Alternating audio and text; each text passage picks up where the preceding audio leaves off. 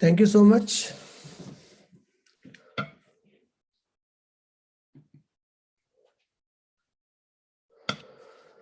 First of all, it's my privilege to welcome you all here in the first course of this GIAN. This is a global initiative of academic networks, which is a scheme of Ministry of Human Resource and Development, Government of India, being implemented by Indian Institute of Technology, Kharagpur.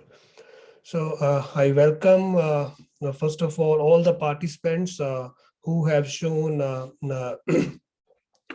overwhelming inclination and response in joining this course, which is a 1 week course, including Sunday. And the participants are from the diverse fields. So I welcome first the international faculty of this course, Professor Yolanda Pico from University of Valencia, Spain, who has joined us despite being so early time at her place. Thank you so much, Professor Yolanda. I welcome the mentor of our institute, Professor Arvindji, the Vice Chancellor, whose dynamic vision has always motivated us to do better and better. And then I welcome Professor R.K. Kohli, the present Vice Chancellor of Amity University, who was former Vice Chancellor of Central University of Punjab also, and former Vice Chancellor of DAV University, and who is a pioneer in starting the environmental education in this part of country, particularly this north region of India, in the late 1990s. Thank you so much, sir, for joining us. I welcome Professor R.K. Goel, who is the Director, IQAC, Internal Quality Assurance Cell of this university, who is doing all the efforts to assure that everything is done as per the rule book. Thank you for joining us, sir. Then I welcome Professor Ashok Malikji, who is a local coordinator of this GIAN course, and who is the mastermind behind bringing this GIAN courses in this university campus, first time in, I hope, in Punjab. Thank you, sir. Thank you so much. So now I request Professor Ashok Malikji to tell us about, tell the participants about, tell the joinings who have joined here about the GIAN course and its outlay. Over to Professor Malik.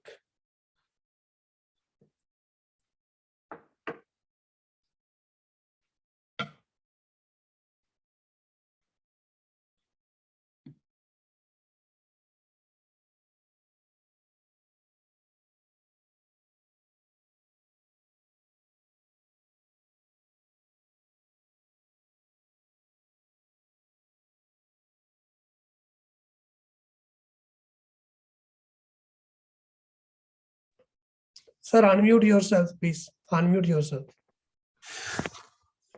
Good morning to all of you.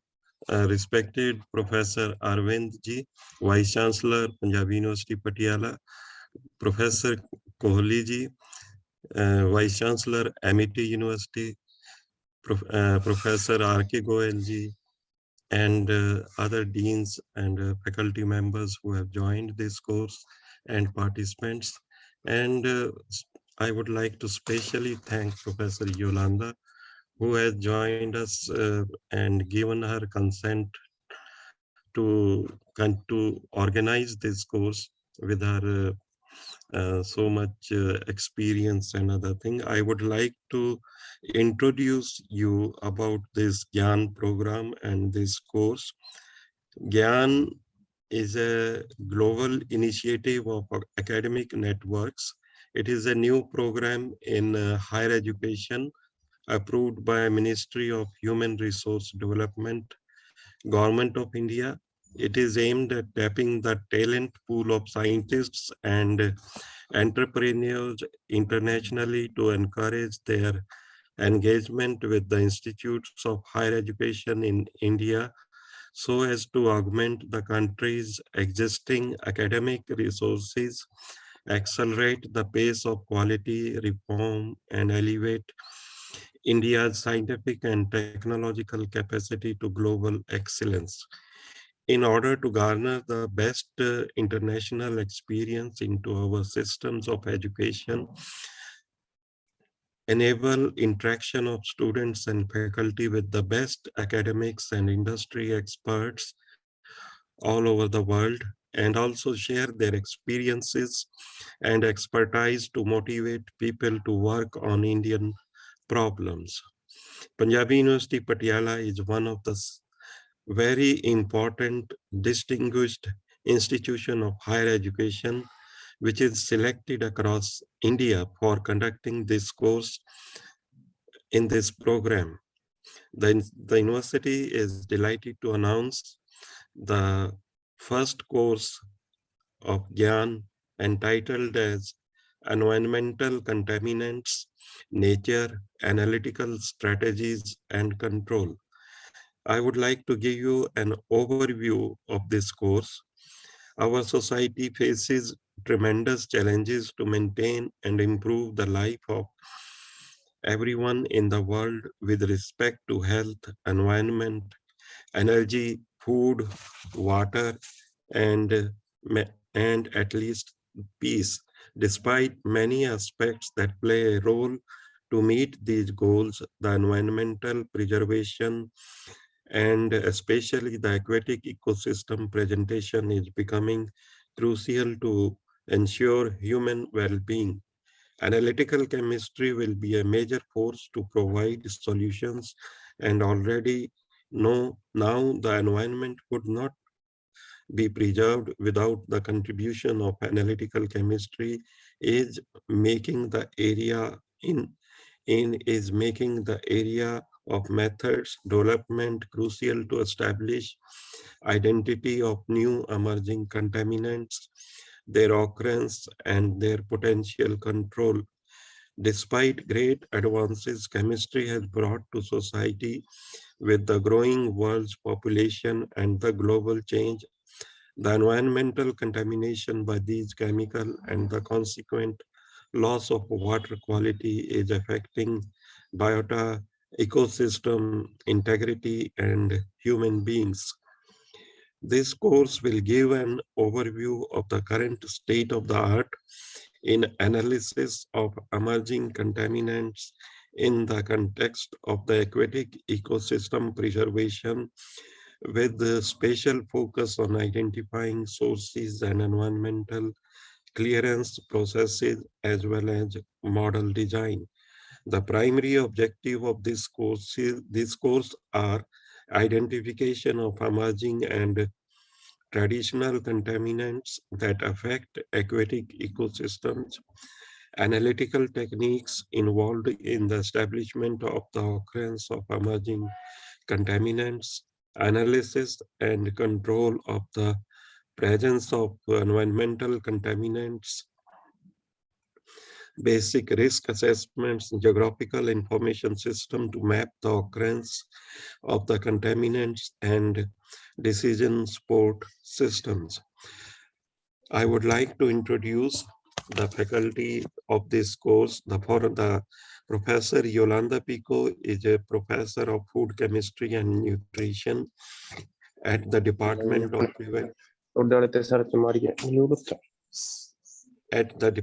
of Preventive Medicine, Pharmaceutical Chemistry in the University of Valencia. She has more than 20 years experience as an environmental and food chemist, developing field risk assessment and methods for determining the environmental impact of contaminants. Our line of priority research is the development and validation methods of analysis for the contamination of emerging organic contaminants in food and environment, the development of methods and models for the control of the roots and the contaminant resources, assessment, environmental and developmental tools and methods that improve the knowledge about their impact. Within health sciences field, she is working on the elucidation of molecular structure, determination of the fragmentation mechanism of emerging contaminants, as well as multi-pesticides, screening in food, multi-drugs, forensic samples, and in general unknown screening, etc., which is very important. I once again welcome you all, and I'm very happy that this course is organized under the guidance of our Vice Chancellor, Professor Arvindji. Thank you very much, Professor Gulshanji. Thank you so much, Dr. Shok Malikji, for your elaborative introduction about the course and our international speaker. Now I request our Honorable Vice Chancellor, Professor Arvindji, to formally inaugurate this course and bless us with his wordings. Sir. Yeah, can you hear me? Yes, sir. Very much, sir. Yes, sir. Yeah, see, first of all, I'm very happy to note that a GIAN course is happening at Punjabi University, Patiala. I'm specifically grateful and thankful to Professor Yolanda to be our guest speaker and be part of this course and agreeing to be part of a course at Punjabi University. It would have been even nicer if she could come here and be here during this period. But due to COVID, I suppose we have to run it in the online mode, and she will be kind of engaging from Spain. So this is a very good initiative of Government of India, where scientists from abroad and India together are able to provide very high quality courses. The topic of the course to environment is very important. I like it is very specifically on chemical pollution and the remedies that we can think of in terms of hope that participants will be something from this course. We really, as a country, society, the whole world, need to move towards sustainable practices, green chemistry, and so on. So I hope many of these topics will be touched in this course. I really wish I hope all the proceedings are being recorded, and the recorded versions of lectures can be used by researchers and scientists later also. With these words, I welcome you all, and I hope that everyone, all the participants, enjoy the course. Also, agree the agreement to part the course and come here. Thank you.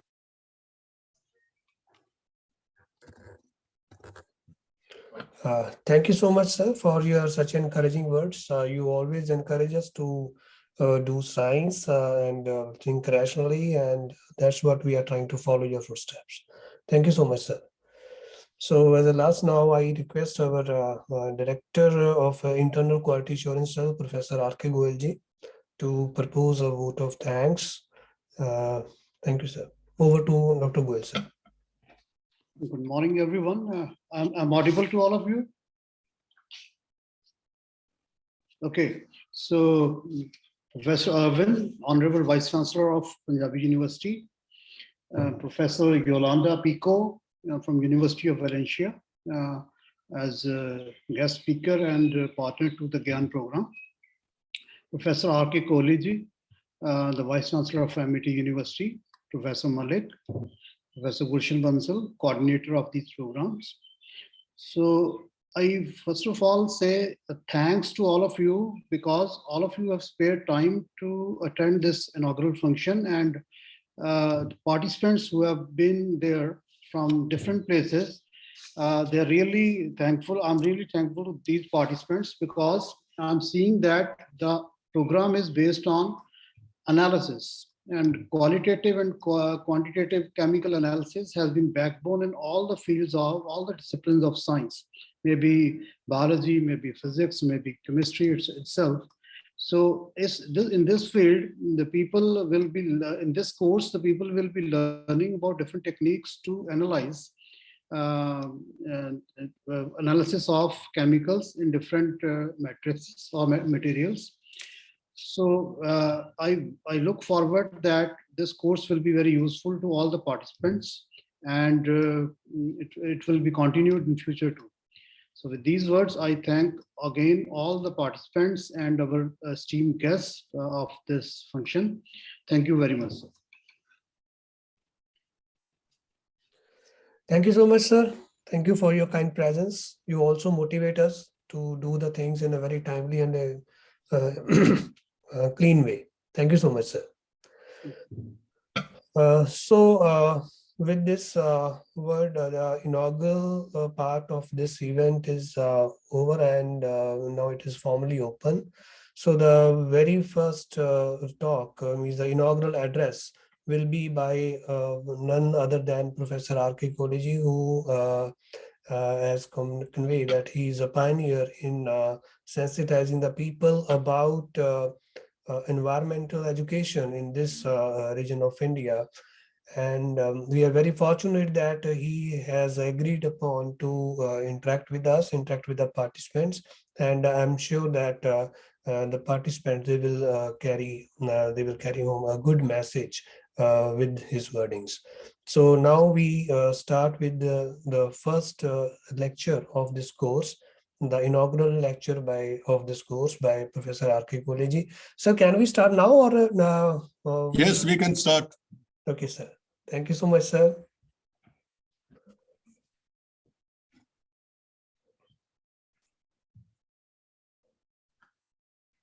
Hello, good morning to all. Are my slides visible to you? Yes, sir. Good, good. Thank you. At the outset, let me express my thanks to Punjabi University Patiala for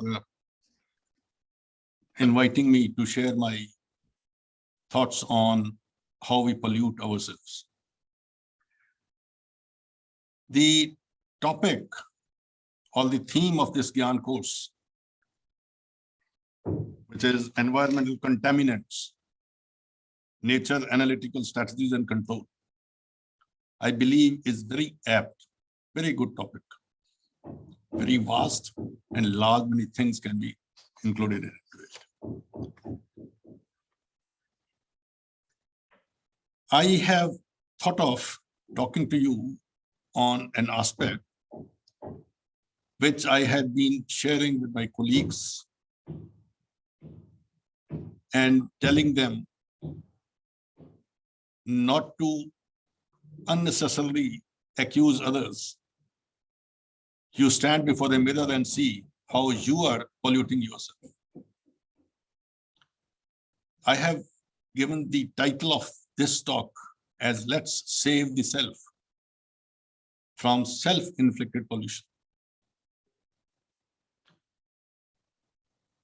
To begin this talk, let me narrate to you a small story that prompted me to think about it, articulate, and then to convey to the people.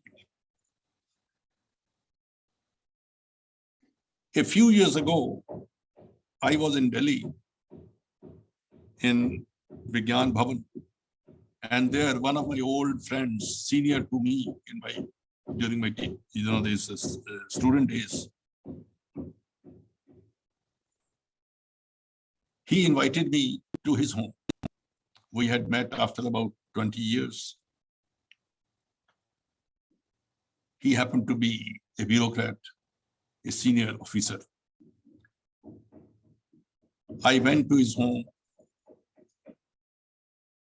and I felt that his home is nothing more than a, what do you call it, sick home syndrome, a situation which conveys that the person is living in an area and he is inviting sickness. While I was coming back, I shared with him some of the issues. And while coming back home in Shatabdi, I tried to see that in our homes also, the things which I criticized there, they do exist. So I prepared this type of talk so that whatsoever I believe is not good be conveyed to the public.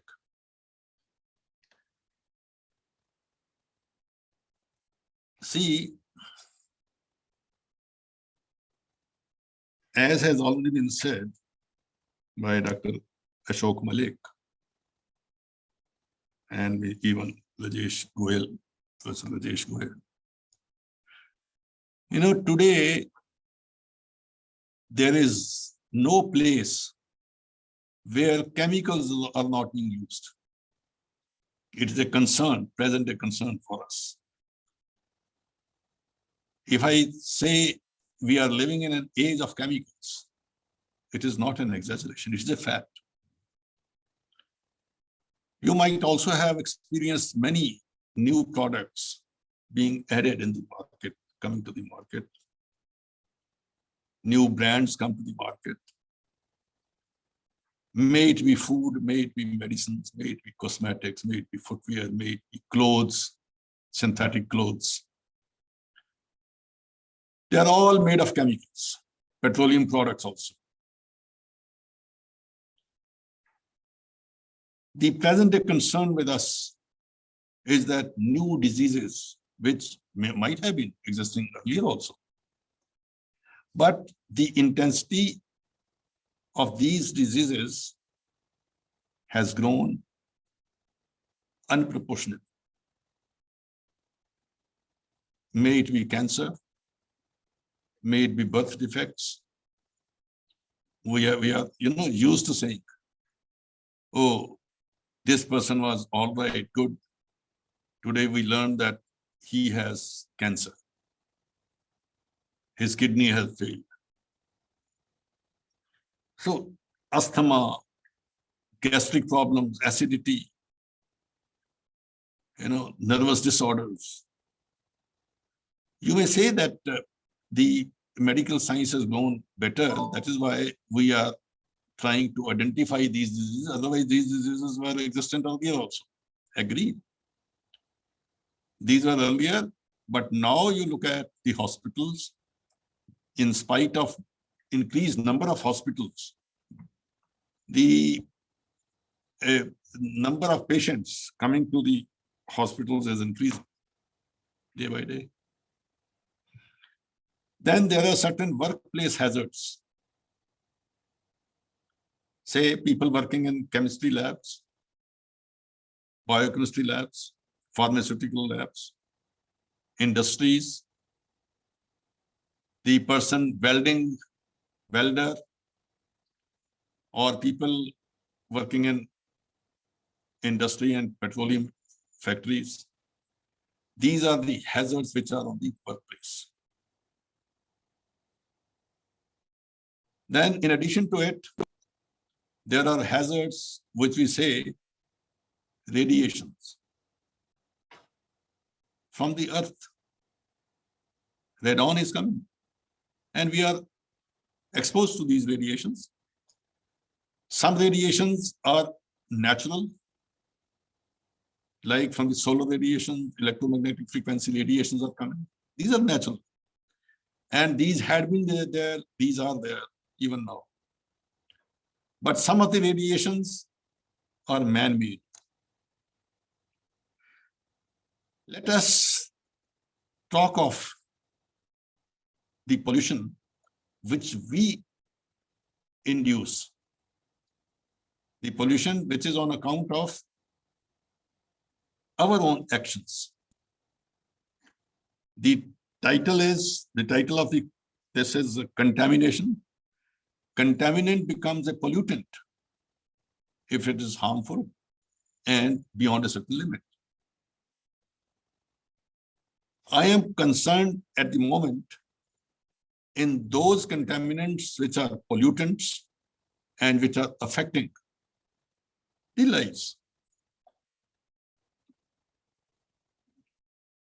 The issue is, when I was trying to prepare this type of lecture about a few years back, and I used to talk to people before framing a lecture. People would say, oh, you are unnecessarily bothered. You are trying to add a worry in our minds. There are so many things which are already catching our attention in life. Why are you trying to add something new. Okay, do this, don't do this. Do this, don't do this. Let us enjoy the life. I used to feel that what type of psyche these people they have. When we know for sure that a particular issue is not good, particular product is not good, why are you trying to consume that product? You know, it all depends on personal attitude. Somebody would say that, oh, each one of us has to die one day. Why do you worry? Why do you bother? Don't feel bothered. Do not worry. Almighty, the God, He has predestined the happiness and sorrows in our lives. God is great and God is managing everything. We can't change it. Why do you worry when there are so many road accidents, earthquake, natural calamities, tsunami, and all these things? They are taking place. These are the natural forces which are resulting into this devastation. So don't feel about it. Enjoy, enjoy, and enjoy. Somebody would say that, oh, only 1% of population is known to get cancer using this and this product. The sense of probability says that I am in 99%. I am not in that 1%. So nothing will happen to me. I belong to a martial race. I am sick. I am strong. I can defeat cancer. You know, this is again an attitude. You talk to a person who smokes and who drinks. He will not listen to you. He will say that nothing will happen to me. I am from a martial race. Or somebody would say that so-and-so had been using so-and-so stuff. Nothing happens to her or him. Say, I have been using, people can say that I have been using, hair dye for the last 5 years. Nothing has happened to me. You also use this dye. No, nothing will happen to you. It is again the attitude. You want to look good, you want to look young, you want to look smart, therefore you use these additives on your body. Knowing very well that these chemicals are not required by us. And graying of hair adds to the grace. We don't want that grace. We want that we should look young. So again, a question of attitude. Or one can say, I have been using so-and-so stuff. Nothing happened to me. Nothing will happen. So such arguments, even jokes, people try to, synthesize just to win an argument. It is only those people who do not have willpower, who do not understand what is right and what is wrong, even if they understand this is wrong, but they are weak from within, they lack confidence, and they start using such stuffs. I take pity many a times. Especially when the educated class does it, I will treat it as a sin or a crime. See, the risk of using or not using depends on a few factors. One is probability. Let us say taking smoking, daily inhaling of nicotine. More probable that it will lead to cancer and it will lead to cirrhosis of liver, lungs. Lungs will be affected, liver gets cirrhosis. Yes. Using an issue, using a chemical product, the probability of damage is more, or using a product, the probability of damage is less. So risk factor depends on the chemical. Second is the genetic makeup of the individual. Every chemical doesn't affect to the same extent every cell. It depends on different stages. So one is the chemical, which is the culprit. The other is the user who may be affected. So risk depends on both. And the third most important is the environment in which we are living. And in that, it is the product of dose and period of exposure. Dose means the amount, quantity, and period of time of use. Let us say I smoke daily, chain smoker. Dose is more. Chain smoker daily smoking, the total amount of nicotine goes in the body is more. Or if I smoke occasionally, the intake of nicotine will be less. So the dose and the period, let us say I use hair dye every day. The impact of taking in lead or some such products which are not required by the body, the accumulation will be more. You know, the risk benefit concept we need to understand. As in the earlier slide, I did say that the risk depends on dose of the product and the intensity by which the chemical will be injurious to our body. How much is the benefit and how much is the loss, risk to the use of a chemical or use of a product? I explain it with 3 examples. Let us say using mosquito repellent. In the market, there are many repellents, you know, Kachua Chap and O'Donnell, and all these things are there. If I do not use it, mosquito is going to bite me, and I am expected to get malaria or dengue, etc. And if I use those chemicals, these chemicals are not needed to the body.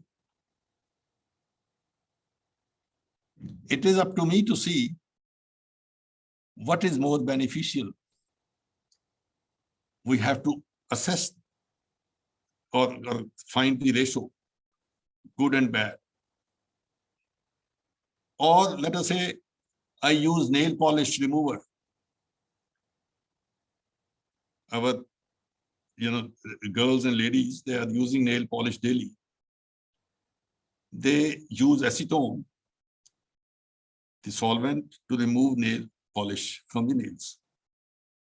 They use cotton web, soak it in acetone and remove it. They very well know that nothing happens to nail, but the skin around, which is a living cell, that gets, whitened. So using that wad of cotton, the fingers and the thumb tips, they also absorb acetone. Acetone is slightly miscible with water. Our body doesn't need it. But we have to remove it. Therefore, we don't mind. Agar thoda acetone andar chala bhi jayega, there is no problem. This is something not good. They have to devise method. If you want to look good, you want to use it, be careful. Instead of using that cotton pad with fingers and hand, use this earbuds and slowly remove it. Or it is not necessary to remove the nail polish daily. You want to, change the color of the nail polish, in comparison with the dress, in relation with the dress. Instead of changing the nail polish, use the dress of that color. That will be better. You will be saved off in taking the acetone. Or for mosquito repellent, you might have seen that especially the educated class, or so to say rich class, they will use mosquito repellents on their body throughout. It is not required. Agreed. In case there is a season of malaria, then you can, use your shirts of full arms, cover your arms, or use mosquito nets. Or if you're sleeping indoors, use the fan. My simple suggestion is that we should not be using these chemicals, or use it very sparingly, rare. Second example is living in the downtown or outskirts. Option with me. Should I live in the downtown? I purchase or I live in downtown, when all the pollutants from that downtown I am inhaling daily. Or the second option with me is to stay on the outskirts, where the amount of pollution will be relatively less. If I am the only bread earner, I can go to my office and come back. The whole of the family is saved if I am staying outside, outskirts. If the whole family is to go, then we have to weigh which is beneficial. If I am staying outside daily, I have to come to the downtown for my work and go back, leading to congestion, leading to more pollution, and inviting the risk of accidents, spending of time and energy and money. So if the whole family is to go daily, then let us stay near the workplace. So this way, I am trying to say that we have to judge the risk and benefit of the situation. Or the third example is that adding preservative in food. We do add sodium benzoate, sodium citrate to the preserved food. Our body doesn't need these things. These are only to ward off the microorganisms so that the food doesn't get spoiled. It is better to prefer fresh fruits and fresh vegetables or fresh eatables in comparison to the preserved food. People in the present day world, they purchase a lot of food product and keep it in the refrigerator. They have never ever tried to, clean the refrigerator and make it microbe free, which is difficult task. So either we eat those preservatives with the preserved food, or we eat the fresh material. Choices with us. Some substances are highly toxic, but less probable that we are using them. For example, benzene. Most of you are from chemical sciences. You know the danger of benzene. It leads to leukemia, a type of cancer of blood. Even inhaling of benzene is injurious. And I have seen students and even many teachers, many scientists, to use pipette, holding it in between the lips. And they don't mind even sucking benzene. You know, when I was chairman botany department at Punjab University, Chandigarh, I had banned the purchase of benzene. Trinitotoluene could be better used. Benzene is known to cause leukemia. And people who are using, you know, this separation of chemicals, and they are using a lot of benzene. The benzene goes through the, you know, drains, open drains, and there are fumes. People working in chemistry lab, they have olfactory fatigue. Whenever I used to go to my chemist friends in university, I would tell them that why to come to your department? The whole department smells. They would say, no, there is no smell. Because their olfactory nerves, they are now used to. And there is a term called olfactory fatigue. They are daily consuming, inhaling the chemicals. That is not good for their own life, own health. Then there are certain chemicals which are less toxic, but they get accumulated more, like lead. Lead in different forms is available, even in the water pipes, the old types of water pipes, where the joints were impregnated with lead so that there is less of leakage. So the lead will keep on leaching, the ionic form leaching, and this will be coming to our glass of water. Knocking agent for the petrol-driven, petrol used to be lead. Then lead-free petrol was bought. And I was shocked when I learned that the knocking reagent in those is benzene.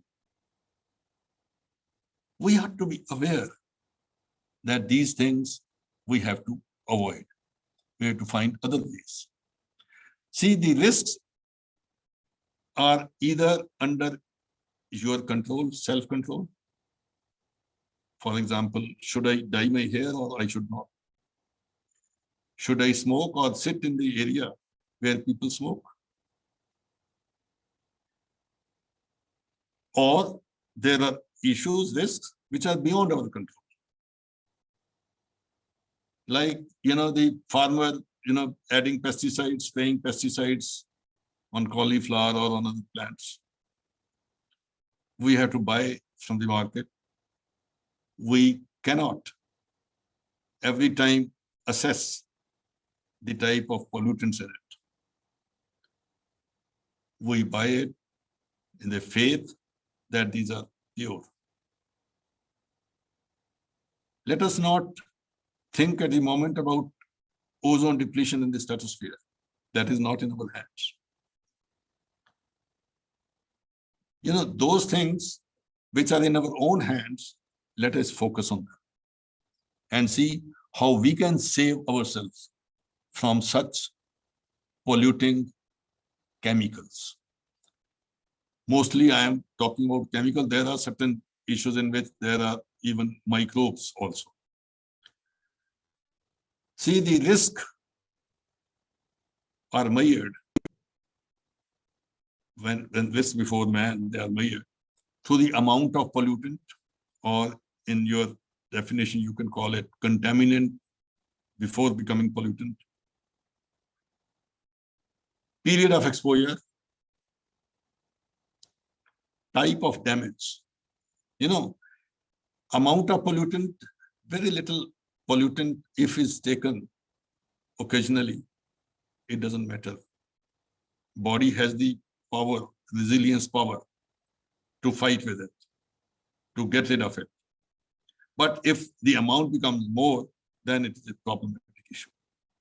Second is period of exposure, as I just explained a while ago, that if we are using for a longer duration a chemical, we are bound to get harm. Third is damage, type of damage. Type of damage, say somebody will say, oh, after dyeing hair, my eyes, they start, watering. I have to put splash water. It's all right that it is sometimes in a week. So this type of damage, I do not know if it is occasional or it will persist. So, or somebody can say, oh, with this chemical, there is going to be cancer. The way I said, benzene, it will lead to leukemia. So such type of damage and such type of dimensions of risk are more frightening. The intake of chemicals is for 3 routes: skin, nail, nose, and mouth. And excretion is also from 3: vomiting, stool and urine, or exhalation. These chemicals, they get into the body, into the metabolism, and then some products are formed, or they stay as such. Some gets accumulated even in kidneys. In some cases, there is the reaction in the products which are more injurious. So every individual does not respond to the same level. Some are more sensitive, some are more resistant. It depends on 5 things. One is the genetic constitution of the body. This we can't change. Whatsoever our parents have given to us, that is permanent with us. Constitution, body constitution. Second is body weight. Why do we say that don't give salt, common salt, to an infant, just born baby? Because little of common salt will be more in dose for the child. Why the doctors, they ask us the body weight when they are to prescribe certain medicine, certain tablet? Because they want to see how much body needs. If the body is more weight, more chemicals is required. If body is of lesser weight, less chemicals is required. So the action comes to the body weight, and then it is the stage. If the cell is dividing, very little dose of chemical can show the effect.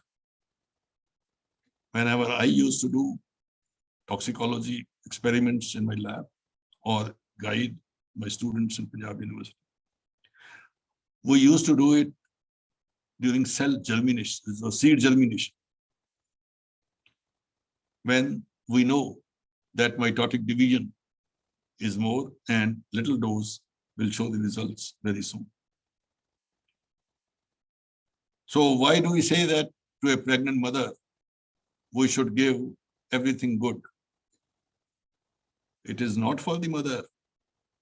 It is for the child that is developing in the womb of the mother, because the child is in the phase of development. Cell division is more. Therefore, we have to be very careful. Why do we say that to the small children, we should not give anything which has the potential toxins? But the fact of the matter is that these boys and girls, young boys and girls, children, even the teenagers, they are taking a lot of junk food. They don't listen to anybody. When they grow a bit old, then they realize the mistakes they have. And all this is based on the advertisements on the TV. They are guiding our youth on the wrong path for the economic benefit of the industrialists. And then is dose, as I just said, smoking daily, or more the dose, more the impact. And then the lifestyle. If we are doing everything wrong, we are smoking, we are drinking, we are taking a lot of Ajinomoto, we are using a lot of cosmetics just to look smart. Inside the body, the things which are happening are injurious to the body.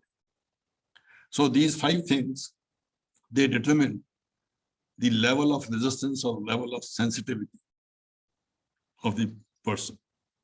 Now I coming to the last task of it. That was so far, I was, sharing with you the basics of toxicology and what should not be done. Now I come to the real task. When I went to the home of my friend in Delhi, he had wall-to-wall carpet. And when he introduced his 2 boys, young boys, one was in class 8 and one in class, in 9 and 10. So I learned that both the boys are asthmatic. And the elder one had to miss taking the exams of class 10 a year before, because he was admitted to the hospital because of asthmatic attack.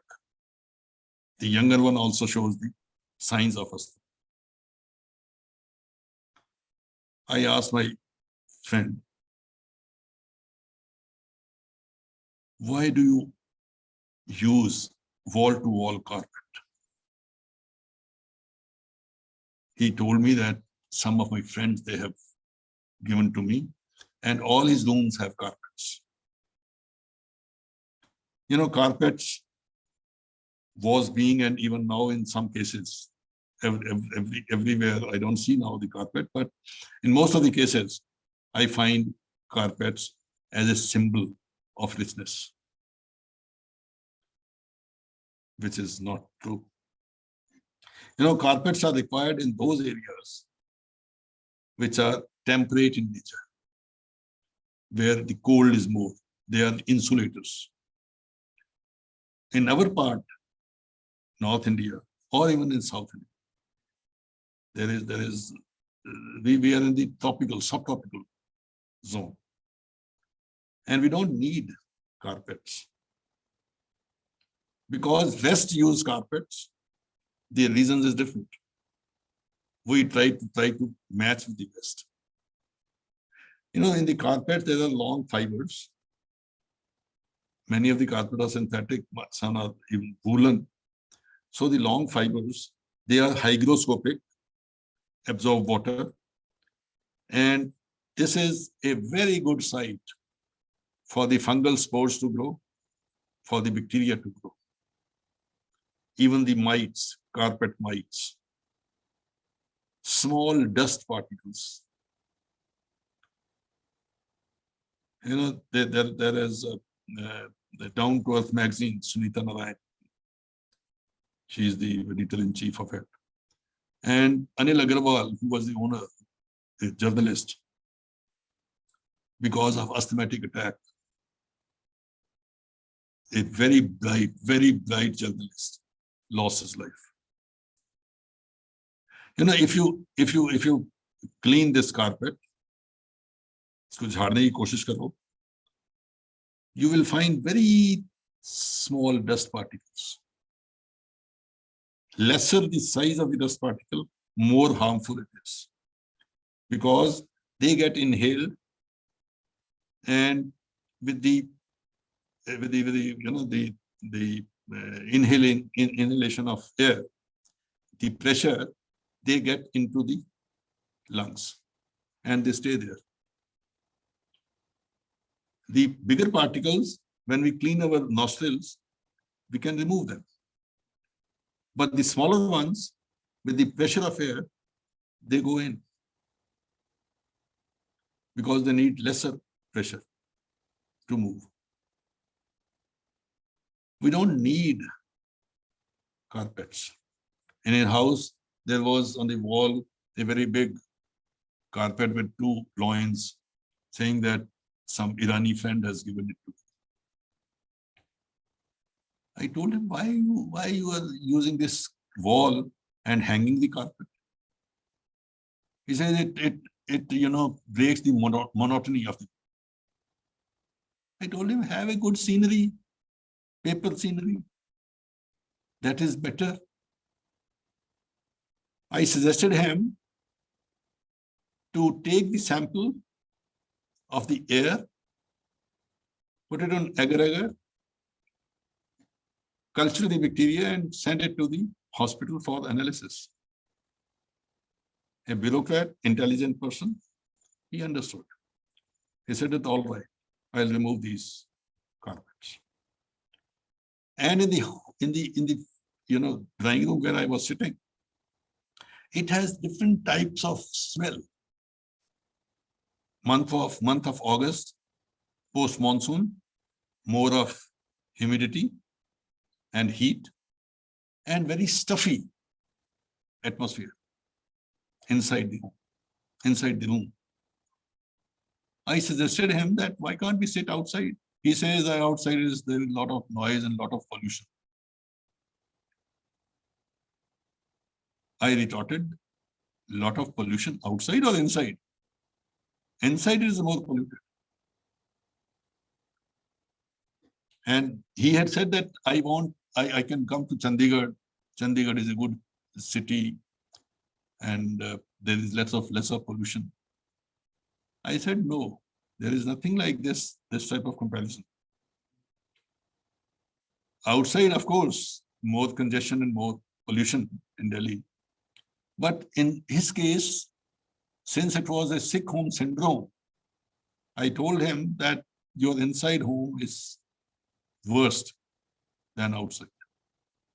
The curtains which are hanging behind my back, I tried to smell them. I was trying to find out where from this type of smell I am getting. He told me that these are brand new curtains and he had got cleaned the sofa seats as well as the carpets from the dry cleaner. So I could understand that this is the smell because of petroleum fumes, which is again not a good thing.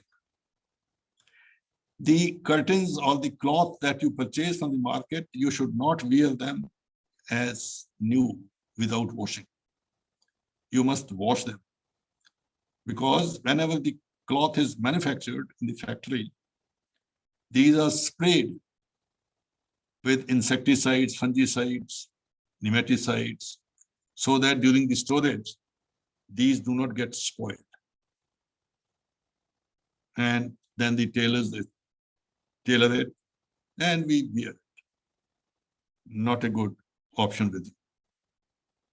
You must wash it first and then wear it. May it be curtain cloth, may it be your own dress. So the carpet panel, he said that he will remove. One of my, student, He is no more now. He retired as Chief Conservator of Forest of UP, Mr. Sehgal. Once I told him to take me home for lunch from my office. I sat in his car and that car was smelling with petroleum. I asked him that you need to get it serviced. He said that I have come after getting the car serviced. And whenever there is a smell of petrol, there may be certain pipe is blocked, something. He said, no, I got these seats also clean. And then I told him to put some petroleum, petrol over it so that it gives smell of freshness. Likewise, in Sector 11, where from I used to get my clothes dry cleaned. During summers, the shop had large many, clothes hanging. I asked that lady that why woolen material and silk sarees are there during this summer. She said that the rich people, they keep it with us, and whenever they need sarees, or they will say that, okay, dry clean it and send us fresh one. The mindset is such. People will wear freshly dry cleaned coat, which is smelling with petroleum smell, and they will go to the parties, realizing as if others will use the smell and they will say, oh, he is wearing a freshly dry cleaned cloth. Petroleums, they lead to genotoxic impact. The cells during their division, they get affected and there is a defect. In Punjab University's zoology department, Dr. G.P. Sharma, he had a project. And that project was sent for evaluation in the Ministry of Environment. I was also there when he made a presentation. He used to collect the blood samples of the people who are adding petrol in our fuel tanks and the petrol pumps. They are always in the vicinity of fumes of petrol. So he took the blood samples, he analyzed them, and then he published papers. And I saw those papers, and it was very clearly seen that they have genotoxic impacts. These effects may not be exhibited in the person, but in the next generations, whatsoever children they have, they will be affected by these genotoxic impacts. Then he told his servant to switch on the cooler, water cooler, sorry, this air cooler. So, fish-like smell, fishy smell got inside. He thought that fresh air from outside will come in and Dr. Kohli will feel okay. When the fishy smell came in, I told him to switch it off. We don't need it. Whenever you also use these coolers, of course, these days, many of the people of your class, your stature, might be using air conditioners. Even in air conditioners also, we tend not to get it serviced soon after, or soon before use. The pads are full with dust and full with spores. We need to get them serviced, washed. In case of coolers, the same is true. The pad on the outside, from where the air gets sucked in, and there is a fan which sucks the air and throws it in. That also has dust particles. Whenever we are to start cooler, we must switch on the water first. Water will wash down these dust particles and spores. And then after some time, you start the fan. Then the cool air will come. And while switching it off, again, switch off water first so that the wetness of the pad is lost. They get dry. And then switch off the fan. And it is very essential that every season we must change the pads. Then, the lady of the house, she had been its own chain smoker. I was not, sure which type of smell is making me sick. So I asked her, can you not stop smoking? Although I had gone there for the first time, I had never ever met earlier the family. So she said that it is very difficult now for me to stop smoking. I told her, your husband doesn't smoke, and your children, your husband, they are all passive smokers. She said, but I can't stop it. I told her that maybe both your sons, they are suffering because of this. I can't have it. You may think that you can, and you will be able to. Stop it once, and whenever you feel like, you keep the picture of your sons in your mind or with you. You will never like to smoke again. She did agree that, all right, I will try to do it. See, and then she was smoking and talking on cell phone for long hours. I asked her that if you are to speak for long duration, why don't you use the line telephone, simple telephone, which is much safer than these cell phones? She asked many questions too. And in some of the cases, I didn't have the answer, especially about the cell phone. When I was coming back home, I tried to look at my own home. Vaisi sochta, I started thinking. I also had carpets, but I never used fresheners the way he had asked to use these,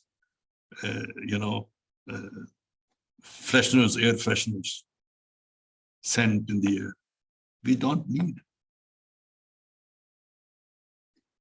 If our clothes are closed, you might have seen, and young boys and girls, they are used to using, scent on their body or on their skin. We don't need them. When I was in Europe, a lot of my friends, European friends, they would pop in certain, this peppermint tablets or something. I used to tell them that, I used to think, I never told anything to anybody, but I used to realize that why they are doing it. They can brush their teeth. They will not need these additives. Many of us, even in India, I have seen many young, whenever I travel in bus or in trains, or whenever I go to schools and colleges, many of these boys and girls, as a fashion, they will pop in these peppermint tablets. They are available freely in the market. They don't need them. Then, while I was coming back, and after a few days, I got a call, an email from my Russian friends. They used to stay next room in my hostel.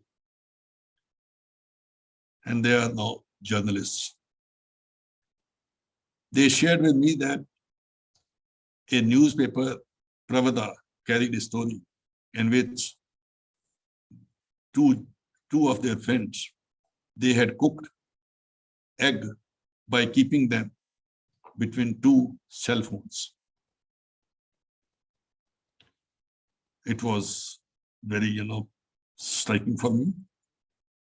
Okay, how come they could cook the egg, hard-boiled egg, after keeping them between two cell phones? Initially, I felt that nothing characteristic. It is just a hoax, because they had attached one tape recorder with one of the cell phones so that the sound waves keep on going and the connection doesn't get disconnected. I also tried to do it, taking the cell phones of my father and mother, and in around 82 minutes, I could see that half-boiled egg I could get. But I realized that there is nothing in it, because these cell phones, they have electromagnetic frequency radiations, and our external, this pinna of the ear, that gets warmed up using cell phone for long on the pinna. After a few days, one of shopkeeper in our market in Sector 11, he came to my house saying that these cell phones, they have electromagnetic frequency radiation. You know how the work is, that in the cell phone, the sound wave that we emit when we speak gets converted into electromagnetic frequency radiation.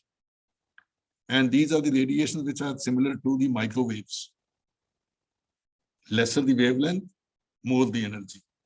More the wavelength, lesser the energy. So they are very energetic. They can pass through the wall, they can pass through the glass. And from the cell phone, these electromagnetic frequency radiations, they go to the tower, and from the tower through the satellite to the other tower, from that tower to the receiver. And with the receiver, the electromagnetic frequency radiations, EMF, they get converted into sound, so the other person can hear. So I thought that there is nothing, it is a crazy thing. Heat to hai hai. These electromagnetic frequency radiations, they have heat. But when that shopkeeper came to me that there is a big antenna on the roof of my house, and I am afraid that this is a very heavy structure. This will crumple and we will be no more. I told him, why do you worry? You tell them not to do it, or you change your house. He said, but there are certain damages to our body. I had never known it. I then tried to search the net. And from the Google search, I realized that there are effects because of these radiations. Then one of my students, now he's Dr. BP Sharma in zoology, he came to me asking that I want to do PhD. I was professor in Punjab University. So he came for PhD, and I asked him that you are not a botanist. I'm a biologist, and you are a man from physics background and engineering background. So if you want to help me, let me check whether these electromagnetic frequency radiations, how to measure them, how to use them, and the biological impact I will study. You will give me the feed of these electromagnetic frequency radiations. I'll teach you also how to use these things in biological experimentation. So he came up with this model. This is written RF field strength meter. We imported it from USA. It costed me 16,500 rupees. I spent it from my pocket because that thing was brewing in my mind that let us know what is the reality. So I took it, and he tried to study the whole of Chandigarh, all sectors, every sector he used to go. And while searching the net, I learned that there is a petition in the Supreme Court of India which says that less than 10 microwatt per meter square should be the permissible limit for these EMF radiations. So far, there was none. Even now, there is a controversy. Different countries, they have different limits. And at that time, when I studied it, There was no limit. And my intention was to compel the government of India to have a law on these EMF radiations so that we are not exposed unnecessarily. Because let us say, I am very careful that I don't want any contaminant or any radiation. I didn't have even the cell phone. Now I do have, because without cell phone, I can't work. So while, evaluating the EMF radiation in all these sectors of Chandigarh, I found that in sector 46, it is around 97,000, 78,000, 40,000. So much beyond 10 microwatt. So I shared with the press people also that people must help me in contesting with the government. And I was, afraid. Afraid. Why afraid? Because this cell phone that I had, the Escotel, Airtel, such people, those who are the service providers, they laughed at me, saying that this is a small gadget, which is a toy. We don't recognize it because they are moneyed people. I am a poor man. I can only argue in terms of, scientific issues. So I had no option. I studied this and then studied certain experiments, also did certain experiments. And then I went to the Ministry of Environment. I wanted that I must ask them to get it stopped, or let me analyze it first, and then I will tell them to stop. So initially they did not listen to me. They said, you are a crazy man. They did not hear, but then I made a presentation and they gave me a research project. With that research project, I bought this EMF radiation through this instrument, which is usually Spectron, which is Spectron HE4060, which is used by these companies to measure the EMF radiation in the ambient air. The issue which was bothering me more was that the house in which I was living, now I have shifted to the outskirts of Chandigarh. The house I was living in Chandigarh in Sector 11, around it there are 11 EMF, these towers, from which the radiations used to go. And I used to feel that I am in a microwave oven. All these towers, they are emitting radiations, and these are 24 hours, 365 days. It means they are in my own house also, and I am engulfed in these radiations. I will also develop certain, DNA breakage and genetic disorders. So I bought this costed me around 1.3 lakhs. Then I again got measured the EMF radiations from different sectors, from the head, chest level and ground level. So these levels I could find the values of these power density microwatt per meter square in different sectors. Likewise, nowhere I could find, except for this green ground level, it was close to zero. But all these people who are working, they are not creeping on the ground. So this we did study even in villages. There was a lot of value found. And then I studied with the certain experiments. This is on wheat seedlings, grain of wheat, electromagnetic frequency treated seedlings, and this is the control. We expose them to the 2 cell phones. And this is the impact on plants. The sarso mustard seed, they were grown in the EMF treated sample and control samples. And then I realized that people won't listen to me because I am a botanist working on plants. And this is not animal system. Animal system and plant systems are different. So one of my friends from mathematics department, he came once saying that chidiya, you understand this house sparrow, guraiya, in India we call in Hindi, that has now been lost. Initially, I did not agree. Later, I realized that, well, yes, it is no more to be seen. Or very hardly we can see on the outskirts in the villages, not in these cities. Many, arguments used to come, but I try to focus on the fact that, because of the fact that the birds and fishes, they are very sensitive to radiations. And the birds, they travel from temperate areas to the tropical areas through these sensational radiation. They don't have otherwise radars with them.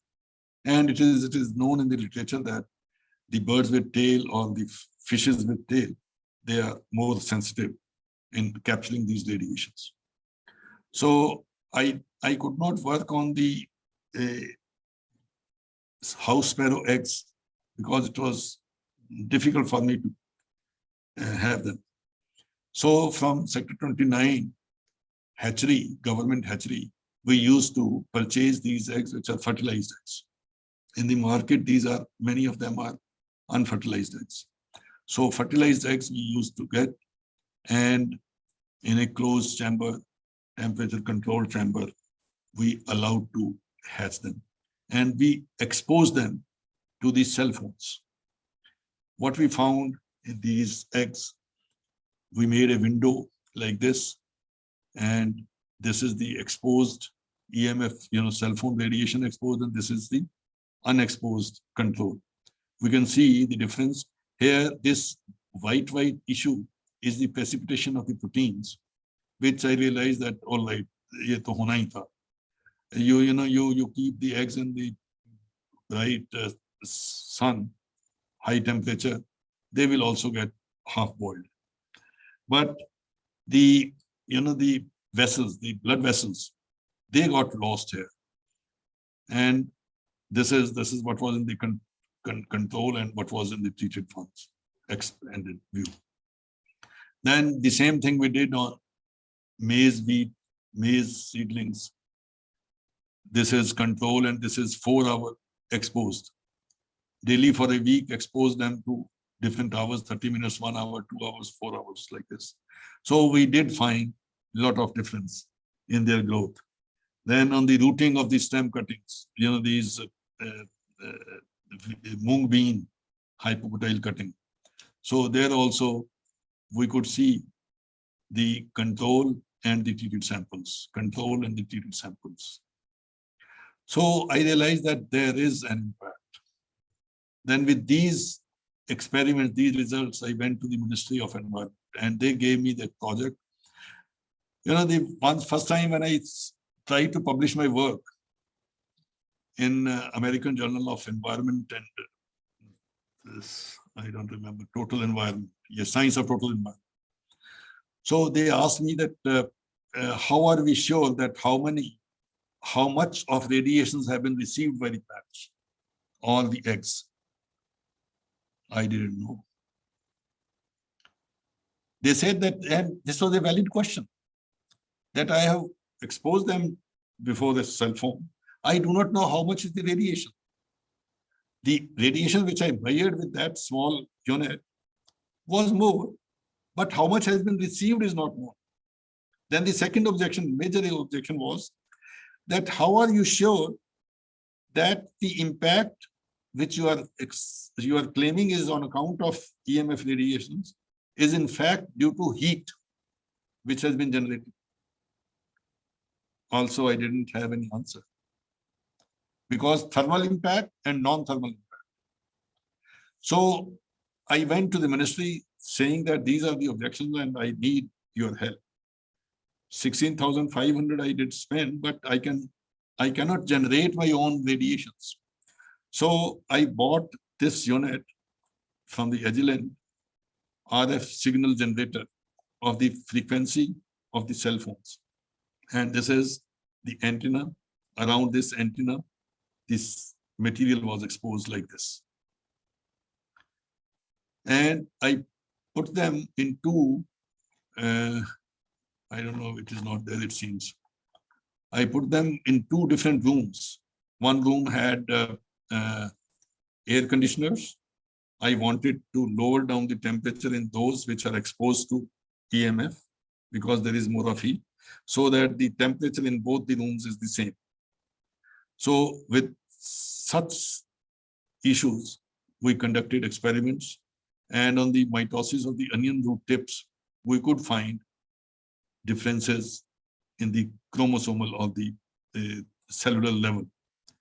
Likewise, when we expose these plants, the root tips, this is the control, root tip of control, and this is 2 hours exposed for 2 hours for 7 days, and this is for 4 hours for 7 days. The root hairs, they got, crumbled. This is the way it used to be, and this is the electron micrograph of those samples. And in the literature, I did read many of the symptoms from the electromagnetic frequency radiation. These are mostly from the, the wires which are going, and you might have seen these wires in the agricultural fields also. So these also, the electric wires, they also have a, electromagnetic frequency area around them. And most of the work which was published was based on that type of radiation. This is on this hen chick, development of chick. There are certain somites, these small outlet, they lead to the formation of brain. So the brain gets affected because of exposure. And then after my research, there were many, publications, many newspapers, they carried this work. Even BBC, made me to, interviewed me. What I'm trying to say is that in the cell phones, we should be very careful. The gadget is there for our use, but we should not be using it for long, close to our ears, because the electromagnetic frequency radiations, they can pass through even wall. This skull is nothing for them. And there is a report in that is in a textbook now, that is A to Z, toxics A to Z, which says that it leads to uveal carcinoma. Uveal is in the eye, a spot where the radiations, they come and then they go from the optic nerves to the brain.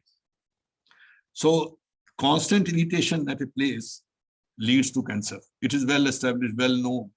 The wrist cancer, tight, if you tie your this watch tightly, or in ladies, this petticoat cancer, they tie the petticoat very hard.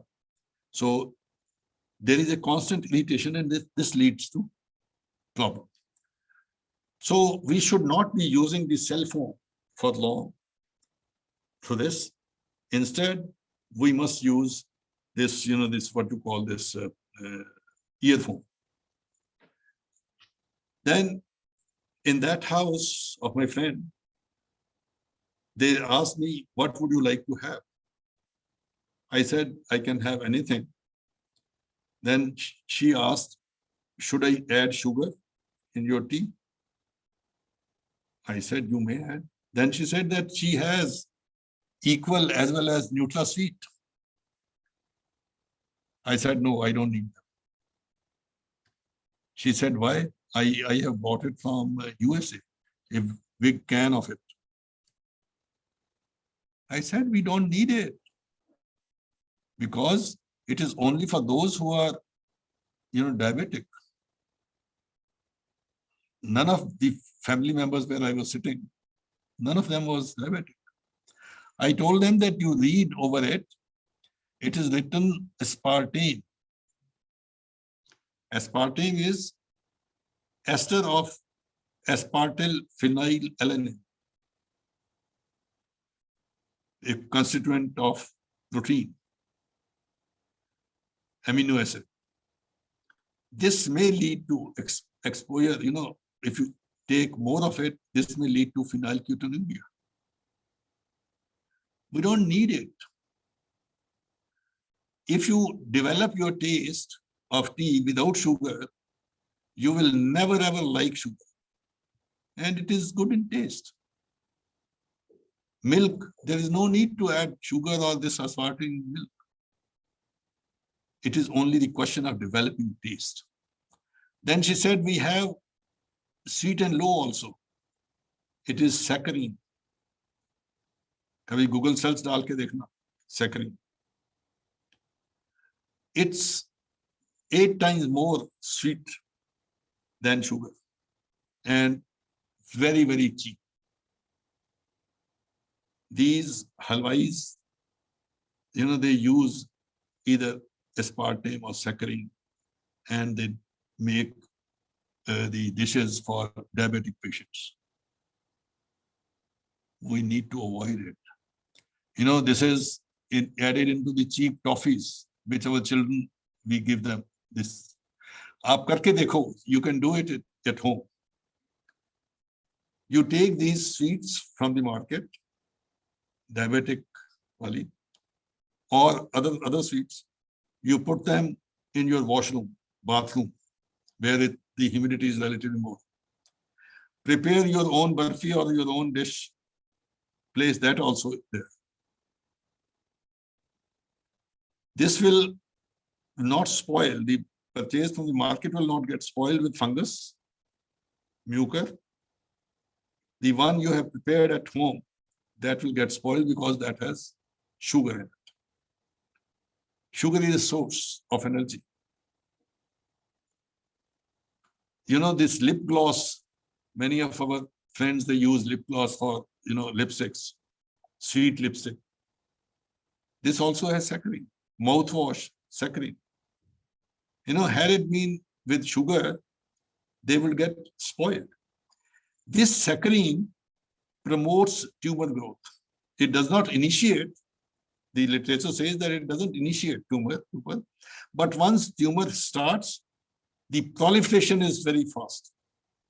So in no days, the tumor gets grown, and if it is cancerous, it leads to damage very fast. This saccharine also leads to mutations. These are what is written in the literature. I haven't worked, but I know for sure. Then, he said that, what would you like to eat? Our servant, she makes a very good Chinese dishes. I told him that, okay, I don't mind taking anything because I am not used to taking these, junk food. So I told anything will do. But I suggested him not to use this Ajinomoto. The servant said, without this, it will not give good taste. I suggested him to add more of, this tomatoes and green vegetables. It will add to the taste. I was there in Japan, in Kyoto, after the completion of our, conference of 7 days. There was at home from the premier of that county. And we all were sitting. I, being a vegetarian, I didn't feel like eating the food which had more of non-veg, fishes and, eggs of fishes, etc. So my next is, a friend sitting next to me. Martin asked me, Dr. Kohli, are you okay? You're not eating anything. I took only green salad, bit of it. So otherwise I used to take with me almonds and cashews and, these rusks. I used to keep them and I used to live with these things. So I asked him that, no, I am all right. But I believe that the dishes, they have a lot of Ajinomoto. He said, what it is? I told him that this is ascent. He clapped, drew the attention of the friends, sitting there and eating. Professor Kohli says that it has a scent. I was, understood what to do now. I had just, as a friendly gesture, I told him. So the owner said that, no, Professor Kohli, this is all fine. This is all good. I take assurance. I give you assurance. This we have bought from though and so and so. While coming back, I started thinking that why did you say so? But it was weighing heavy on my mind. And the first thing, the next day after joining my department, I looked at Ajinomoto, a scent. About 3,000 sites I got. And one of those sites, I knew that it is monosodium glutamate. Some of those sites, they said that it leads to Chinese restaurant syndrome, in which, those Chinese, Japanese, Oriental people, they eat a lot of this type of food, and as a tastemaker, they use Ajinomoto. Now, the educated class, even in China or in Japan, I learned, they now don't take Ajinomoto anymore. So in this Chinese restaurant syndrome, if you want to try, you can try it. You take a lot of Ajinomoto, food with Ajinomoto. In the morning, there will be cramps in your stomach. And you will be lethargic. I know many of my friends, unke bache, they eat a lot of Ajinomoto and it's a fashion Chinese food hum to khayenge. So in the morning, they would not try to get up. They would not get ready for school. And there will be a lot of chaos in the family. I tell them that stop eating this. Occasional little of it. If you want your children to eat it, very little of it, just for the taste's sake. It leads to nervous disorder, chest pain, Parkinson's. These Chinese, they have very soft skin. So it is all this Chinese restaurant syndrome. So then the tinned juice and soup, it has a lot of lead in it. The tin, the seam of it is impregnated with lead so that it does not leak. If you look, you are all chemists, or maybe many of you. So you look into the lead ions in that material, you will find it. ICP-MS hoga aapke paas, you must be having ICP-MS. Try to do it, you will see it. Then polystyrene cups. We take tea in those cups in your all canteens, etc. They may lead to thyroidism, thyroid. You become bulky. You don't feel like doing anything. Don't feel like even eating anything. But you hardly know that the tea that you were using, drinking in polystyrene cups, अब तो शायद आपके वहां पर paper cups आ गए. Otherwise, in many of these, places where होते हैं ना इसमें, when you go to the road and के जी लंगर लगा हुआ है, लंगर खा लो, polystyrene cups में चाय देते हैं. Avoid it. Then, in your dining room also, you may be having a lot of peanut butter. Old nuts, even pista, old grains, etc. Inke upar you are bound to get those which are oily in nature. Fungus will attack. Aspergillus is a fungus which attacks very easily. And it releases aflatoxins. Aflatoxin, it is a carcinogenic toxin which detaches the ribosomes from the endoplasmic reticulum for cell division, and a lot of division activity takes place. This aflatoxin You know, kai baar you must have bought certain this groundnut, mungfali. And the mungfali ke nut ke upar white gold structures you might have seen. This is infected with aspergillus. And this aspergillus, while roasting, you will say that aspergillus has been killed. Fine, aspergillus will not be there. But the aflatoxin is thermostable. Thermostable means it is not affected by temperature. So eating old nuts, we need to avoid. Otherwise, aflatoxins are known to cause cancer, liver damage, vomiting, fever, etc. Then aluminium. Aluminium otherwise is needed by our body to some extent. It is available even in our medicines. Antacids, diazine, ये चीजें हम लेते हैं, तो they are available. Even some of the utensils. But excessive use of it can lead to nervous diseases and lung fibrosis, Alzheimer's disease in the later part of your life.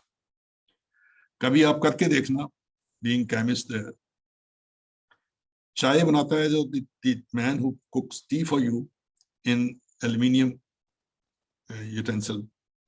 उसके आसपास inner side, this tea is sticking. This is aluminium fluoride. Aluminium from this tin and fluorine from this tea. Aluminium fluoride, you scratch it out and test it. It will have a lot of aluminium. Daily taking in aluminium is not good for health.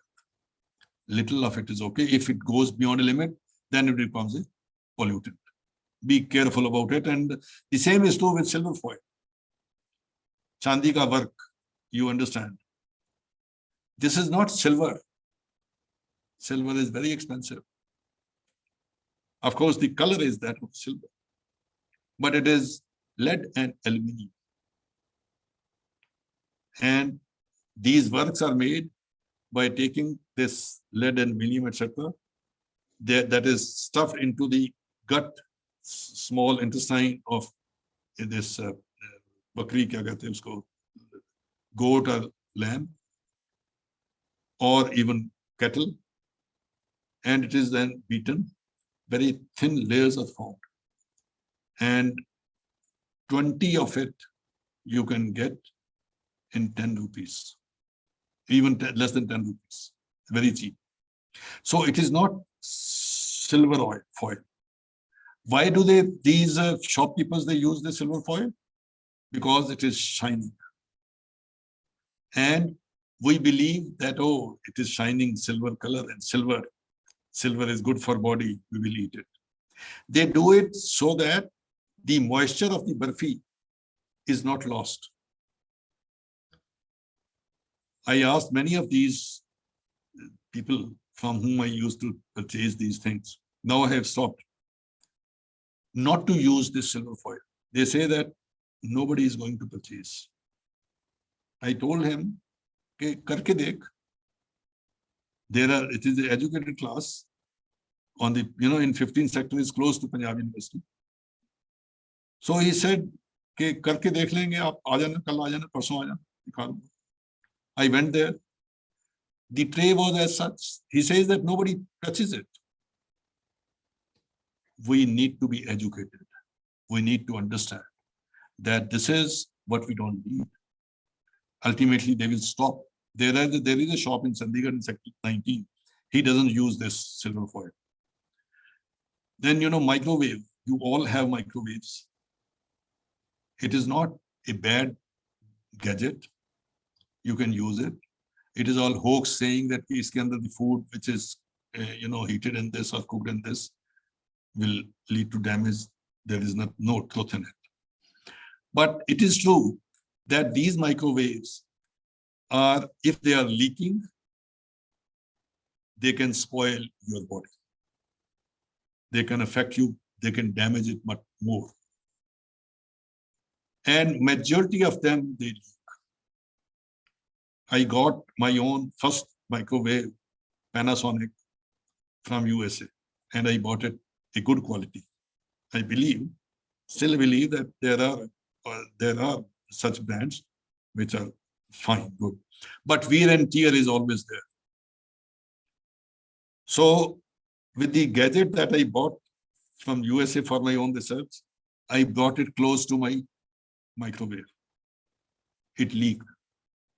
I thought this will not leak, but it leaked. Then I checked microwaves in the labs of my friends in the department. In my own lab, that also leaks. Here I can't fight with the dealers. I simply tell my friends and my children that when you switch it on, leave that area. Auto switch off is there. It will automatically switch off. You know, these microwaves, it is from that book, Toxics A to Z, that with this increasing concentration of intensity of the microwaves, these damages are known in literature. It can lead to cataract of the eye, death of the test animal, seared burns, cardiac rhythm disorder. So these things are there. Therefore, use the gadget, switch it on, and then leave the area. When at my home, I wanted my children to know how it works. So I brought them close that I will switch it on, and then I leave that area. They understood. So likewise, each one of us may use, no problem, but be careful. Then, you know, infected non-veg food. I pity many of the boys and girls, teenagers, even educated teachers. From the market, they buy like this.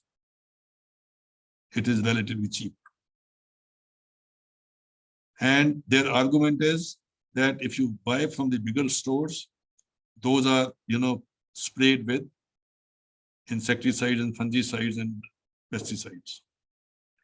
They may also be right. I am also right. Be very careful. Otherwise, you know, from these areas when we buy, and this is from the market close to Chandigarh,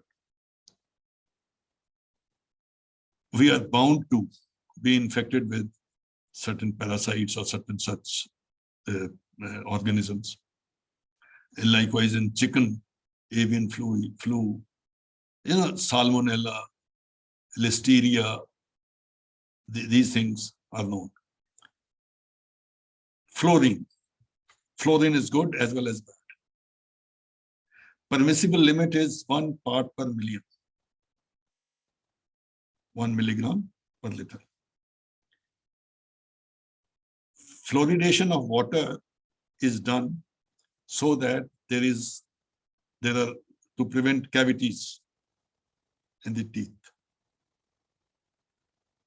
Long-term exposure to fluorine more than the permissible limit may lead to mottling of teeth. Mottling, you understand. In the teeth, you will find brown streak line si lagi dikhegi. That is, that in their childhood, the child was, you know, taking in more of fluorine or less of both the things. And long-term high dose, if it is there, then this skeletal fluorosis, and mottling of teeth, high dose gastrointestinal illness. Then, you know, the food additives, you must be taking these. You know, we have to save ourselves. We need to understand, if we are educated, we will be avoiding taking more of these things. Silver foil, I did talk to you about. Tinned food. You know, either we don't take it. If we have to take occasionally, then it is okay. I have seen some, you know, mothers of well-educated and, you know, rich people. They will stuff their refrigerator with this type of stuff. so that children, they come from the school and they must get maza, they must get the such juices. I'm not trying to refer to any product, any brand. But if you see from inside, cut it, there is a silver sheet all along inside. You know, these things, they are all polythene sheets or such sheets which are made from the petroleum product. अगर आपने करके देखना है, you must be having this pH meter and then that iron को देखने के लिए EC, what is it called? You know, I'll get that name. You know, you take polythene bag, add water into it, pure water, 100% pH 7. And then you, after about a week, try to test the conductivity, electric conductivity. The ions will be there. Otherwise, pure water doesn't have ionic conductivity. It is neutral. But if you use these, uske andar you will find certain ions. And if you want to test it, AAS or on ICP-MS, you can check for sure. You will get these ions of lead or some such chemicals. I'm not sure which chemical. These are meant to be preserved under low temperature. But in the market, before serving, they put it in the refrigerator. Otherwise, they are in the stores where the temperature is high. And these ions, they get leached out into the material which you eat.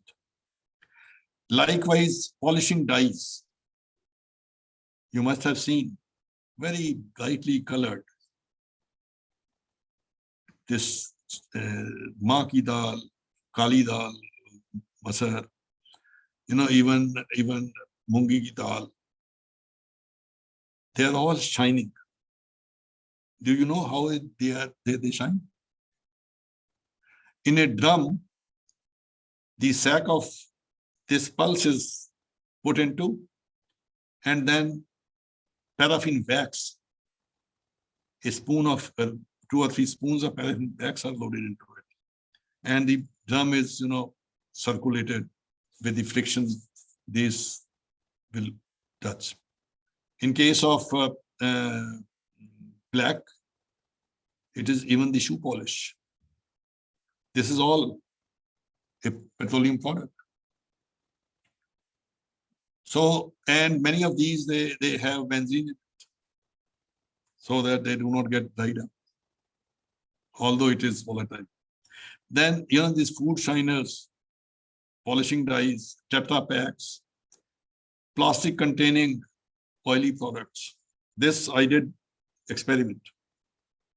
You know, the children, I used to see that children, they are taking their food, but pronti in this polythene bag. Whenever there is oily substance, the excretion of these ions is more. I do not know the chemistry behind it, that you may know better. But the ionic strength, the electric conductivity will be more. So, you know, synthetic food colors, they are very cheap in terms of cost, long shelf life. They are very bright, and variety of colors is available. You can find it in the market. And all these shopkeepers who sell sweets, they color their food stuff so as to attract the attention of the buyer. Many a times I feel bad that how come man, we say that it has evolved since many years, thousands of years. Still, the mind is tribal in nature. We are interested in bright colors. Natural colors are never that bright. These natural colors, why the natural colors are not used? Because their shelf life is less, short. They get photo-oxidized. So while heating, cooking, the color will get lost. Therefore, to ward off that, people use these synthetic color azo dyes. And I do not know what is this red 3 or red 40. I took it from a textbook, Toxic A to Z. It says that these red 3 can lead to thyroid tumor, chromosomal damage, lymphatic tumor, etc. Brain tumor, blue 2. Yellow, which we put in laddus. You know, you prepare laddu in your home, you will not get that color unless you add color to it. Then, you know, the face paint colors. Well, they will paint everything and Bharat Mata ki jai, Tiranga yahan lagaya, Tiranga yahan. And in schools and colleges, even competitions are held. You know, school-going children, they are painted with these colors. What nonsense. These colors, they get dissolved. Their solvent is benzene, xylene, toluene. They all contain lead. And whenever you are to remove it, you will remove with these solvents. And the name of the solvent is never written. Chemical name is never written. And look at it. Look at our culture. What we tend to do. During Holi, whom we paint with colors? It is our friends, our relatives. And we feel good to D-shape our friends and our relatives and to look others in a D-shaped condition. We feel happy. What the definition of happiness? They are our friends, they are our relatives, they are human beings. We should not do it even to the animals. Animals also we love. So, if they are in danger, health issues, we are the one who will take them to the hospital. We will be one who will be spending money on them. We should avoid entering into that culture. Agar face paint karna hi hai, then you can use those stuffs which are not harmful, which are water soluble. Had it been water soluble, so with sweat, they will, you know, spread away. That is why we don't use water miscible face paints. There is some time, or should I stop? You know, use of these prohibited colors, just, you know. Then the adulterants in the food. You are all aware of these adulterants. I need not spend time on it. We need to be very careful about our own health, and for health to be careful for health, we need to have pure material. These all adulterants are available in the market, and these things you can find. Participants, please mute yourself. Do I have a few minutes more? Sir, Or should I... yes, sir. So we have around 10 to 15 minutes. Okay. I'll wind it up. Sir. So, use of chemical presentation and taste, you know, this Splenda and all these cyclamates. Passive smoking.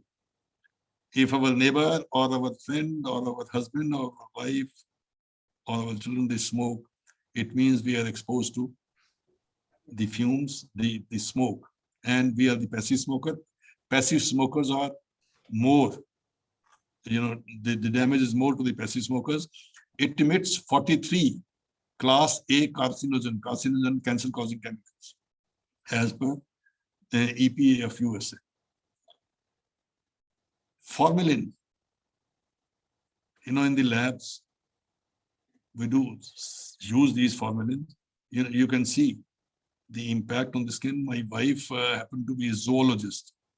She retired as principal from Government College, Mohali, a zoologist. And once in their lab, a bottle flask broke. And it was all, you know, the formalin in it. And their lab was filled with formalin fumes. They being, olfactory fatigue, they don't know the smell of formalin because always they are in the vicinity of friends of my wife and my wife, the arms, they had bristles because they were more exposed to formalin. They were working and they were having their meeting. So this can lead to even more exposure of it can lead to death. And I learned that many of these vendors who sell milk, they add a bit of formalin in the milk so that it doesn't get spoiled before it is supplied to the people. This is a carcinogen B group. Naphthalene balls. We all are using naphthalene balls. Be careful. Do not put them in the wardrobes of your bedrooms. If you use them, prolonged exposure can lead to kidney failure, skin reactions, headache, disruption of red blood corpuscles. So if you want to use it in your trunk or in boxes.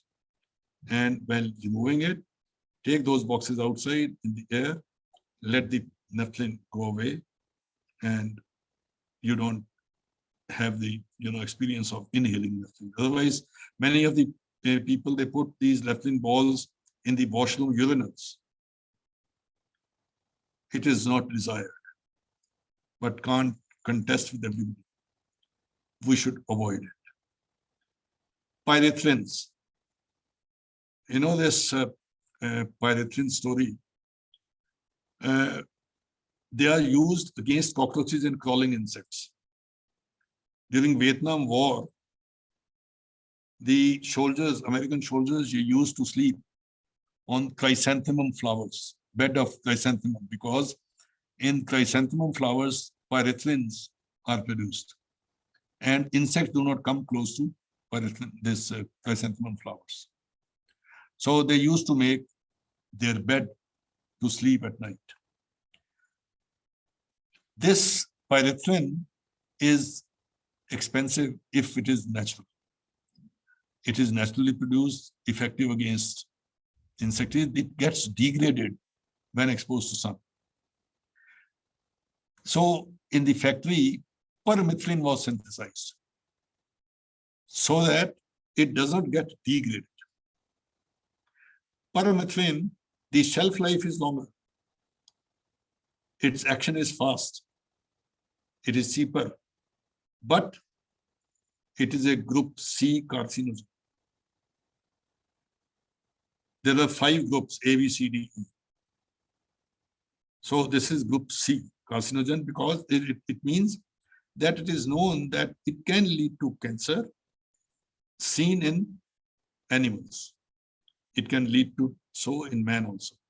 So we should not be exposed to it.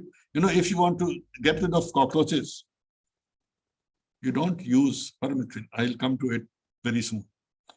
Lead is another harmful chemical which in our body, it whittles our bones, and bones टूटती पहले है, बंदा बाद में गिरता.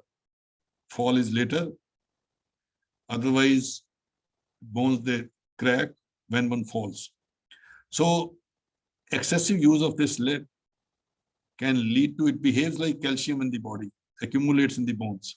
Permitted concentration is less than 10 microgram per 100 ml of blood. But if it exceeds, it can lead to even brain damage. So the sources are many. Many of the children, if I tell you a small story that in Chennai, this I read in a newspaper, and then I consulted the research paper in Lancet journal, which is a very good journal. So an industrialist was worried because his son of 5 years did not know even how to write, and his intelligence quotient was going down, and he could not, put a straight line. So he was worried, and he took his son to a medical doctor in a big hospital. There, the main doctor, he could not identify the reasons for it. A person who was doing MD with that boss, this child was given as a sample to study what is the problem with the child, and this is his topic of thesis. He started living with the family of that industrialist. He noticed that the grandson and grandmother, they sleep together on a same bed using same pillow with lovely, affection and bond of love. The grandmother used to dye her hair.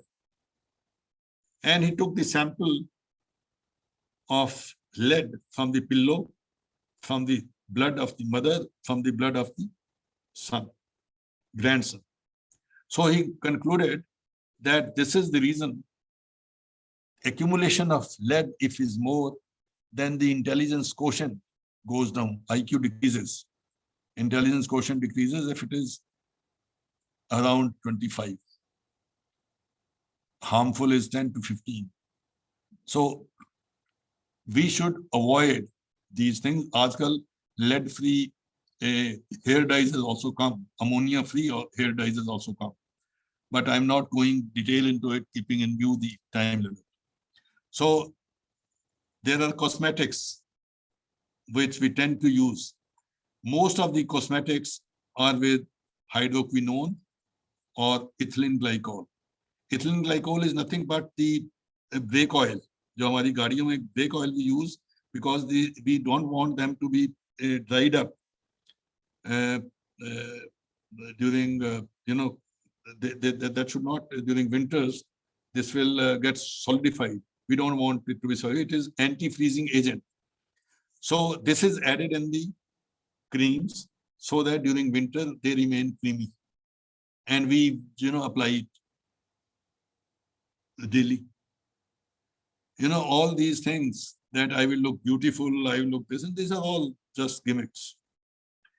So ethylene glycol leads to blurred vision, excessive use of it for long duration use. Jab the lady goes to an age group of 45-50, then these things, they come up. Fatigue, muscle fatigue, twitching of muscles, and reflexive movements, they get slowed down. Likewise, some of the creams, they have steroids. These are not required. These are harmful. I'm not going into the details again. You can very well make your face packs. Aloe vera, it is natural. Turmeric, we used to have that vatna. You understand vatna. So turmeric, antiseptic, this the flower of this besan, chane ke aate, this flour, this black gram, that is that will take away all the dirt from the pores of the skin, and turmeric will give antiseptic condition. Then honey, milk, lemon juice, they all are good. These are all natural products. Holy colors, which we don't need, they all contain, this mica, glass, sand, mercury, lead oxide, copper sulfate, green color, then purple, chromium iodide, aluminium bromide, silver. We can make our own colors. Talcum powder, that also, we should not be using much of it. Wheat flour. My friend, they used to come, I told them, ye atta bada atta mal de. Naak band kar leta hu, atta mal de. D-shape body ko karna hai na. You just want to enjoy. We have colored it very badly. Okay. So you should be avoiding it. Healthy food we must eat. Good in fiber, minerals, and vitamins. Whole meals are good. All natural foods are good. Then omega-3 fatty acids, phytochemicals in vegetable. There are, more the color, more intense the color of vegetable or fruit, better it is. Antioxidants are more in it. So natural food colors, we should promote. Variety of foods. Try to eat as much variety as possible. Seasonal foods are much better. Foods which are underground, they are better. Those which are intense in color, better it is. Fibers, fibrous fruits, with juice is good, not going into details. Fresh juices are good, full of antioxidants, potassium and calcium C, which is, sorry, vitamin C, which is very good for health. A, D, E, and K, these vitamins are lipid soluble, fat soluble. We should avoid taking excess. B and C are water soluble. Even if you take in excess, doesn't matter because they will be washed away through urine. Whole fruits, good. The phytochemicals, flavonoids in them, they prevent us from the diseases. Fresh vegetable soups, instead of taking the, the synthetic soup, just the flavor of it, what we do at home, we take the vegetables, crush them in the, first boil them in the cooker, then crush them in mixie, add some salt and drink. Very good, very refreshing. Minerals and vitamins, sprouts is very good because a lot of enzymes and minerals, they get activated. That is good, good salad. Then whole pulses and soaked in sprouts. These are good. Cereals, as many cereals you want, multigrain atta you can have. That is better than pure wheat flour. Water delights, watery delights. Very rich source of vitamins and minerals. Then, the oils. All oils are okay. But you should not reheat. The way my philosophy is, we keep on changing the brands, changing the type of oils, so that prolonged use we want to avoid. So try to use the oil, but don't reheat it. When you reheat, the bonds, they get broken and free radicals are formed. And free radicals in the body, they lead to creation of irritation, and juices, acids are released, and acidity improves. Health tips. Best from our diet, food should be fresh. This is one. Cooked fresh. Avoid unseasonal foods. Prepare, if possible, in olive oil, which is very rich in monosaturated fatty acids, and eat in moderately, and balance the diet. Avoid sweeteners and silver foil, etc. Sugar enhances the absorption of minerals. Vitamin C retards benzene absorption. Vitamin A and B deficiency enhances toxicity of aflatoxins. We need to have good amount of vitamin A and B. B and C and zinc, they are good for skin and avoid, save us from the cancer. Vitamin C, it increases the risk of DDT absorption, other chemicals absorption. Safe remedies, this is, I think, the last but one. If you want to get rid of ants, there is no need of using the pesticides, insecticides. Ants, they come from their hideouts. Take your lemon juice and the peel of lemon, put near that hole from which these ants are coming. They will avoid that area, and then you plug that area with anything. Cockroaches, best is to use boric acid. Boric acid is very cheap. It is all available in labs. In the cracks, you fill this boric acid, or you take this wheat flour, add boric acid to it, and sprinkle few drops of water. It will form globules, and on a this newspaper, you put this some amount of this globules on the newspaper and switch off the light. Cockroaches, they are more than the kitchen. They will come from the drains of the kitchen. They will eat it, and those which are without vertebral column, जिनकी backbone नहीं, these animals, it knocks at their brain, and in the morning you will see lot many cockroaches. Sweep them, put them in, and put in the dustbin. Or what you can do, what I do now is, earlier,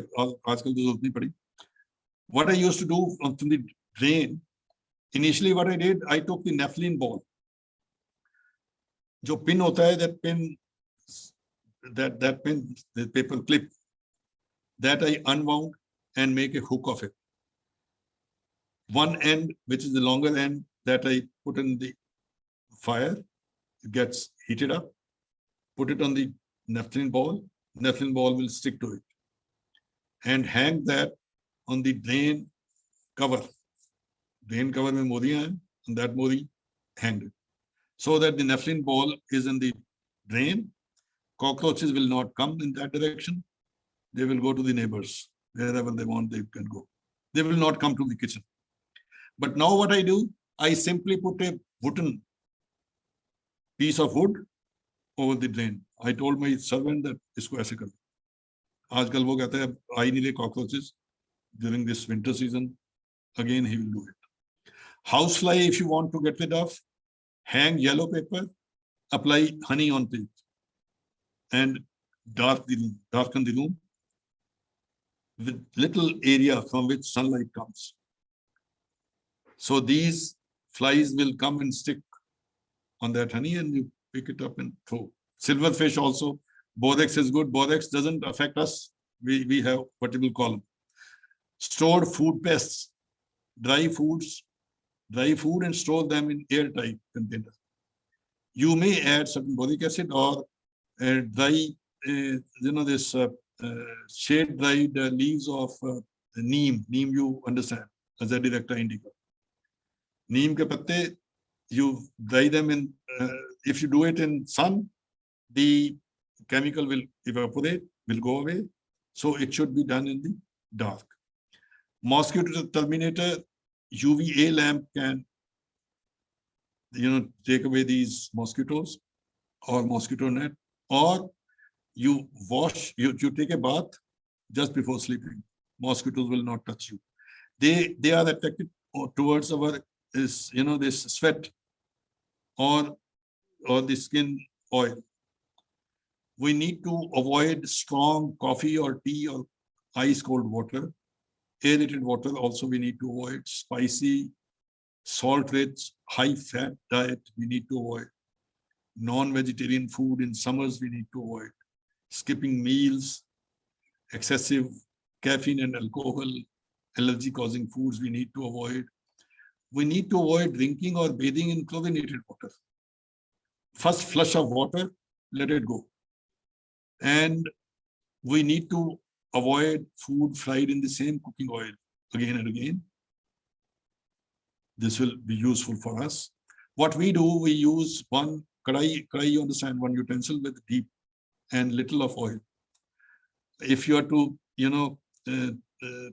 prepare pakoras, etc., fry them, deep fry, then use little of it at a time. Gas zyada lagegi, koi baat nahi. But the oil we will not like to waste. So the oil which is left, we throw it. Some substitutes. Besan is a good cleanser. Avoid branded creams. Haldi is a good disinfectant. Milk cream is good, replenishes the body.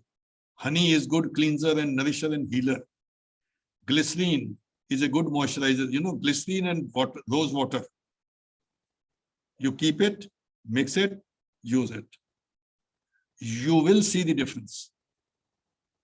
You will forget using these creams. Multani mitti, fuller's earth, you understand. It removes the dead cells. Sandalwood improves the skin texture. Oil nourishes the body skin. Unboiled milk is very good cleanser. Milk says saaf karo, then take bath. You will see the texture of your skin. Then hair cleansing with Dita, Amla, and Shikakai. You will have long hair and they will not break from the edge. The only thing is these are cumbersome and we go in for ready-made. So clean water is the best. Drink as much as you can. Thank you so much for giving me this opportunity of listening to me, how we can save ourselves from the pollution normally we ourselves inflict. Thank you so much. Thank you so much, sir, for your such an simple and elaborate talk. And so very true, sir, that it is said that like charity begins at home. Similarly, the corruption also begins at home and the pollution also begins at home. Yes, yes. So in very simple ways, you have, sir, given a very eye-opening, some very eye-opening facts and how we can avoid pollution at home, how we can stop polluting ourselves. Like, sir, radiations you talked about, like we shifted from 2G to 3G, then from 3G to 4G, and now 4G to 5G, and in some areas 5G is banned. The people have opposed to it. That's government has to do its duty by doing some risk to benefit ratio for any new developments or new technologies, so that the health is not affected. So that was a great talk, sir. I hope the participants, I'm sure participants must have liked it. And if there is any query or any information any participant want to share, they are most welcome. You can ask a few queries. Any participant, please. Sir. Anji Umesh. Haji. Thank you very much, sir. First of all, for your lecture. Actually, I was sitting continuously, and really, even I did not expect that these kinds of points you will share, that those practical points, because I was also thinking, because the lecture you have delivered, it has given chance to us to think about it, that what's happening around us. Actually, sir, you have discussed about so many things, from those mobile radiations to we are taking foods or so many other things, and you have given the remedies at the end also. uh, I was just thinking about it, that is there a way that is kind of a pollutant or contaminants, and you have suggested, okay, these are the good things in terms of vitamins or in terms of good food habits. So is there any other way also by that, because we have to live with these things, like those radiations or those foods coming in the market, everybody knows about it. If we are Gautam ji, taking, my suggestion is the only one, and that is little of things at a time. okay, sir. Do not stick on to one brand. Even toothbrush, toothpaste, I have different brands. I don't use them continuous, for days. 2-3 brands, kisi din one, the other day other, the other day other. So that, I do not know whether the water which I am drinking, does it have enough of fluorine? I can't check everything. Or the food which I am eating, I have never ever tested for the mineral elements in it, or the heavy elements in it. So little of it doesn't matter. It just, from one point I am saying that prolonged use and excessive use, we need to avoid. That's all. If we stick to this, policy, from many of the things we get saved. Thank you, sir. Thank you very much. Sure. Thank you, sir. Thank you so much. Thank you, Meji. With the I whole do have one question, please. Yes, yes, Sarvajit, please. Good afternoon, sir. Good Good afternoon. afternoon. So my concern is, like you were telling in one of the PPTs, that we should go for like good colored, like bright colored vegetables and fruits. But my concern is, like in the market also, we are having the vegetables and fruits colored with synthetic colors, and like polishing is also done. So Yes. is there any measure we should use to check whether we are getting right product, or we are eating a synthetic one, like synthetic one in the sense that they are colored or they are Colored, yes. waxed. Yes, see, Because like if we talk about these, what we say, chilies and capsicums and brinjals, they are all yes, having yes. waxy coatings, and how to means Yes, uh, I know, detect it. See, it is not difficult to assess. It is not difficult to analyze it. See, whenever I go, I don't go to restaurant for food. Never ever. Agar kisi under compulsion I have to go, I'll go there. Even in these, the functions, weddings, etc., I hardly eat anything there. I take food at home and then go. Now your question, specific question is, you buy this fennel समझते हैं, सौंफ. जी, जी. It is sweet and सौंफ. Mm-hmm. I find it extremely difficult to get in the market, from the market, unsweetened small सौंफ, fennel. In the market or in the restaurant, whenever I eat, I first take it on a white, this handkerchief, check it. If the green color comes on the fiber of the this cloth, this handkerchief, I don't eat. In the market also, on all these colors which they use, they are water soluble, because they are to stick on a system, on a body of, let us say, brinjal, or a body of pea, which has water molecules. So it means polar material is sprayed on it. So you try to use it on a handkerchief, check it. If it gives little, very mild color, don't take it. Otherwise, if it is natural color, this will not color the cloth.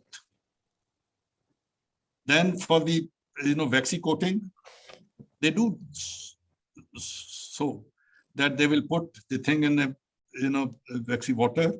Some little wax will be over it, and if you heat it or put it in hot water, this will not go away, because this will repel water. Therefore, you try to check whether water is sticking to it or not. If it is not sticking, avoid it. Okay, and there will be another question, that some of these people, there's some of my friends, they asked me a question. When we buy brinjal, why don't we buy the one which has infected with insect? Insects, yeah.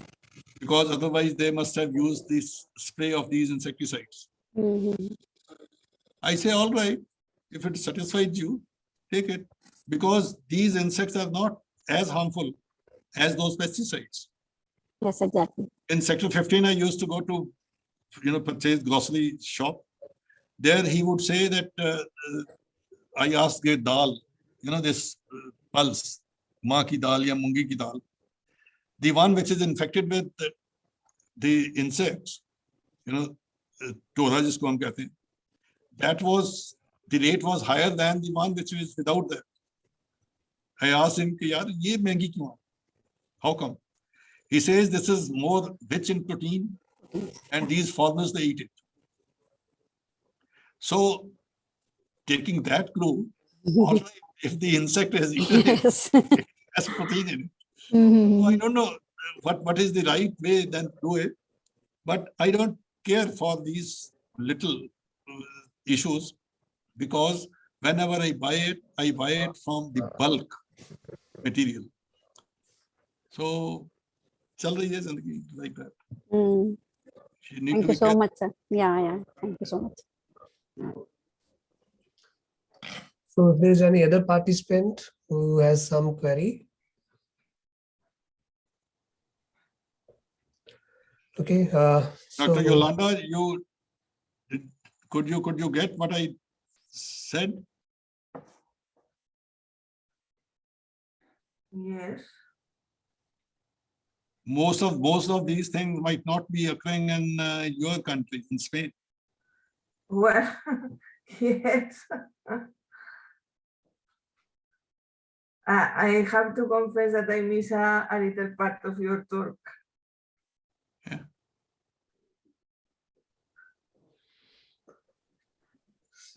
So thank you so much, sir. That was quite nice. And so with this, we will continue with the next session. And sir, with folded hands, sir, thank you so much, sir, again. And it's always our pleasure to hear from you. And we never miss a chance to hear from you, sir. Thank you so much, Good sir. luck to you. Thank you so much. God bless you all. Thank you. Sir, thank you so much.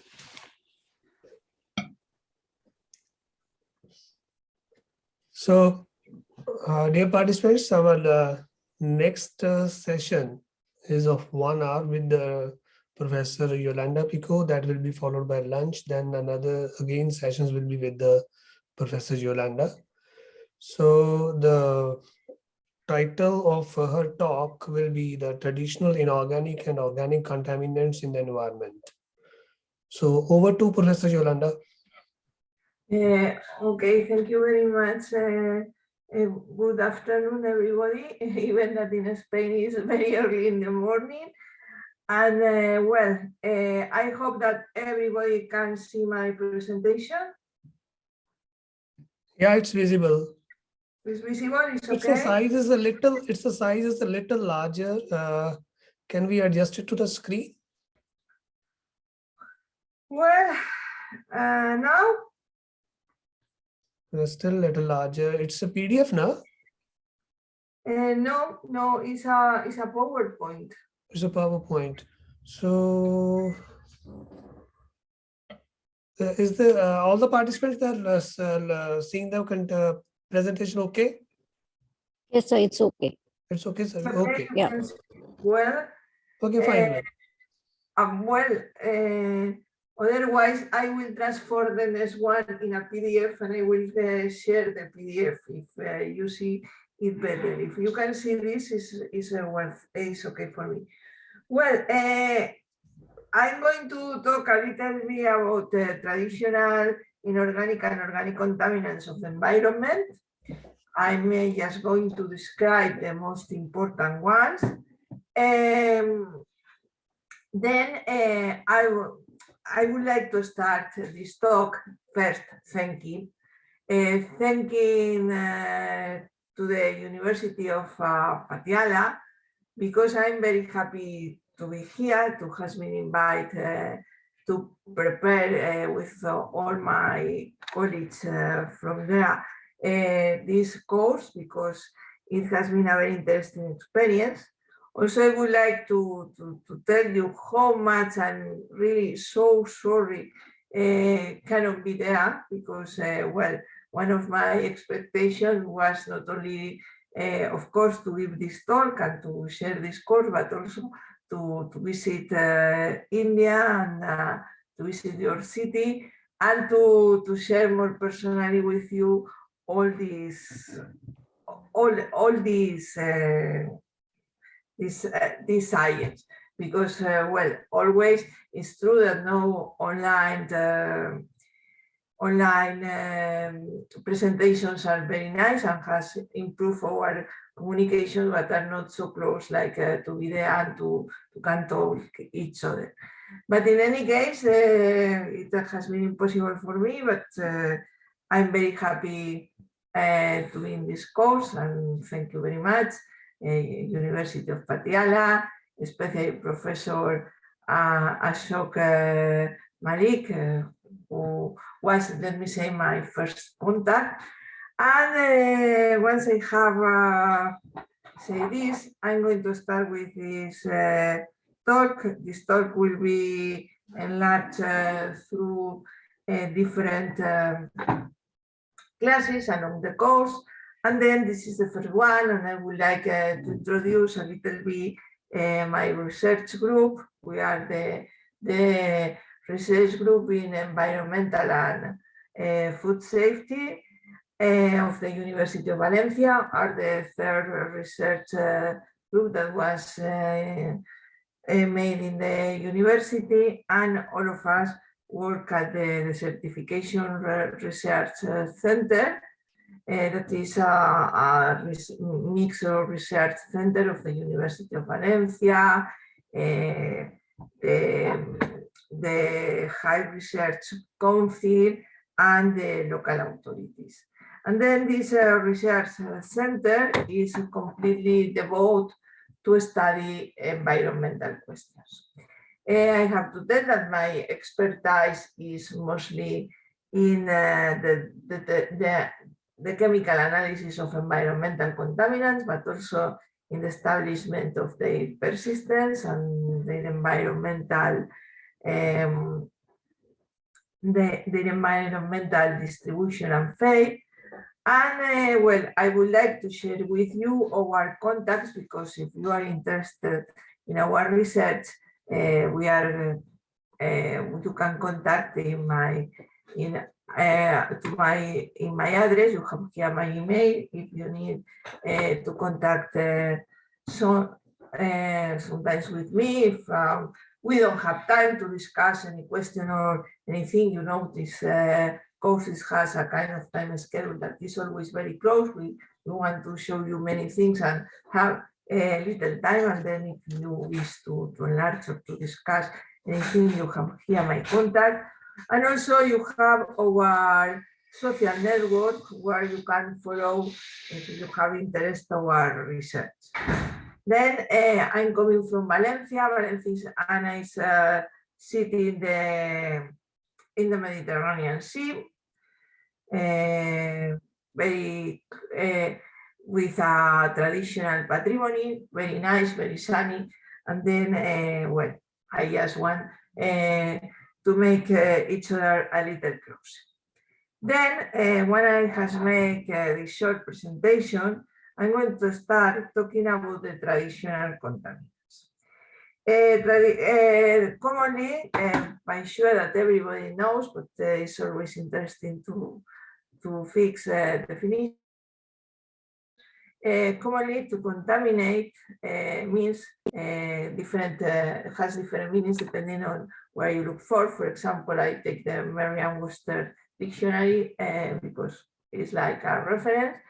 And commonly, definitions are to soil, stain, corrupt, or infected by contact or association, to make inferior or impure by admixture, or to make unfit for use by the introduction of unwholesome or undesirable elements.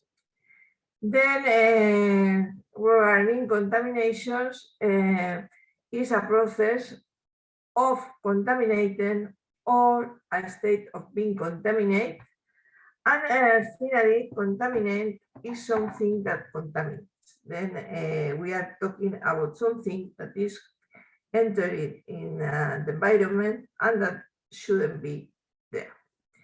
That is an important point to start and to define the different aspects that we are going to treat.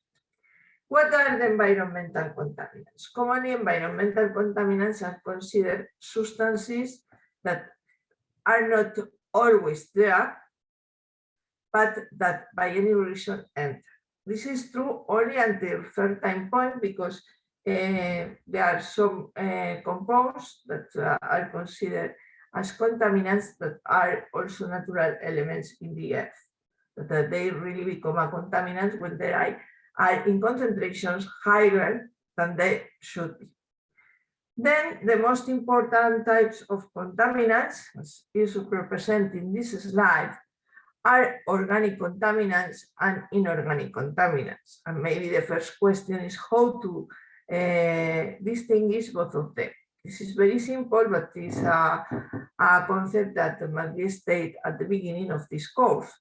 Then organic contaminants are considered mostly products and compounds of anthropic origin.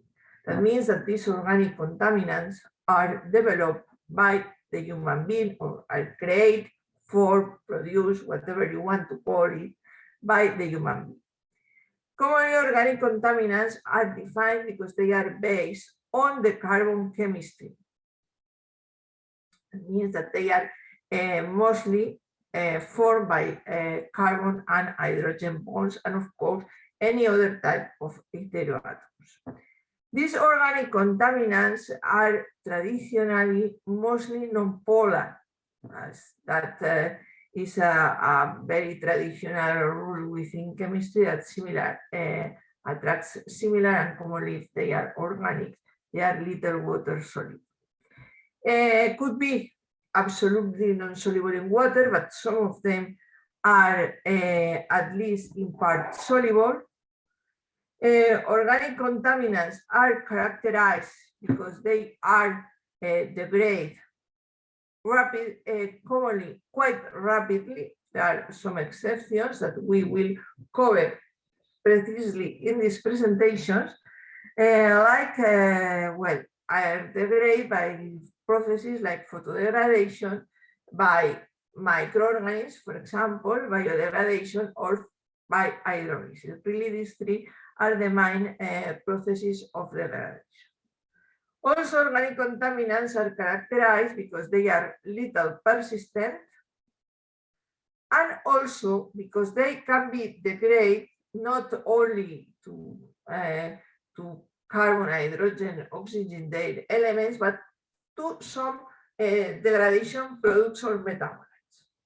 Commonly, we talk about degradation products when they are formed in the environment, and then they are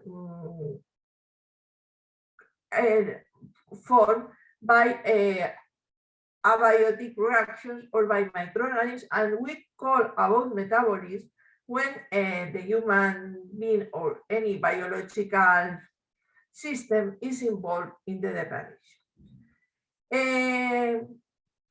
Instead, from organic contaminants, inorganic contaminants are quite different.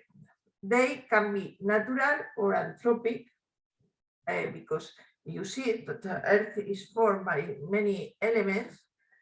Most inorganic contaminants are water soluble. They can also not be water soluble exactly, but be in suspension. Some of them are micronutrients, and they could be or not be toxic depending on the concentrations. It means that they can have beneficial effect if they are at the appropriate concentrations, and this links with the talk of my previous colleagues that I told you in Spain are in this moment 7 in the morning, and then I cannot see it completely, but I see a very big part. And well, these are toxics depending on the concentrations. There are many inorganic contaminants that when they are at the proper concentration, they are not only not toxic, but essentials for life.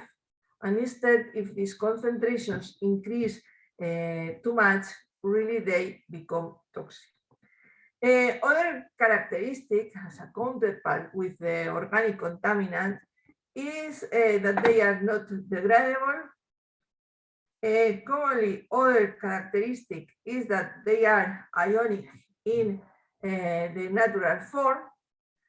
And finally, they are much more persistent than the organic ones. And that, of course, there are some organics that are persistent. These are the most important types of contaminants. Commonly, one of the most important matrices that we will mention in this course is water.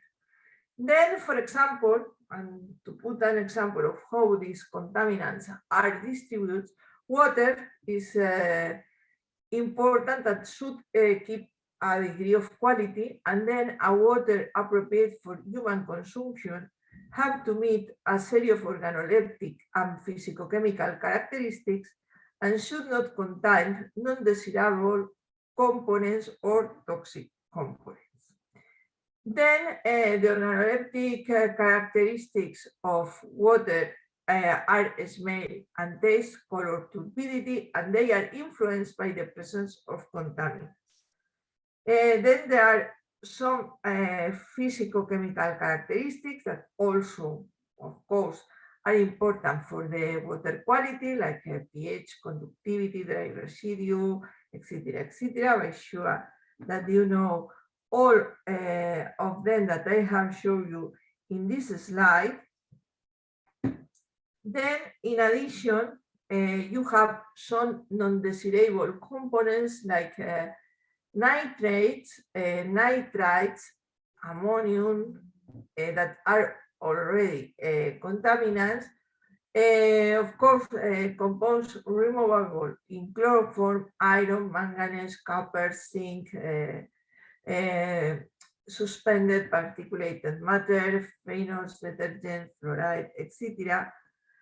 And there are compounds that are toxic, like arsenic, cadmium, cyanide, chrome, mercury, nickel, lead, pesticides, or polycyclic aromatic hydrocarbons.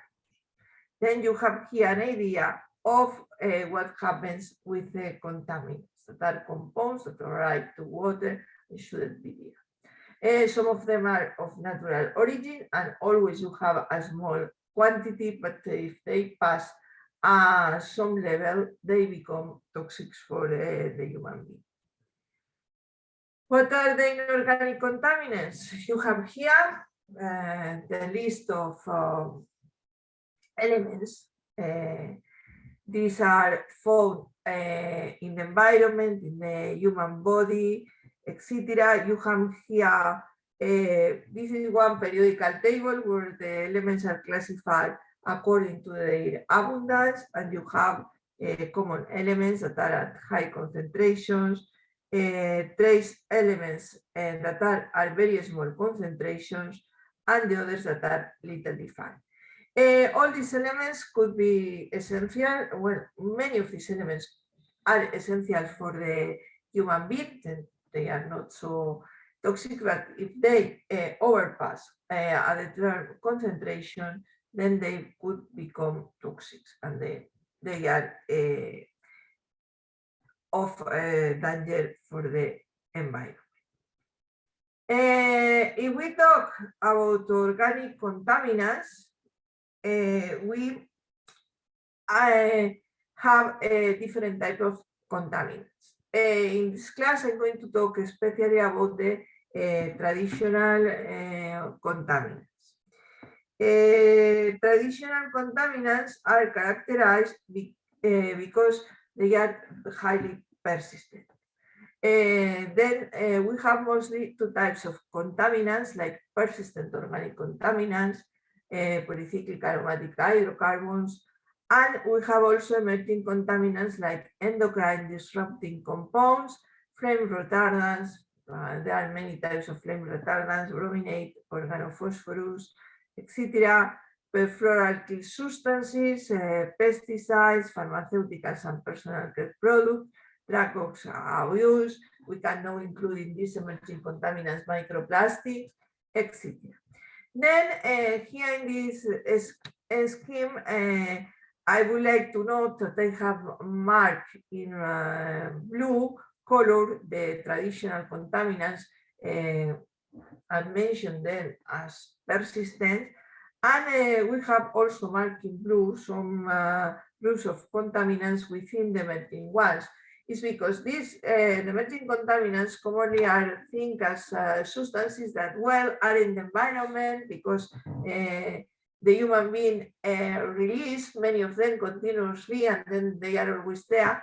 But for example, flame retardants and perfluoroalkyl substances are included within the group of emerging persistent organic contaminants. That means that they are considered by the Stockholm Convention, and then that they can be highly toxic for the human.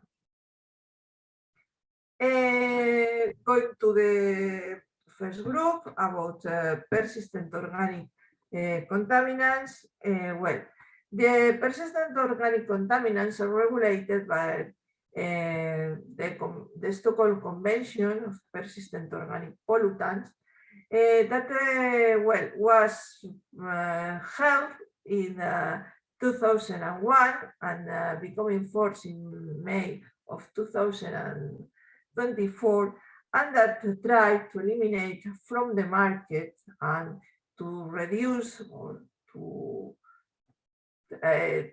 ban the use of several compounds that are toxic. Then they have to, well, they have to fill a very strict requirements about the toxicity, and this toxicity has to be demonstrated. They have also demonstrated that they are persistent, bioaccumulative, etc. And then the first compounds that were introduced in this Stockholm Convention were called the dirty dozen. They were called the dirty dozen because they are compounds highly persistent and toxic. Then you have here the list. The 12 compounds were aldrin, endrin, dialdrin, toxafen, mirex, heptachlor, DDT, chlordan, PCBs, hexachlorobenzene, dioxins, and furans. And these are characterized because they are organic compounds that contains always atoms of one alone, commonly chloride. But nowadays there are more, and the list of halogens that can be part of the molecule has increased much more. These compounds, if you, for example, make a study of the physicochemical properties, don't have too high lethal doses 15, more or less. If you look at them, when they are not too toxic, you can almost salt your food with them, and it would be difficult to reach this concentration of the lethal doses 15. But if you look at the properties, they are highly able to accumulate in the human body in a way that you can take very small concentration along a long period of time, and then you easily accumulate more than this lethal doses 50. Then these are considered very dangerous. In fact, they at the beginning were very interesting, but as the times go on, demonstrate that they were accumulate almost everywhere, and this dirty dosing is really banned in many countries. There are some exceptions, for example, with the DDT, because it's very effective with as insecticide, and in some countries it still can be used, but isn't too recommendable. This list of the Stockholm Convention was enlarged in 2009, and other compounds that were also persistent has been introduced, like the pentabromodiphenyl ether, dexabromobiphenyl, pesticides such as lindane and chlorrecord, and of course perfluoroctane sulfonate. That these groups are considered as the emerging persistent organic pollutants. Should be noted that an emerging compound is that left to be emerging in the moment that is including one of this list of traditional compounds. But for example, even that perfluoroctane sulfonate is included in this list, many of the other perfluoroalkyl substances that has a very similar structure are still nowhere talking about the legislation.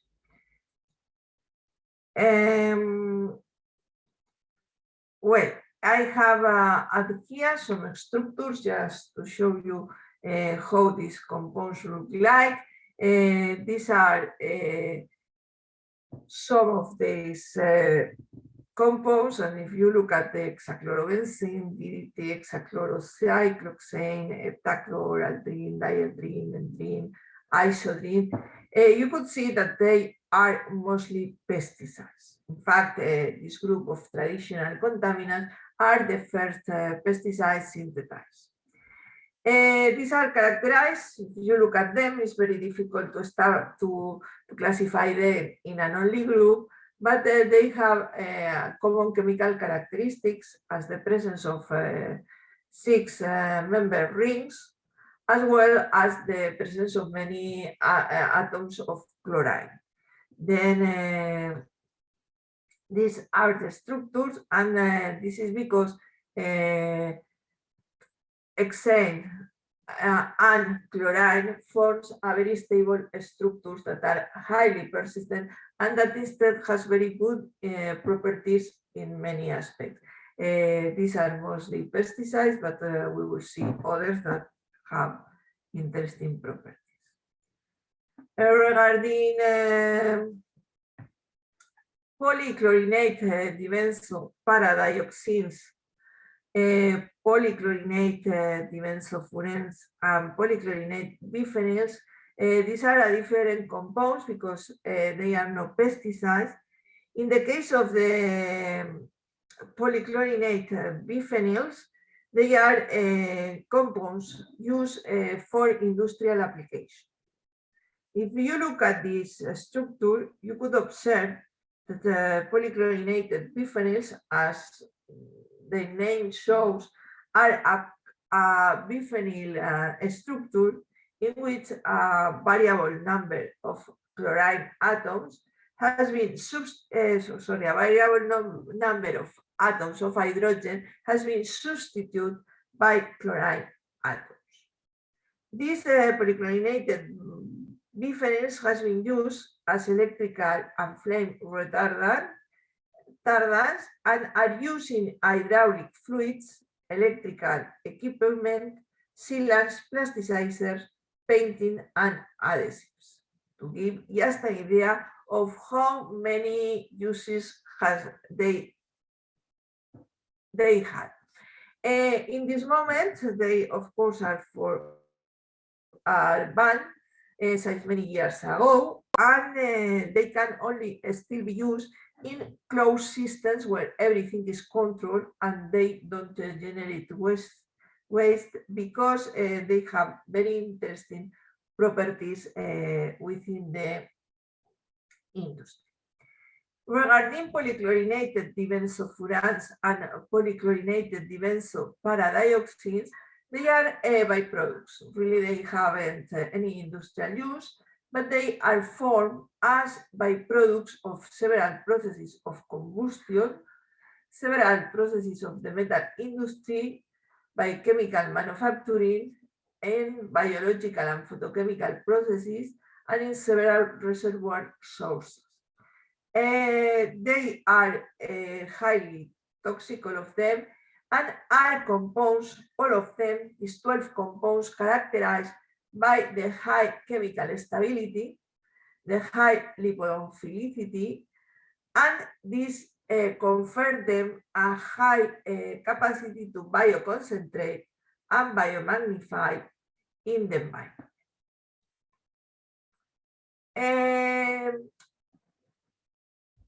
About if they are toxic or not, well, direct exposure to PCBs and dioxins occur due to an poisoning by the consumption of PCBs, contaminated food that was called Yuan poisoning. It was an oil disease that happens in Japan and Taiwan, respectively, during 1968 and 1979, respectively.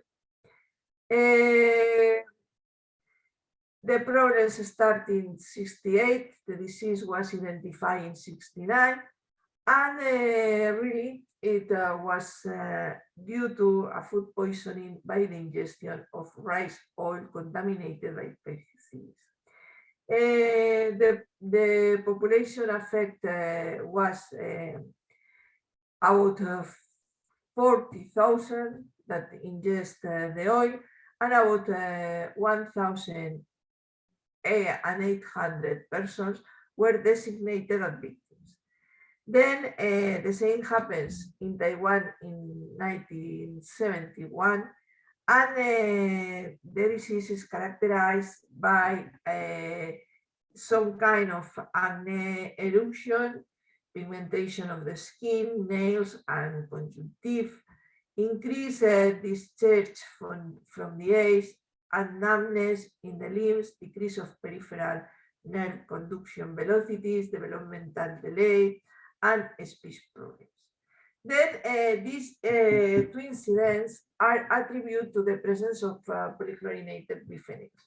I have to tell you that now I'm talking about the traditional contaminants, and there are a lot of cases of poisoning, etc., in the human being that give us knowledge about the toxicity effects of these compounds, but that with other more recent contaminants, we have take care of the environment along the years, and there are not so complicated cases of toxicity.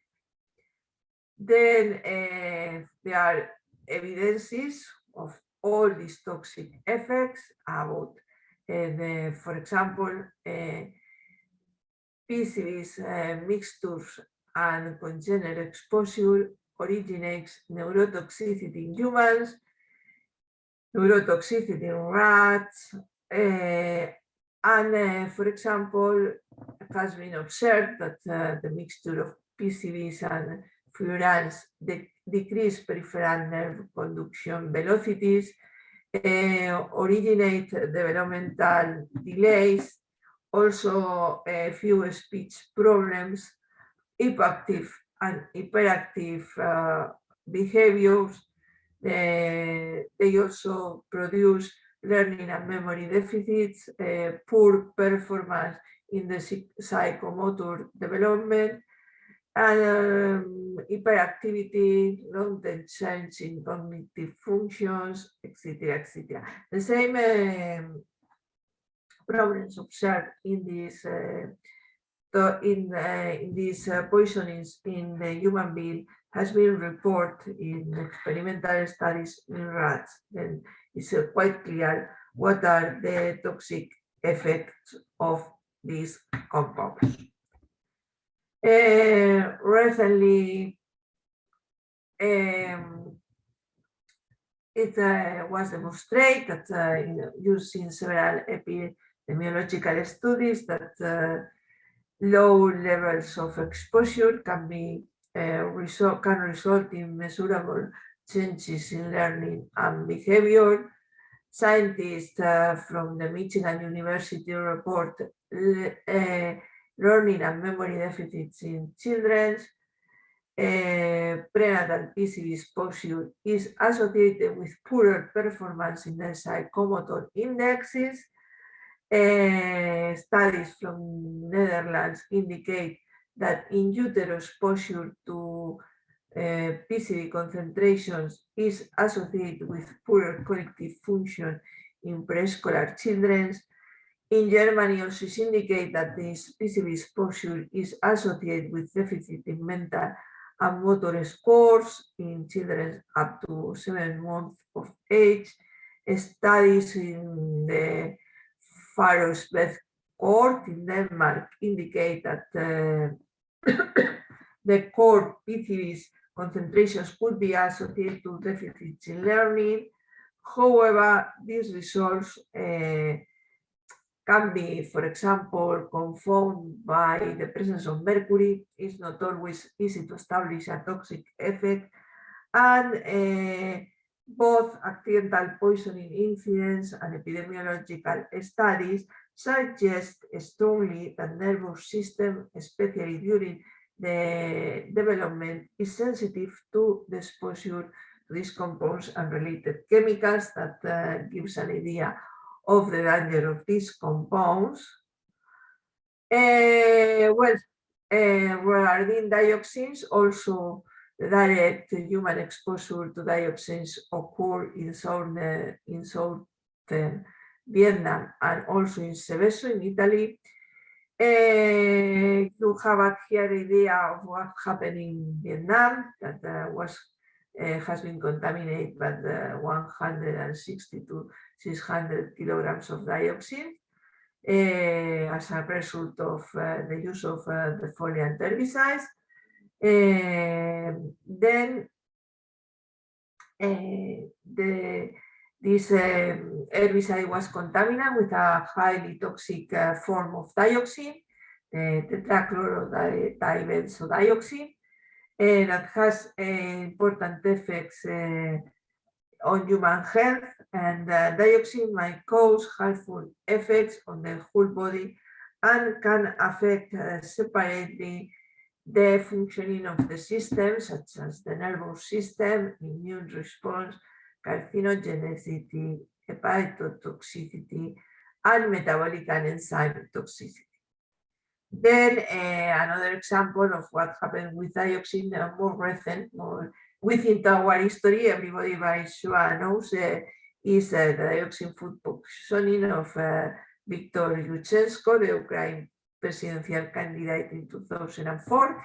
This example I always have here, but now is maybe more important because of the current situation.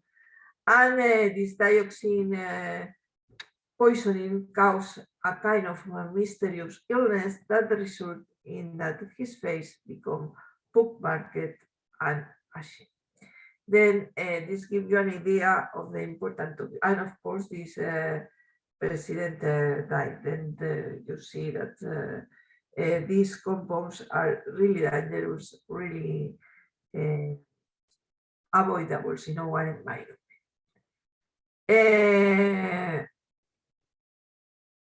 Well, here you have some examples just to show the lethal doses 15 estimated for laboratory animals, just to show how toxic are these pesticides. You have some of the compounds that are considered slightly toxic, moderate toxic, very toxic, and finally extremely toxic. And you could see, like, for example, dioxin. Here there are many other contaminants like alcohol, things that are so common in our life, like sodium chloride, table salt, etc. But yes, just to give an idea about the concentrations that we could be exposed and the effect that we can have. And as you could observe, some dioxins can be included in this group of super toxic, where doses below 1 milligram per kilogram are really able to produce the death of the population. There are many more persistent organic pollutants that has not been included in this talk because there are many of them, and at the end is guided to pass by many compounds that are really toxic, and as I told you, all of them have more or less a similar structure, some organic rings with chlorine atoms, but they deserve to be mentioned, like polyhydroxyalkanoates, endosulfan, hexabromocyclododecanes, the short chain chlorinated paraffins, and also some organic compounds that are mixed, are inorganic complexes like the mercury and lead organic compounds, and also the organotin compounds that are highly toxic. Why are toxic these compounds? Well, in the case, for example, they have very different mechanism of action. For example, the DDT alters the sodium and potassium flow through the cellular membrane and produce repetitive discharges of acetylcholine in the nervous synapse. Instead, cyclodiens like adrenaline and diadrine inhibit the gamma aminobutyric acid receptor mediated by the chlorine transport, and all of those are able to inhibit the calcium pump regulated by calmodulin and by the magnesium ATPase. I try to show here that really, even that they have different mechanisms that involve different systems, more or less, they always alter the ionic equilibrium of the human cells. Then they are toxic just because of this. And commonly, the most important point of their toxicity is that they, of course, can have acute toxicity. In the case of the DDT, for example, the intoxication give at low doses tremors and incoordination, and at high doses convulsions. And in the case of the cyclodiones, the first signs of poisoning and seizures and central effect fever.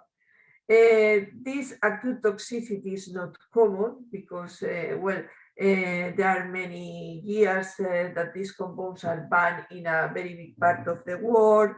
Then they are little used, and if they are used, they are under control, but they are highly persistent and bioaccumulable, and they can have chronic effects, and then they give place to effects on the liver, like hematome, cirrhosis, necropsy, damage to the central and peripheral nervous system, dermal allergies, classic anemia, and gastric hyperplasia, effects on reproduction and development. In fact, these compounds, the first toxic effect at the global environmental level that was observed, but was a decrease in the population of birds. They have also immunosuppressive effects, carcinogenic effects, and produce a very important enzymatic induction of the cytochromes P4050 and P4048. And of course, many of them are endocrine disrupting compounds. I will leave for the next class about the emerging contaminant endocrine disrupting compounds, but they are compounds that affect in any way the endocrine system, and there are many compounds in many places that has properties as that. And persistent organic pollutants are one of them. Then I'm going to talk finally about other compounds, like polycyclic aromatic hydrocarbons that are not considered persistent organic pollutants because just because they can be partially metabolized in the human body.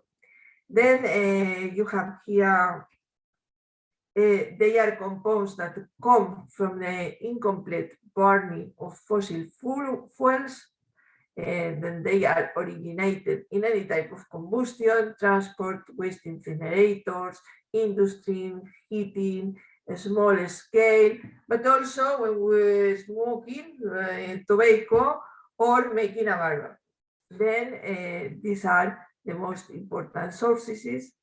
They, of course, are generated naturally in any formation of fossil fuels, and they are originated also in natural processes like forest fire, microbiological synthesis, but in low amounts. Naphthalene has some industrial applications in the manufacture of pesticides, polymers, and paint, but they are mostly compounds that are globally generated. Characteristics of the polycyclic aromatic hydrocarbons, they are formed only by aromatic rings. I will show in the next slide a few examples of the most important ones. They have very low polarity, are characterized because they are carcinogenic and mutagenic, and these carcinogenic and mutagenic properties are increased with the number of rings. That means that they become more toxic.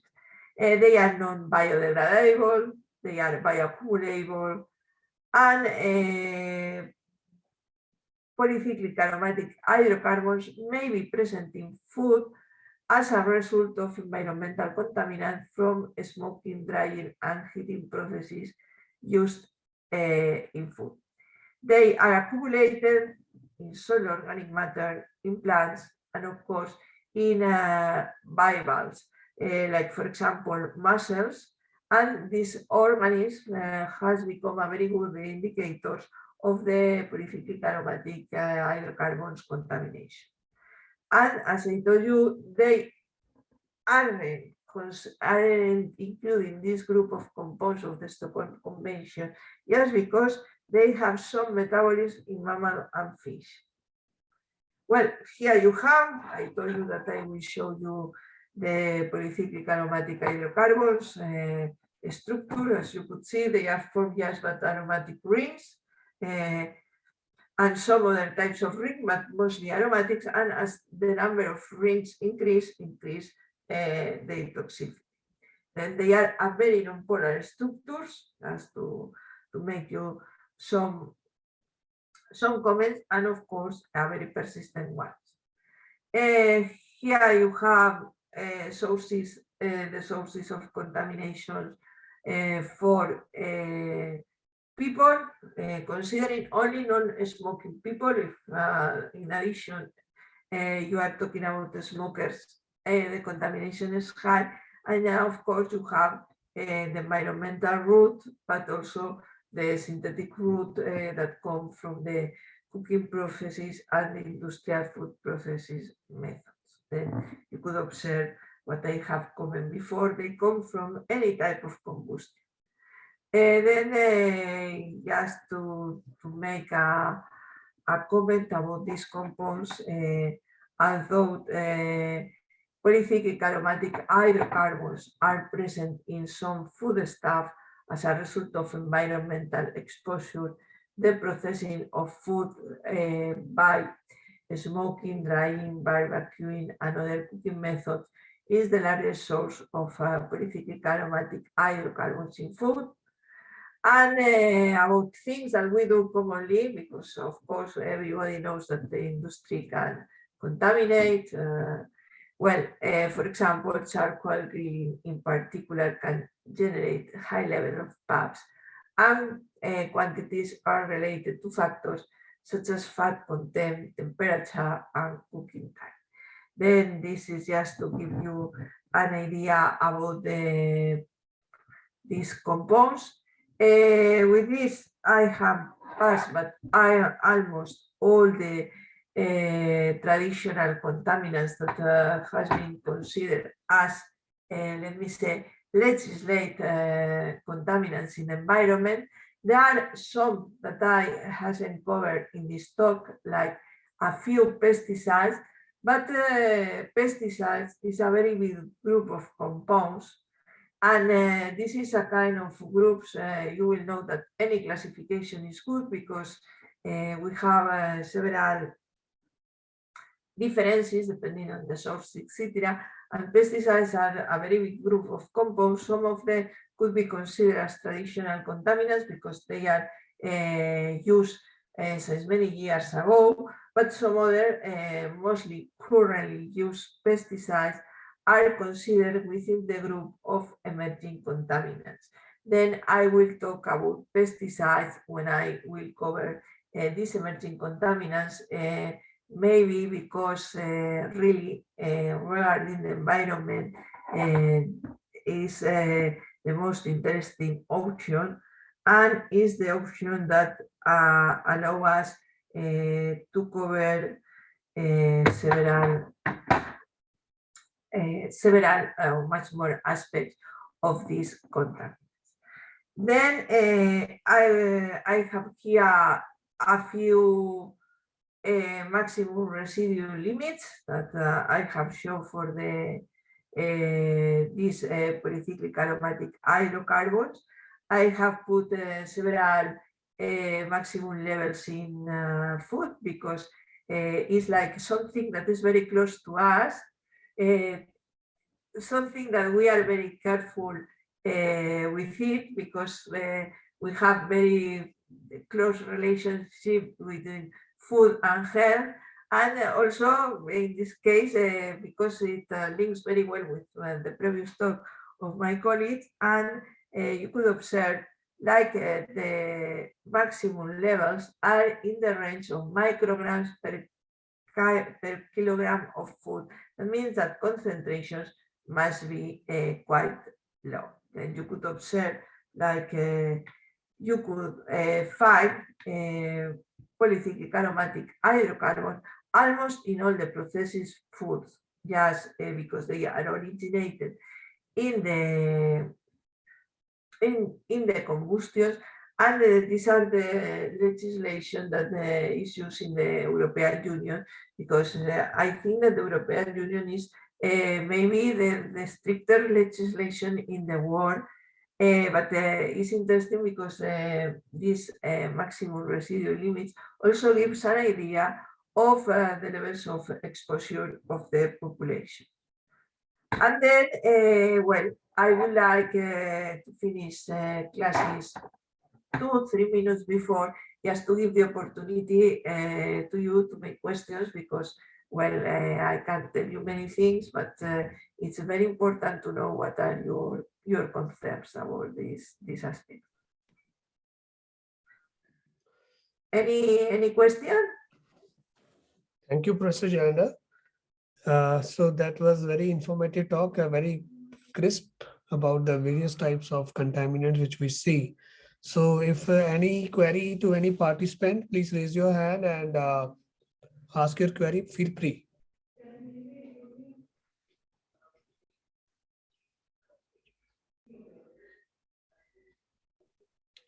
So I hope everything which you have explained, Professor Yolanda, that is completely understood by the participants. So that is quite good. And okay. So that has been a great session, Professor Yolanda. And yeah, now we have to take a break for an hour, right? So we will take our lunch. You will take your breakfast.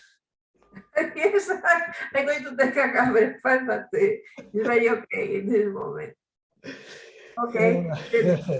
Thank you so much for your. You see, we have been bothering you because of this 4.5 hour 4.5 hours time lag. So I know it is quite taxing for you, but it is your commitment to this course which is working good. And so we are really grateful to you, Professor Yolanda. Very grateful. Okay, thank you very much. Then I see you in about 1 hour. I will reconnect. Yeah, we will rejoin after 1 hour. Okay, thank you very much. Okay, thank you so much. So dear participants, we will again join after 1 hour. So at 2 p.m. we will again joining. That will be another session by Professor Yolanda. And so by that time, take your lunch. Till then, bye.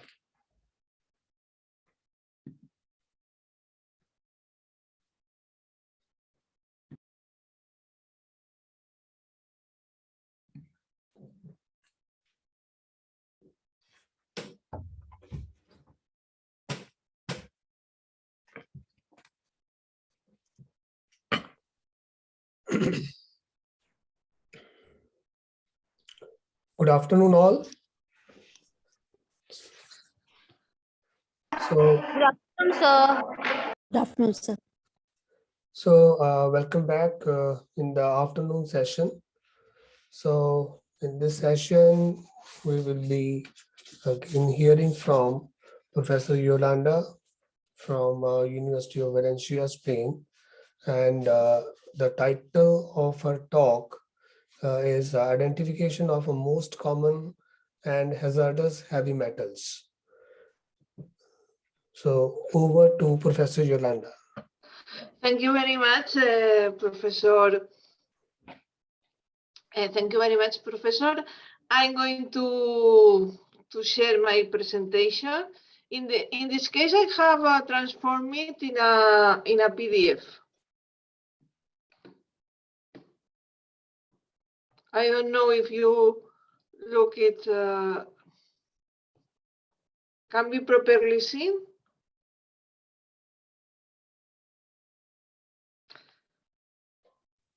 Yes, it's visible, ma'am. It's visible. Okay. Then I'm going to follow with a part that has been, well, slightly left in the behind, that is the identification of the most common and hazardous heavy metals in the environment. Then, yeah, I have already mentioned that we have a lot of metals, and most of the periodical table can be a kind of contaminant and a kind of element. And we have different types. The most abundant, of course, are sodium, potassium, calcium, magnesium, but we have some minority or trace elements, like are the essential ones considered as essential of micronutrients that are magnesium, iron, zinc, essential for plants, copper, chromium, selenium for animals, boron, molybdenum for plant and animals. But there are some compounds that are just toxic compounds. They don't have any, no, up to the moment, work in the biological systems, and that could be considered as the most important inorganic elements. Like, for example, arsenicum, cadmium, mercury, lead, antimonium, thallium, or uranium. These are some examples of trace elements. I would like to note that there is a kind of discussion always, because these compounds has their beneficial action at very low concentrations. Then sometimes it's very difficult to establish whether an element has a beneficial action or not, just because the human being just breathing get enough concentration of this element to be able to make their systems work properly without any deficiency or any problem. Then, what are the most important metals in food, in the environment? You have here the whole table could be applied, and well, you have that metals such as arsenic, cadmium, lead, and mercury are a kind of naturally occurring chemical compounds. Metals can also cause as residues in food and the environment, and because of their presence everywhere. In addition to the natural sources, there are a presence in the environment that is a result of the human activities such as farming, industry, or car exhaust, or from contamination during food processing and storage. Then these compounds could be very dangerous for the human being. Consider the metallic contaminants that are of particular concern for the human being, that has become really a particular concern in the human diet just because of the environmental accumulation. We have 4 metals that are called lead, arsenic, cadmium, and mercury. These metals are of particular concern in food because of their toxicity, especially for long-term chronic intake, because all these metals can accumulate in the body and cause organ damage, particularly to susceptible groups such as fetus and young children. About the metals, I haven't mentioned, but this is a chemistry course. I suppose that you already know it very well, that the toxicity of metals can change depending on their oxidation state. For example, arsenic could be the most common forms of the arsenic 3 and arsenic 5 with different degrees of oxidation, and also depending on the type of compounds that they form. I have already mentioned the organic compounds of arsenic, of mercury, that are very important. I have maybe to tell here that toxicity depends. For example, organic compounds of arsenic are less toxic than organic compounds of mercury. then instead organic compounds of mercury are much more toxic than the inorganic forms. Then there is a kind of work within the speciation of metallic contaminants that is of highly interest and that correspond to the different properties of the molecules that let me say that mark the transport and fate of the contaminants in the environment. That will be the second tutorial of today. Then it's important to keep this in mind. It's important to keep in mind that, of course, the most those compounds considered as the most toxic are as more important are those more toxic, because the others, even that they also have toxic effects and that they can appear in the environment because of the agriculture, like for example nitrates and phosphates, etc., etc. These are those that could be really poisoning for the human being. And that is an important point to keep in mind about these metals. Well, these metals are have different properties because they are neither chemically or nor biologically degradable. So the danger of heavy metals, let me say that is forever. Once they pass to the environment, they are there for years, and as I have mentioned before, their toxicity depends on their oxidation state and also on the complexes that they form. And also, you should keep in mind that many of these metals tend to bioaccumulate. Bioaccumulation means an increase in the concentration of a chemical in a biological organism over the time, compared to the concentration of the chemical in the environment. Then,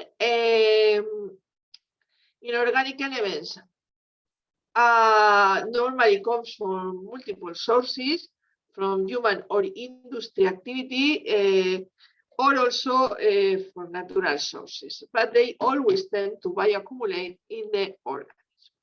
Then maybe the most important characteristics to remark about these heavy metals are that they are ubiquitous and non-degradable.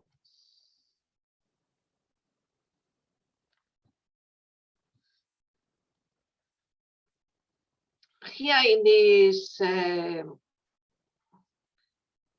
table, just to give you an idea about the different metals, not only those that are more important, but everywhere, that the different ones that can be coming from different activities. Then you could see that, for example, in the industry of inorganic chemistry, for example, in the formation of the chloride, sodium hydroxide, all these type of compounds, as secondary contaminants, these industries release mercury, chromium, lead, titanium, iron, aluminum, boron, and arsenic.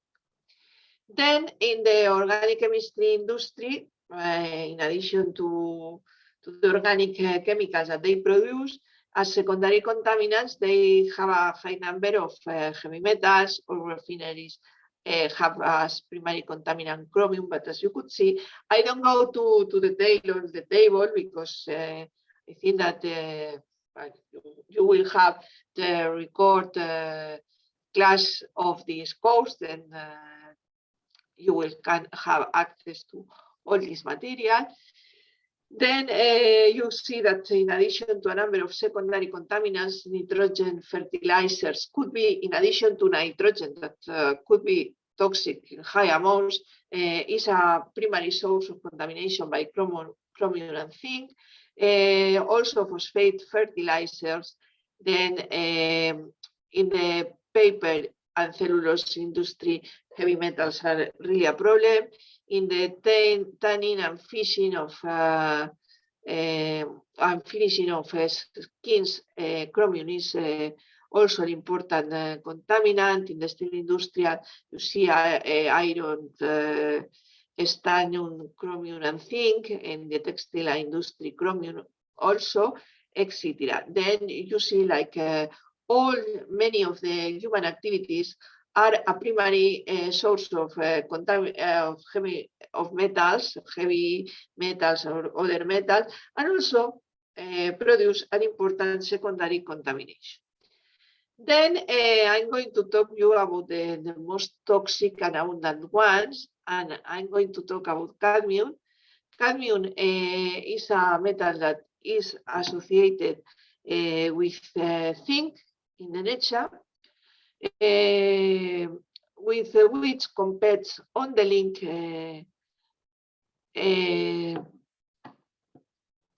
which compete for the link to different sites. Cadmium is colorless and is never in a free state. Normally is the divalent cation and is unstable compound. Naturally, you see that large quantities of cadmium are released into the environment, over 25,000 tons per year, due to the dissolution of rocks, due to forest fire, due to volcanoes, and is a compound highly toxic. Cadmium can be transported over long distances when absorbed by sediments, and these sediments can contaminate also surface waters and soils. And nowadays, for non-smoking people, you should keep in mind that tobacco has a very high amount of calcium. Food is the most important route of exposure to cadmium. Here I have shown you the case of Europe. In the next tutorial, I have looked for some information about India, but you could see that they are interesting. Sorry? Is there any problem? Well, if not, I suppose that someone has connected itself. If you want to make a question, I haven't hear you, but you can't, well, ask if you will. You have here this map about the presence of cadmium in water in micrograms per liter in the different countries of Europe, and this is the scale. The zones marked with a blue scale means that the concentration of cadmium is very low, and this is a color scale up to pink. Strong pink areas are those that are very rich in cadmium. As you could see, there are differences along all Europe, and the same happens everywhere. I told you in the next tutorial I have several examples from India. I cannot record them from this class, but you could keep in mind that the presence of this metal in water depends one on the characteristics of the soil and on the rocks, and also on the industry. Then the industrial contamination normally is much more punctual than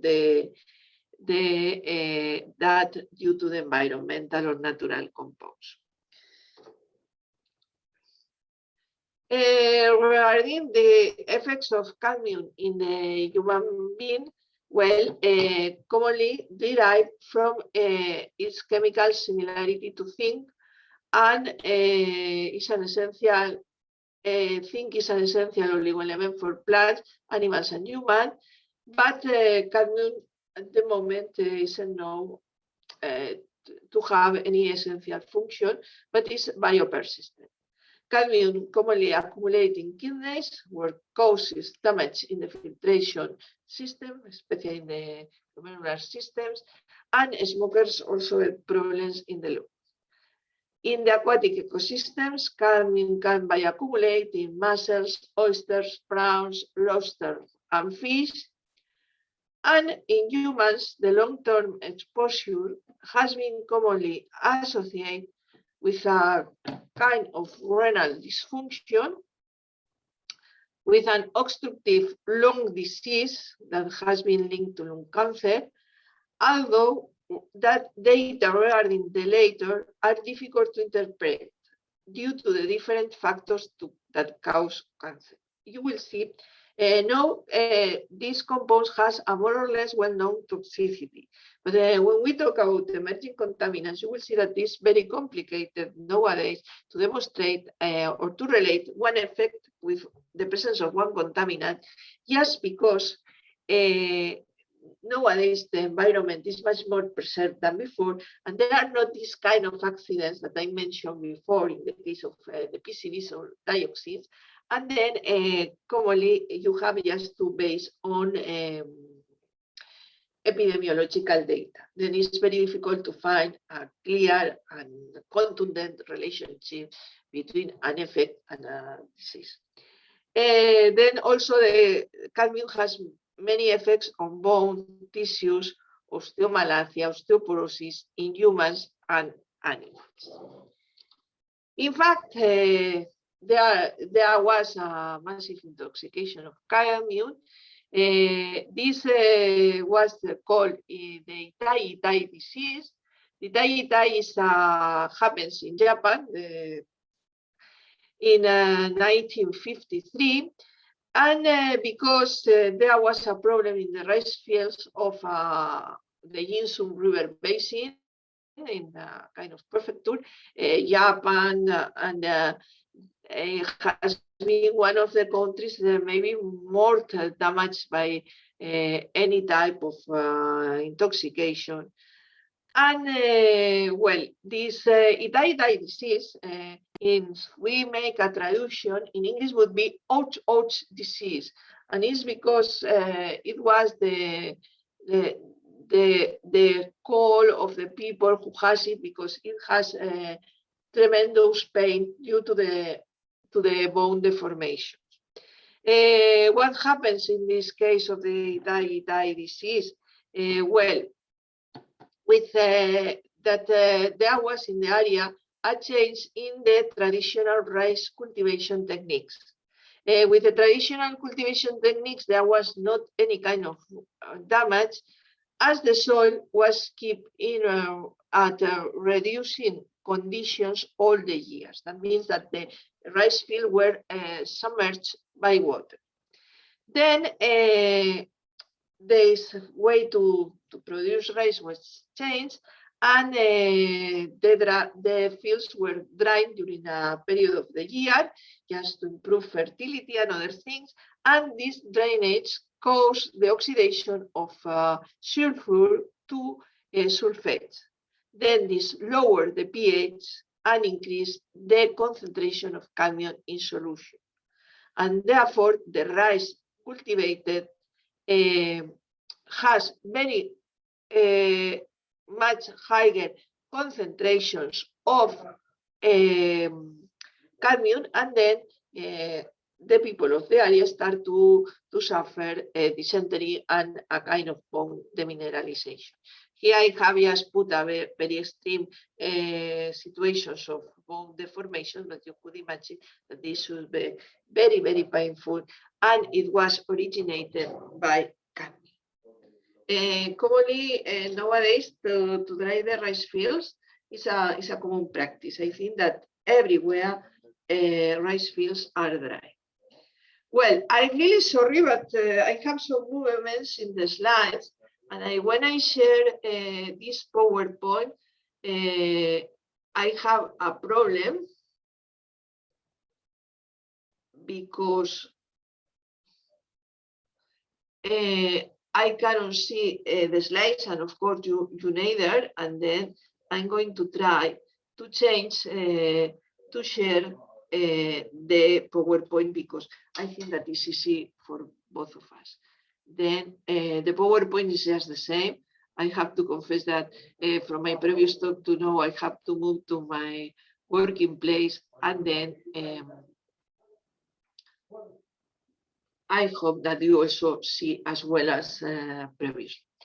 Then you have here the arsenic. The arsenic is the next metal that could be the most important and most toxic for the human being.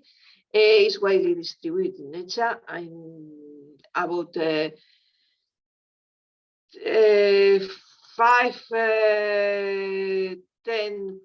of the Earth's crust is one of the most toxic elements in existence. Arsenic is found naturally as cobalt ore, although it's usually on the surface of the rocks, combined with sulfur or metals such as manganese, iron, copper, nickel, argentine, or stannum, and is one of the few minerals available with a 99.999% of purity. Arsenic, as a curiosity, arsenic has a number of medicinal applications, but the medicinal applications are based on their toxic nature. In fact, the idea of this therapy is that if you poison a person with a low dosage that allow to the persons overpass the poisoning, and instead is able to kill any type of bacteria or anything like that, and has been widely used along the time.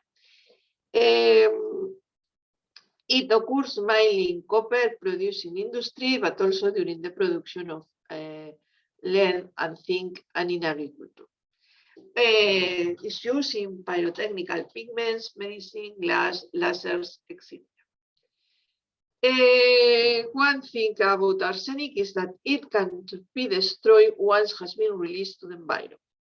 And by sure that you know that in some places arsenic is a problem, yeah, because the rock of the area is very high in arsenic. And I don't know exactly how is the situation in all the places of India, but I know that this is a very big problem in your country.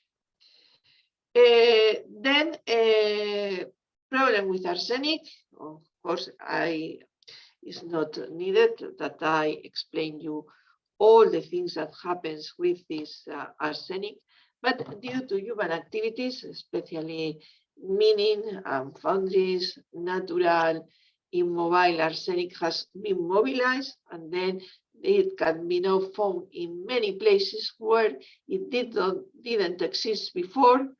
Plant absorb arsenic easily and can reach food, and in surface water, the chances of altering the genetic material of fish increase. Birds can die if they eat contaminated fish.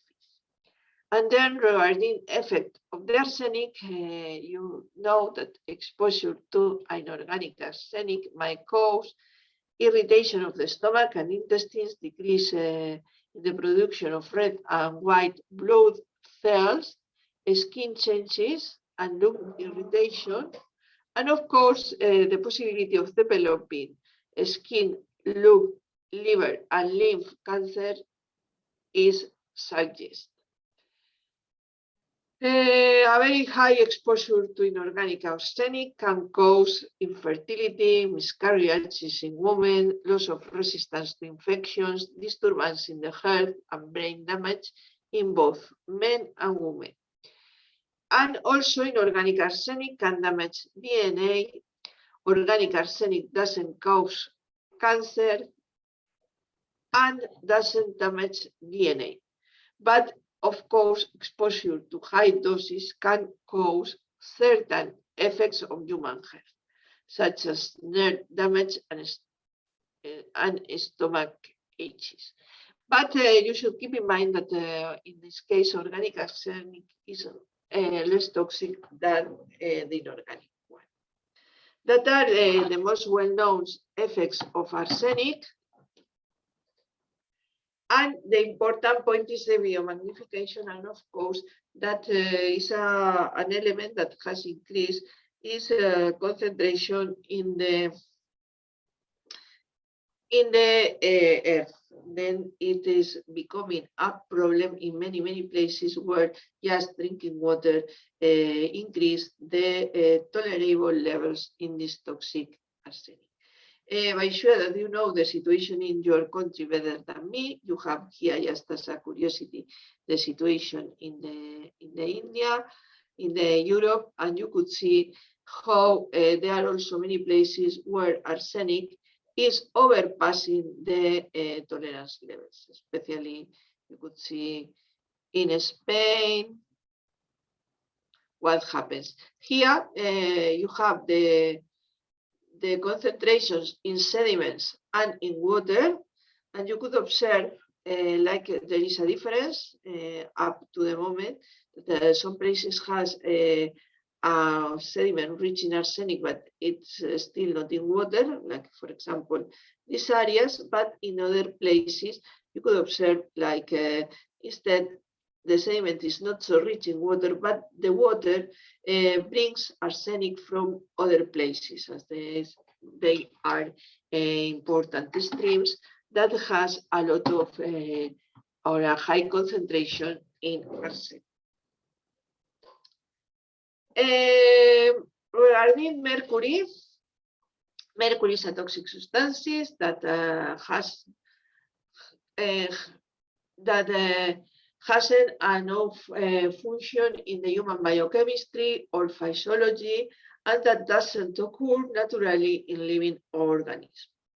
The methyl and its different compounds, or metal, inorganic mercury, or compounds, organic compounds, are all of them very toxic.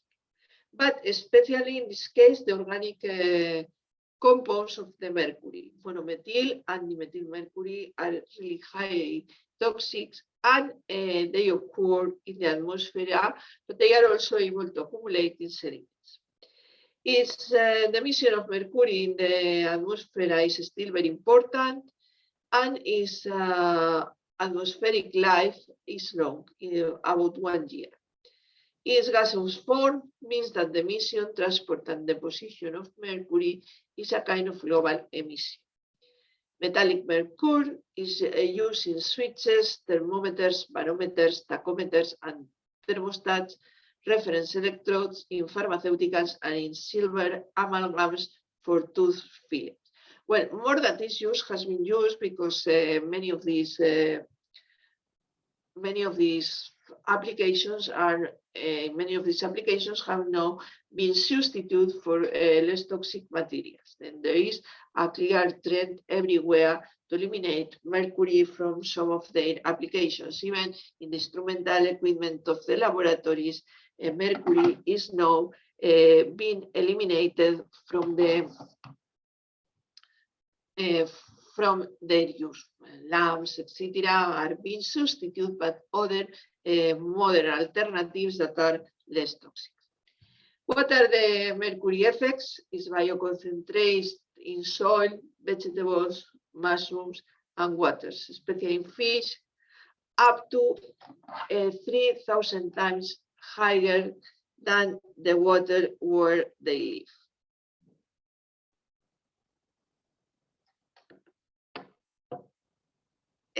And is related, and also needs related trophic chains. Mercury has a number of effects on humans, all of which can be simplified in the following: damage to the nervous system, damage to the brain functions, damage to the DNA and chromosomes, allergic reactions, skin irritation, tiredness, and headaches. It has negative effects on reproduction, sperm damage, birth defects, and abortions. And also is responsible of the chromosome damage related to mongolism. Its effects on animals that are also very well demonstrated: damage to the kidneys, disorders of the stomach, damage to the intestinal failures, and reproduction and alteration of DNA. Regarding what we know about the acute intoxication of mercury in of the human being with mercury. We can call about the most famous one, that is the Minamata intoxication. The Minamata intoxication took place in 1956. You see that in the middle of the 20th century, there was not too much control about these organic pollutants and then about these environmental pollutants, and they were everywhere, and was the starting point of the new discoveries and the high growth of the industrial applications, and then there was a number of important intoxications. These intoxications take place in the Minamata Bay. You have here where is the Minamata Bay. And it was a case in which about 3,000 Japanese intoxicate themselves in this bay by consuming fish and mollusks that had accumulated methyl mercury in their organisms. The responsible of this contamination of the fish and mollusks, etc., were the Kiso Corporation.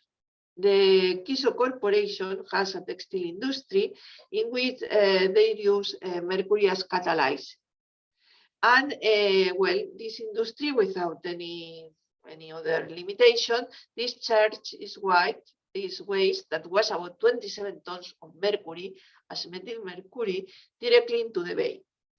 About 2,000 people died, and well, many people has really atrocious suffering.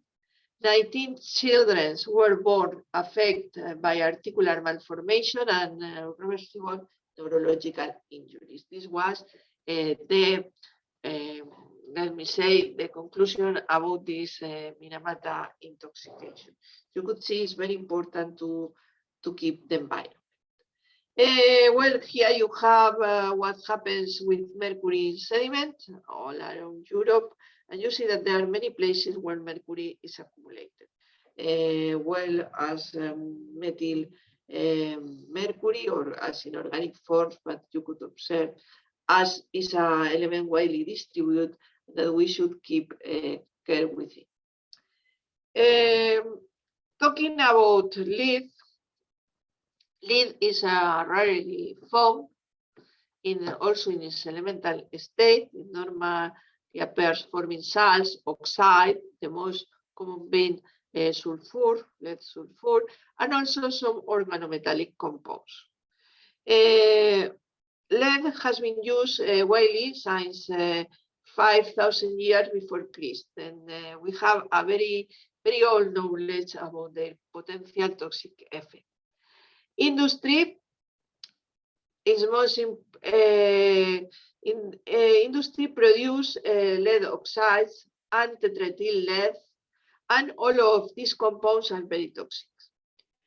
Their use and production are constantly growing, and its use is very widespread in its various forms and in a multitude of applications like batteries, gasoline, anti-knock, alloys, pigments, ammunition, cable coating, reduction, etc., etc. You have here a very long list. I don't want to be so long. And lead arsenates are used in large quantities as insecticides for crop protection. Then you have here a kind of evolution of lead about the years. You could see this shows the lead enrichment factor, and this is what happens with the lead since the Bronze Age. As you could observe about the history, we have enriched our world with lead due to many human activities. In fact, in the Bronze Age, lead was already used. The Roman Empire marked an important point of increase in the lead concentrations because Roman used lead for almost everything. They make the kettles with lead. they use lead widely. In fact, one of the history theories about what happens with the fall of the Roman Empire involves lead as a toxic that was responsible, for example, of lower levels of birth and some disease and some mental diseases that makes the Roman Empire more weak. The amount of leaves declines slightly with the fall of the Roman Empire, but the different cultures that has been involved, but at least in Europe, has been the responsible of the an increase in the lead. More or less was a small increase up to 2000 years ago, with the beginning of the Industrial Revolution. And this is a kind of graphic that I showed you because it's interesting, but that maybe has a too European point of view regarding history. But the true thing is that the Industrial Revolution has produced an increase of about 40 times more lead than before, everywhere in the world.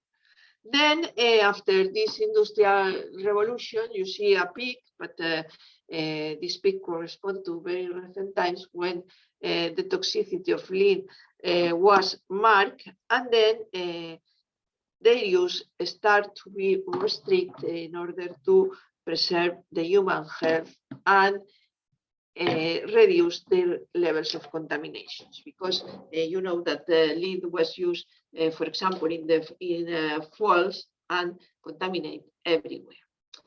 What are the lead effects? Well, lead is one of the 4 metals that has the greatest harmful effect on human health, and that can accumulate in individual organisms, but also enter the food chain of human and animals. Then is very important this fact of enter the food chains, because consumption of high levels of lead is complicated.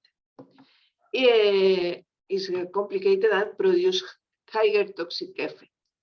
Can contaminate water and soils. And keep in mind that even though the pipes are made from plastic materials like polyethylene and other polypropylene that are considered not toxic for the human being, there are still many places where pipes are made of lead, and this this lead could suffer from corrosion, and then part of their metals could go to soil.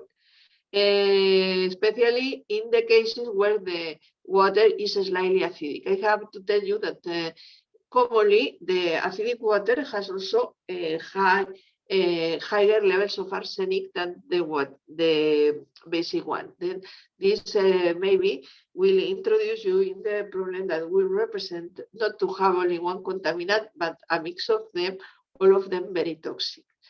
Then also could be a source of lead, the corrosion of paints and the industrial discharges. Lead can enter the atmosphere through the combustion of oil and through some industrial processes, or also through the combustion of solid waste. And lead also accumulates in the body of aquatic organisms and soil organisms, and can become deadly to them. Lead has been observed that is really critical for crustaceans or phytoplankton. Then that is an important point to keep in mind about lead. Regarding the effect on human beings, can cause disruption of hemoglobin, biosynthesis and anemia, can produce increased blood pressure, can damage to the kidney and brains, can produce abortions when entering the fetus through the placenta of the mother, and it is a kind of metal that could move in the placenta. is neurotoxic and produce nervous system disturbances, decrease male fertility through the sperm damage, decrease children's learning abilities, produce disruption in children's behavior such as aggression, impulsive behavior, and hypersensitivity. These are problems that nowadays we find with lead. Lead is known from ancient times because it's very traditional, because one disease that was called Saturnism. So the name of Saturnism becomes from the Greek god of Saturnus, and it has been very popular because lead was everywhere. I mentioned you that Romans used lead to prepare almost any type of utensils or any type of product that they use.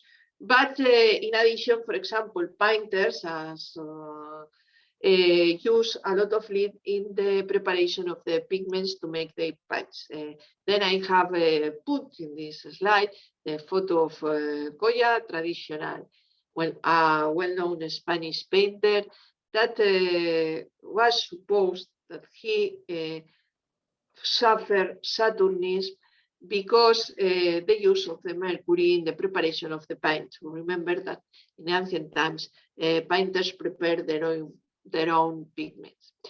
Saturnism is characterized by anemia because lead in the blood blocks the synthesis of hemoglobin and alters the transport of oxygen to the blood and other organs of the body. Lead is able to replace metals such as cadmium, iron, and zinc with enzymes degrading their functions and cause irreversible neurological damage when reach the brain, which cause insanity and deafness. Also cause impotence.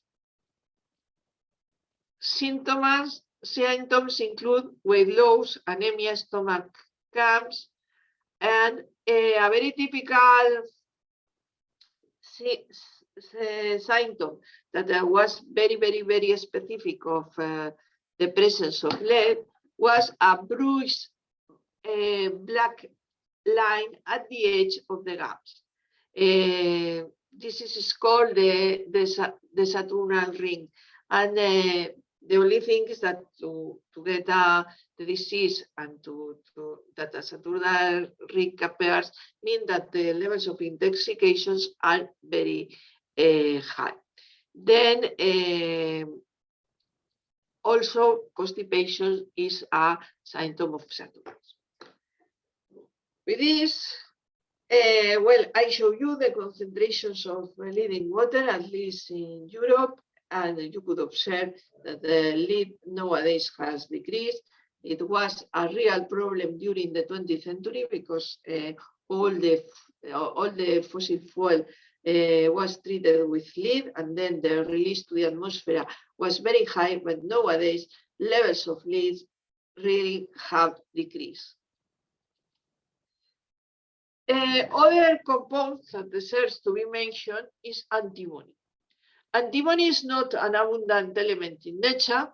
It was rarely found naturally, and often is a kind of mixture of isomorphic mixture with arsenic that is called aluminite. It has a lower electrical conductivity in a solid state than in a liquid state, and it is found mainly in nature as sulfides and oxides. Antimony compounds has been known from 6 millennia, and as a metal was started to be used at the beginning of the 17th century.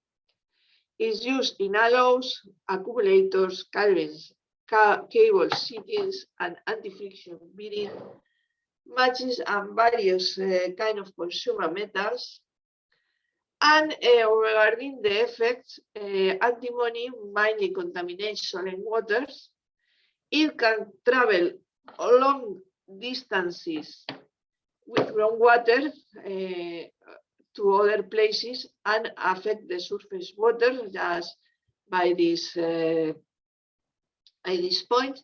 Human exposure to antimony commonly occurs through respiration, drinking water and food, but also through skin contact with soil, water, and other substances containing antimony. And the breathing of antimony is linked to the presence of hydrogen in the atmosphere. More serious effects can occur with prolonged exposure, such as lung disease, heart problems, diarrhea, severe vomiting, and stomach ulcers. I have to tell you that there is, at least in Europe, the discovery of the toxic effect of antimony was very particular because it was discovered by the monks who lives in a monastery, and they live near of a soil that was very rich in antimony. And the cooker of the monastery discovered that, well, if they salt or spice the food with this soil, the monks start to be better. They get weight, they feel better, but at the few times when the antimony accumulate in enough amount, they start to die with severe vomiting and stomach ulcers. Then it was a way to discover what happens with these antimony effects, but also give an idea that it's not a too much abundant metal that occasionate any important episode of toxicity. It has also been used in medicine for centuries, especially against parasitic infections. And well, if the dosage is overpassed, the effects are very, very damaging, and animals are particularly sensitive to this metal. This gives you a kind of overview. It's also present in water, but as you can see, there are very few places where antimony is important.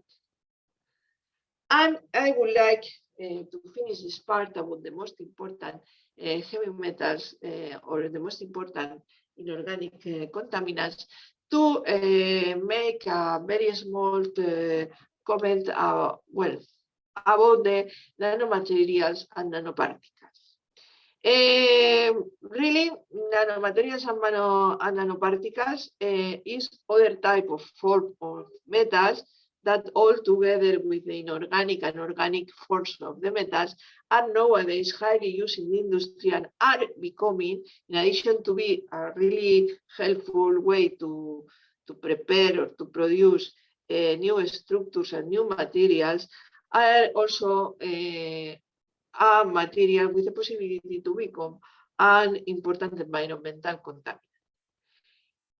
Nanomaterials could be or could have inorganic elements or not. It depends. The important point is that are materials that has morphological properties smaller than 1 micrometer in at least 1 dimension.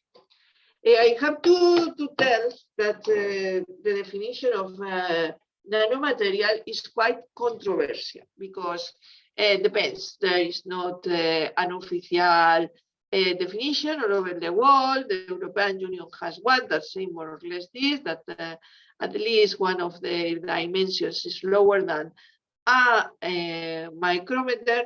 And you have here something, this is in Spanish, but the technical language is very similar in all the languages. Then it means nanometer scale.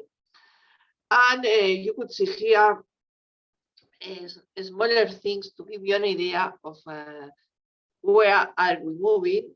We have the macro scale, the micro scale, and finally the nanoscale, that is maybe lower than some particles like viruses or human cells. What are so important nanomaterials? Because they have a kind of quantum size effect, And really, as I told you, for example, in the European Union, the definition recommended is natural, incidental, or manufactured material that contains particles in a non-bound state or as an aggregate or agglomerate, and where for 50% or more of the particles in the number size distribution, one or more external dimensions is in the size range of 1 to 100 nanometers. What are the importance of these particles? That their properties change. They have a unique and more pronounced characteristics compared to the same material without the nanoscale features, and that the physicochemical properties of nanomaterials may differ from those of the bulk substance or particles of a larger size.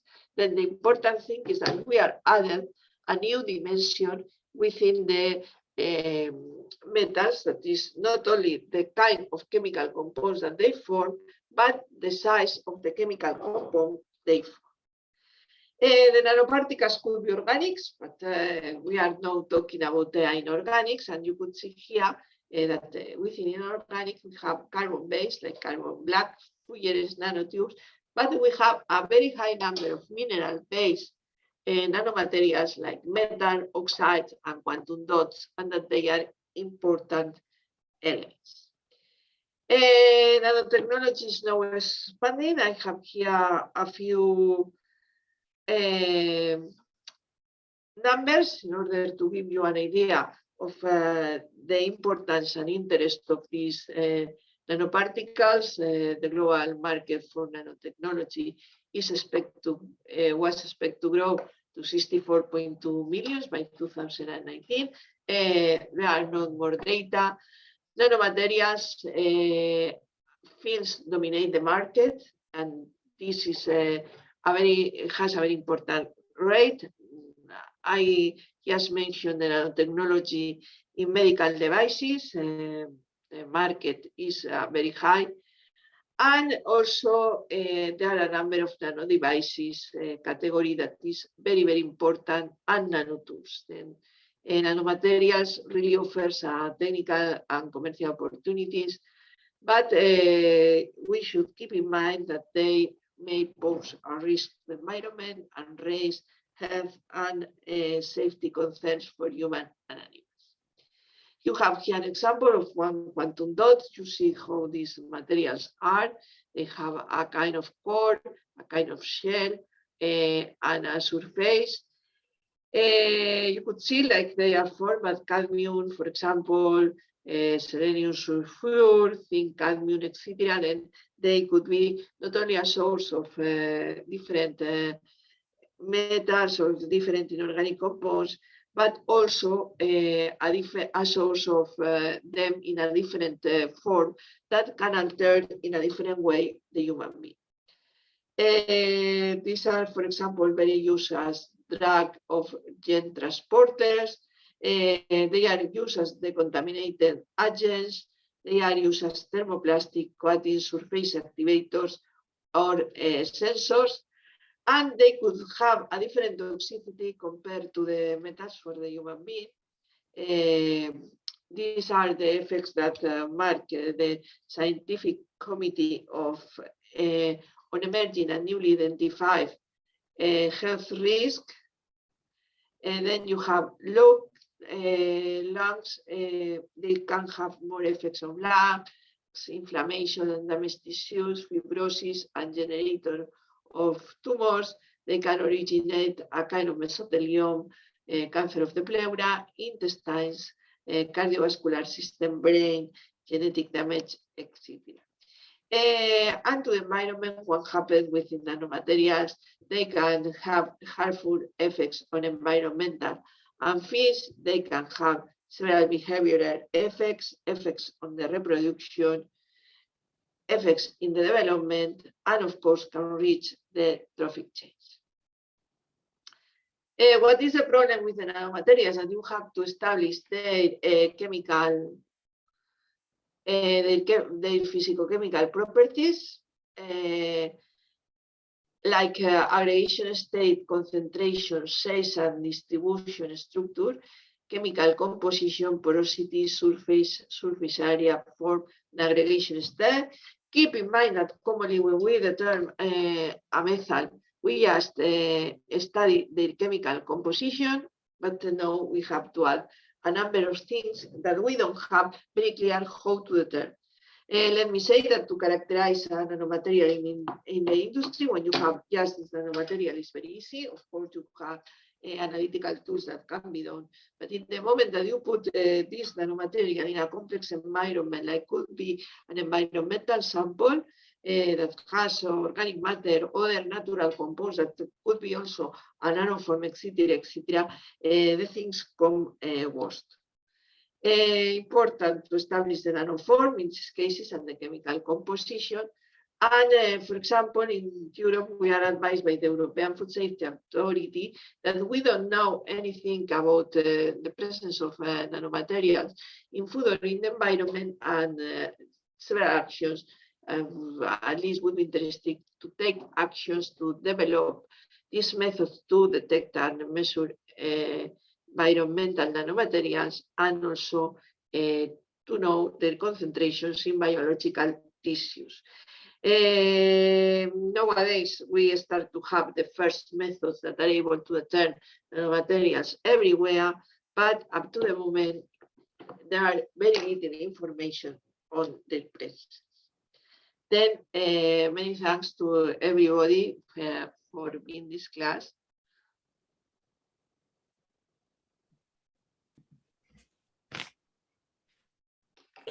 Thank you, Professor Yolanda, Thank you. for the comprehensive talk on this heavy metals. So if there is any query, we can take that query. And because after that, Professor Yolanda will continue with another session, which is regarding the relationship between chemical characteristics and persistence in the environment of some contaminants. Okay. Yeah, so if there is any query from any participant, please raise your hand.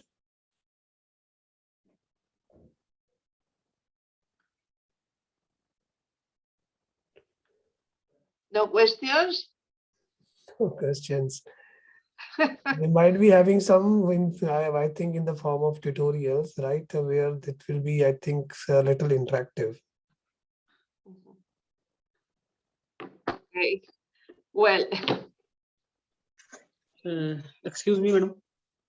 Yes. Hello, ma'am. This is Dr. Gaurav. Yes, Dr. Gaurav, please continue. Yeah, I have a question. Madam, your lecture was wonderful and with lots of quality information. I have a question. I think you have not included any lanthanide toxicity. Sorry, I don't hear you well. Toxicity caused by lanthanoid material. Could you write the question in the chat and I will look at it, because I cannot listen you properly. I hope that you hear me well. Yeah, actually he's asking about any toxicity studies of the lanthanide series of elements. Lanthanide. Lanthanide metals. About, sorry? Lanthanoids. Yeah, I can write. Just type, type in the chat box. Yes, sure. Yes, Sure. because I'm really sorry, but I'm not in my working place, and sometimes the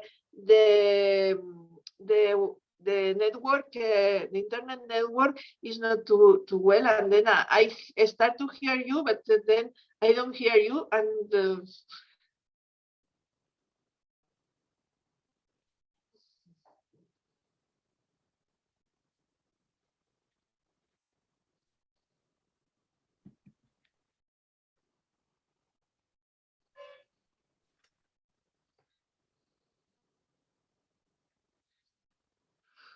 well, this is a good moment to stop a little, because I have to give you the last class, and maybe toxicity in we don't have any example of toxicity in the lanthanol series. Sorry, but I have to confess that in the moment that you tell lanthanoids, I cannot hear you. Then we don't have too much idea about them. All that we know is, well, from any other things. But for example, we have several data because we determine heavy metals in the environment, in our more or less in our related environment, because it's easy for us. And we can observe, for example, an increase in some of these products in the environment. But we don't have too much idea about the toxicity. Really, there are not too many demonstrated things, even that they could be very toxic. The concentrations that are reached in the environment commonly up to the moment are not too high.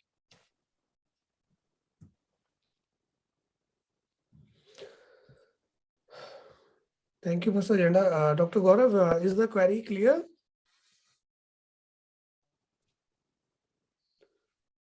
Yes, yes, sir.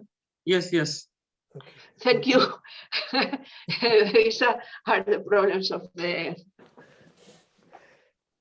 So if there is no other query, we can move on to the next session. Sir, I have one query, sorry. Yes, Dr. Sarabjit. May I ask one question? Yeah, sure. Please go on. Oh, sir, good afternoon, ma'am.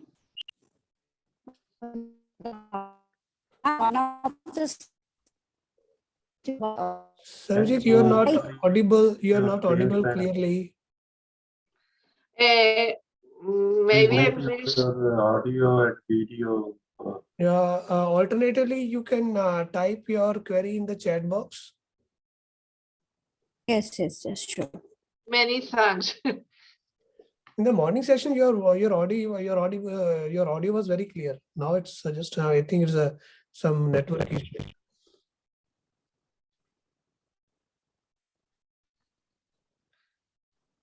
Maybe this is a problem with the networks. Audible now? Yeah, it's audible. Okay, sorry. Okay, ma'am, my question is like in one of the slides you talked about the presence of contaminants in nitrogenous fertilizers, right? So like my question is, when we say contaminants, it is required by the plants. Like, is there any kind of method by which we can estimate like how much of contaminants we are giving to the plants in addition to the fertilizers like we are adding? Like if, let's say we are adding urea, then we are supplying plants with some amount of nitrogen, a fixed amount of nitrogen, right? With that amount of nitrogen, how much of contaminants they are entering into plants? How can we judge that? Well, you have made me a very difficult question because there are many contaminants that we are contributing to plants. But well, maybe depends on what we are doing with the plants, because if we are we talking about crops that are used for human consumption? Yes. I'm talking about crops. Well, at the moment, looks like the food that we eat is safe. Right? I would like to give this message to make things clearer, and because commonly we have a lot of controls over the food that we eat. Then even that, for example, it's true that rice could absorb many heavy metals. It's also true that the part that pass to the seed of the rice is very small, and then analysis in the food that we eat commonly demonstrate that they are safe. It's also true that we are using increasing number of contaminants, that we have problems. For example, nowadays to get good quality water is a real problem in the world, and then we are using let me call them non-conventional water resources that, for example, has a number of organic contaminants. In addition, we put in these crops pesticides that we add intentionally to produce enough. And then they have a number of contaminants, but up to the moment, legislation everywhere. I think that I know better, of course, the European legislation than the other ones because it's in my area, but has a very strict limit regulation and have all the countries have programs to control food and then to make analysis, and up to the moment, the food that we eat is safe.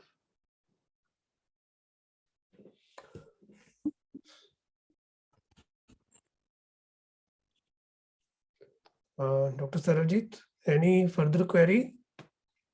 No, sir. Thank you. Thank you. Thank you, Sarojit. Any other query from any participant?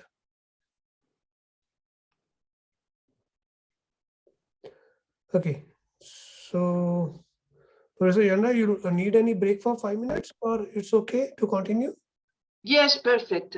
Very small break, just to drink some water.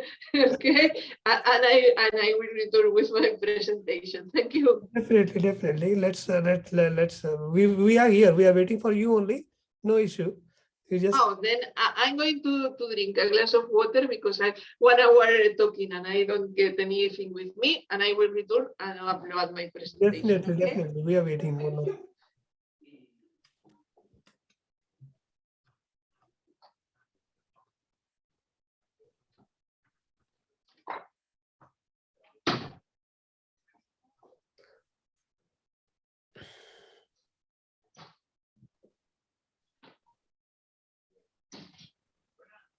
Classes of the course are really very general, but now I'm going to talk in this tutorial about the relation between chemical characteristics and persistence in the environment.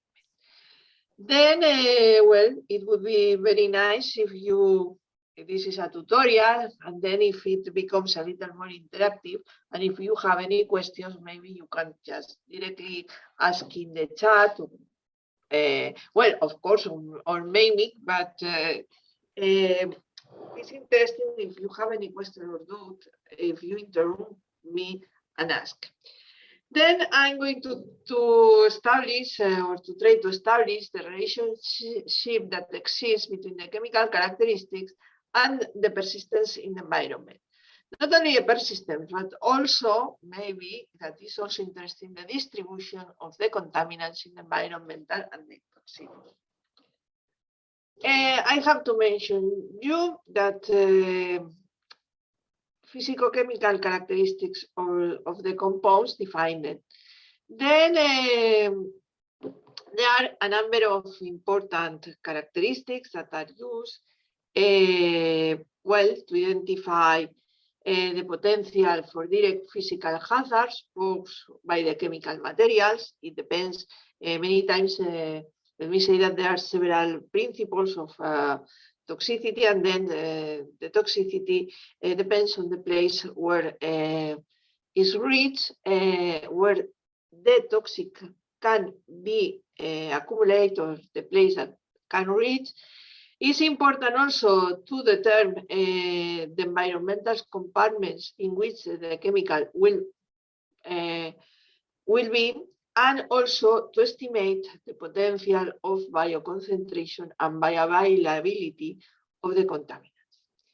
To estimate also the likelihood of mammalian exposure and bioavailability, and the likelihood for high aquatic toxicity, and also to estimate the potential for inducing human toxicity. Then physicochemical properties not only give an idea of persistence, but also many other things like where they will be distributed, how much toxic they will be.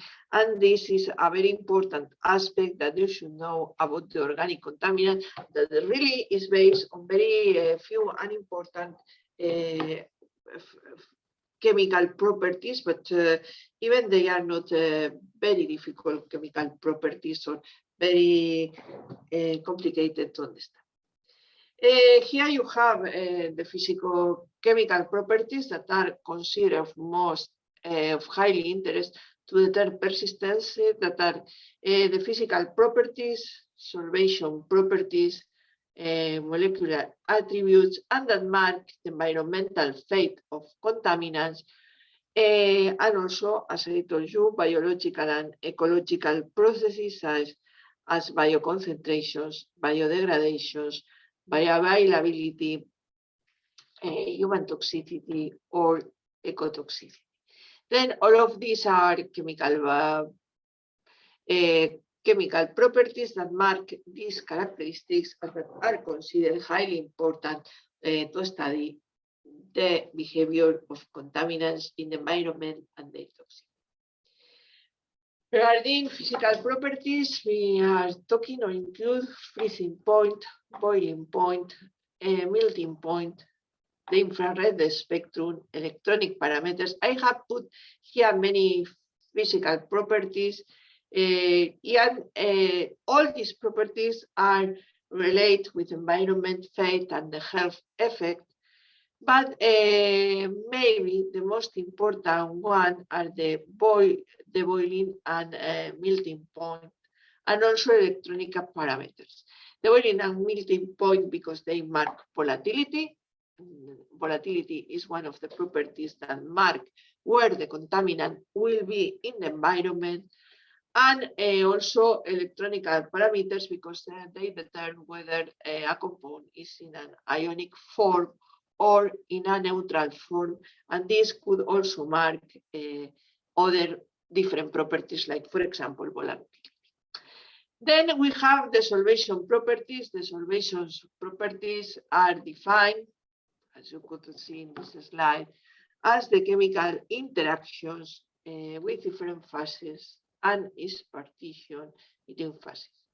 Solvation properties of interest in alternatives assessment can be divided in three main terms: the phase partitioning, the solubility, and other colligative properties.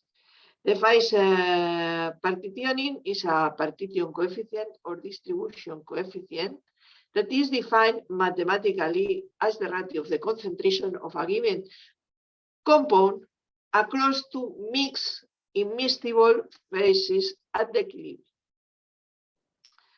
In the context of a chemical alternatives assessment, important partition coefficients are often measured in the liquid phase. Through partitioning can be measured across a range of solvent and phases, and the phase partition coefficients more often encountered when assessing physicochemical properties is a system where the solvent is water or an aqueous phase, and the second solvent is an organic and hydrophobic solvent such as 1-octanol. For example, this is called the most used one is the octanol water partition coefficient. This is the key OW, and that commonly is represented by a P. And the property that we commonly use in these assessments are the logarithm of P. Commonly, if you want to evaluate several compounds, by sure you can use internet. It's needed. I haven't put it here very long list because at the end that's are just the data, but you can see that you have a number of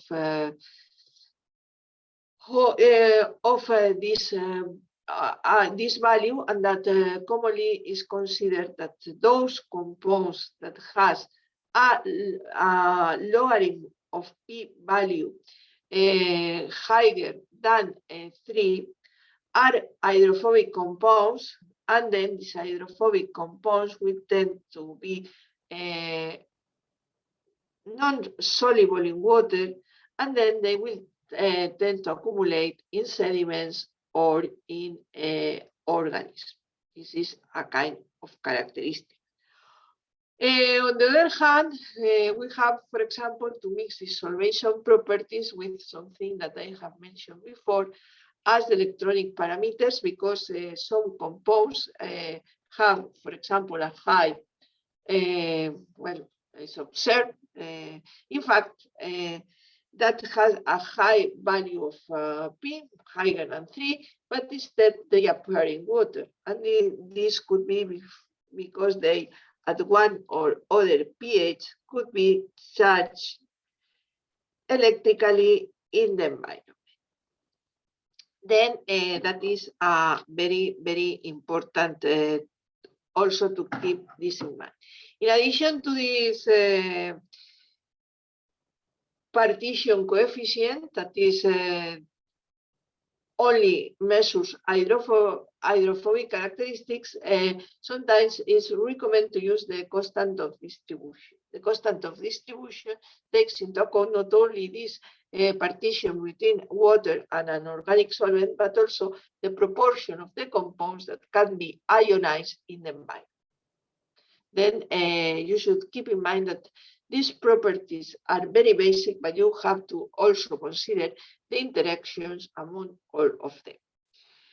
Other property that is taken into account is solubility.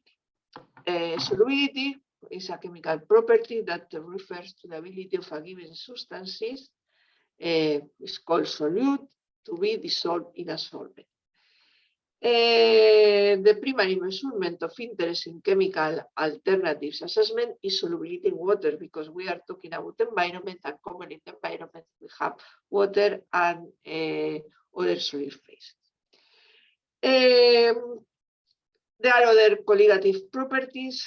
Colligative properties are properties of solutions that are not dependent on the chemical species, but instead of the ratio or of the number of solute particles to the number of solvent molecules in a solution. Example of colligative properties include lowering of vapor pressure, elevation of boiling point, and depression of the freezing point. Colligative properties generally don't play any significant role in these assessments and wouldn't be discussed for. Then other characteristics are the molecular attributes. The term molecular attributes is used to describe properties related to molecular shape and size.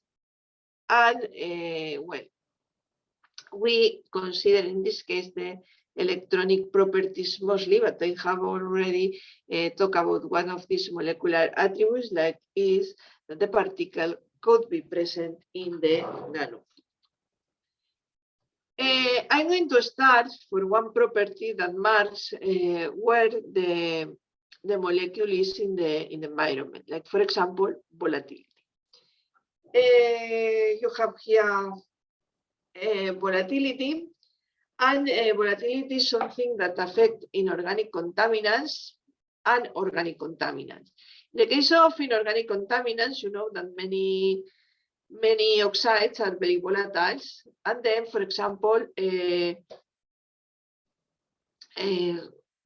sulfur dioxide becomes from automotive exhaust, thermal power stations, coal industry, or nitrous oxides are coming from the aerosol and fire extinguishers, propellant industry, etc., or carbon dioxide that comes from car exhaust, urban emissions, industry heating. That nowadays is important because it's highly important to keep an economy that lower the carbon consumption. Then these are coming from atmospheric origin. Why? Because they are volatile. What happens in the atmosphere with these compounds? Well, you see that once they has been volatilized because they are emit or they are really volatile, so we come from the different gases, they are emit to the atmosphere. Then in the atmosphere, in the gaseous phase, they suffer several chemical transformations. The chemical transformations commonly are related with the reaction with water. They can become in forms that are not volatile nevermore and will be deposited with the dry particulates. They can be combined with water and they can precipitate or be deposited as snow, or they originate the acid rain because they have reacted with water, and this nitrogen and sulfur dioxide with water is transformed in nitric acid and sulfuric acid. Then this is an important type of contamination because these volatile forms come again to the earth and produce a really problematic situation in the environment. You have here the different transformations that these compounds can suffer in the atmosphere. You could observe like they can be react with water or can be oxidized by reaction with the sun radiation or with the oxygen, and become or form a number of compounds that could have a very high acidic character, and then that could be dangerous for the human life. Here is the idea of what happened and the effect that these compounds could have on plants and on animals. Keep in mind that rain is considered acid rain when the pH of the rain is between 4 and 5.6. If this acid rain commonly accelerates leaching of cadmium and magnesium in the leaves, commonly this accelerated leaching in the leaves is not compensated on the losses on the by the root uptake, and then the magnesium deficiency increase the calcium, increase the magnesium deficiency and decrease the calcium levels. Then that is a problem for the plants and is one of the problems that originates. In addition, if these acidic compounds contaminate plants and then they are frozen, there is a damage in the membranes, and there are problems of photooxidation, and the photooxidation of these compounds also produce a decrease in the photosynthesis rate and in the pigments. Then you should keep in mind that properties of the compounds are highly important in the atmosphere. I have this is just to show you the effects of the acid rain. You know that has very direct effects on aquatic flora and fauna. And you could see, for example, trees, etc., etc. Acid rain is a problem that is trying to be solved, but has originated the loss of many of high amounts of especially trees. I have shown you, and in this case I took the data of the India, what happens with the acid rain in your country. You could see the levels of sulfur dioxide that you have in different places, and as you could observe, the most affected part is the northeast of the India, and this depends many times of where or of the behavior of the atmosphere and the wind in the area. Also in Europe, we have the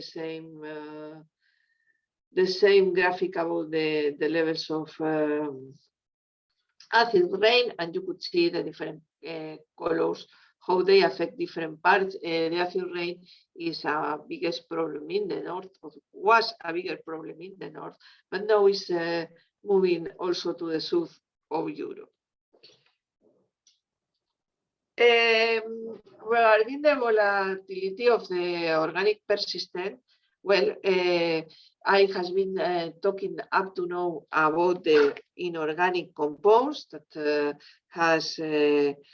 that are volatile and goes to the atmosphere, like the oxides, but well, you know that sometimes we have called about how persistent organic pollutants affect the Arctic, how they go to remote regions in the world, and it's impossible that it has been used before in these places, and well, how an organic, a persistent organic pollutant, that is, for example, an industrial compound, produced where there are very big populations of human beings, can arrive to the Arctic. And then it's also based in these physicochemical properties. I have already mentioned that persistent organic pollutants must be persistent, must be bioaccumulative, must be long distance transport. And then a compound is considered persistent when it's stable and resistant to degradation processes. How is considered stable? Because it depends on what we compare. Then, for example, organic pollutants are considered as persistent when they are stable in water more than 2 months. They are stable in soils for more than 6 months, and they are also stable in sediments for more than 6 months. Regarding this characteristic, is one thing that depends on the structure of the molecule, but commonly is formed when there are very stable bonds. And very stable bonds are those that are formed between carbon and, for example, halogen compounds. Then there are also bioaccumulative compounds. The bioaccumulative compounds are because they are absorbed and concentrated in the organism tissues. This is called bioconcentration or biomagnification, depending on the level. Bioconcentration is when they concentrate from the environment to the tissues, and commonly we talk about biomagnification. Is this bioconcentration is increasing along the food chains. Regarding the bioaccumulation factor, it should be lower than 5,000. It's considered that there is bioaccumulation when the bioaccumulation factor is higher than 5,000. It's also considered that the compound is bioaccumulative when it is very insoluble in water and instead it's highly soluble in fat tissues. That means that the KOW, the logarithm of KOW is higher than 5, and also when shown in any way by accumulation in the food chains. And also it's important because this compound has a long distance transport. This is because these persistent organic pollutants are semi-volatile compounds. Semi-volatile compounds susceptible to suffer atmospheric transport to remote areas where they have never been produced or used. And this is one of the problems of these compounds, because you start using in a place where population is very concentrated these compounds, you think that you are producing a kind of punctual contamination that wouldn't reach any other environment, but really the properties of these compounds to be semi-volatile make that they can travel very long distances. To consider a compound as long distance transportable, these compounds should have a vapor pressure higher than 1000 Pascal, atmospheric half-life higher than today's, because if they degrade in the atmosphere, they can be transported everywhere and don't appear. And or in any case, alternative monitoring data should show that the substances may affect regions where the use isn't existent. Then you have here a kind of idea of how this works. The stability of the bonds are responsible for the persistence, and the distribution coefficient is responsible of the bioaccumulation, and the volatility of the substances is responsible for the long distance transport. Then this kind of environmental distribution reflects not only the sources, but also processes in the environmental field. You have here degradation is one process, non-transport distance also, and the distribution in all the compartments, all the environmental compartments is very important. How these volatile pollutants are moved? Well, you could see here this example is quite old draw, but I like it because I find it very, very clear about what happened. Persistent chemicals commonly are, in addition to this, as they are very non-polar, they are organic molecules non-polar, commonly have the property to be also volatile. Everything is connected. Then, as they are volatile, they can switch between the gaseous state and the condensed phase, depending on the temperature range in the environment. Then, commonly, if they get volatile, they can be travel with the winds to very long distances. If the temperatures aren't appropriate, they of course can condense and accumulate in soil. As they are not soluble in water, they commonly remain in soil sediments and vegetables. And then in the moment that the temperature rises again to reach the melting point of these compounds, they go again to the atmosphere and travel a long distance again. Then in this way, they can travel from Sweden, from India, to the Arctic and Antarctic areas, and we find there this compound. Then that is an important aspect of the organic contaminants that are able to be everywhere. The other important property of the compounds that determines the environmental compartment where we find them is solubility. Solubility is a very important property and is marked in part by this distribution coefficient, in part by the solubility, and by the oxidation state. You have here a little the distribution of the contaminants. As you could see that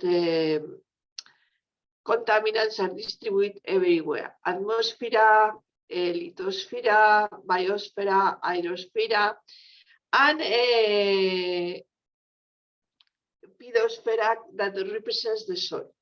You should keep in mind that in addition to water, that is a much more moving environment, the soil is the place where many of these contaminants are retained.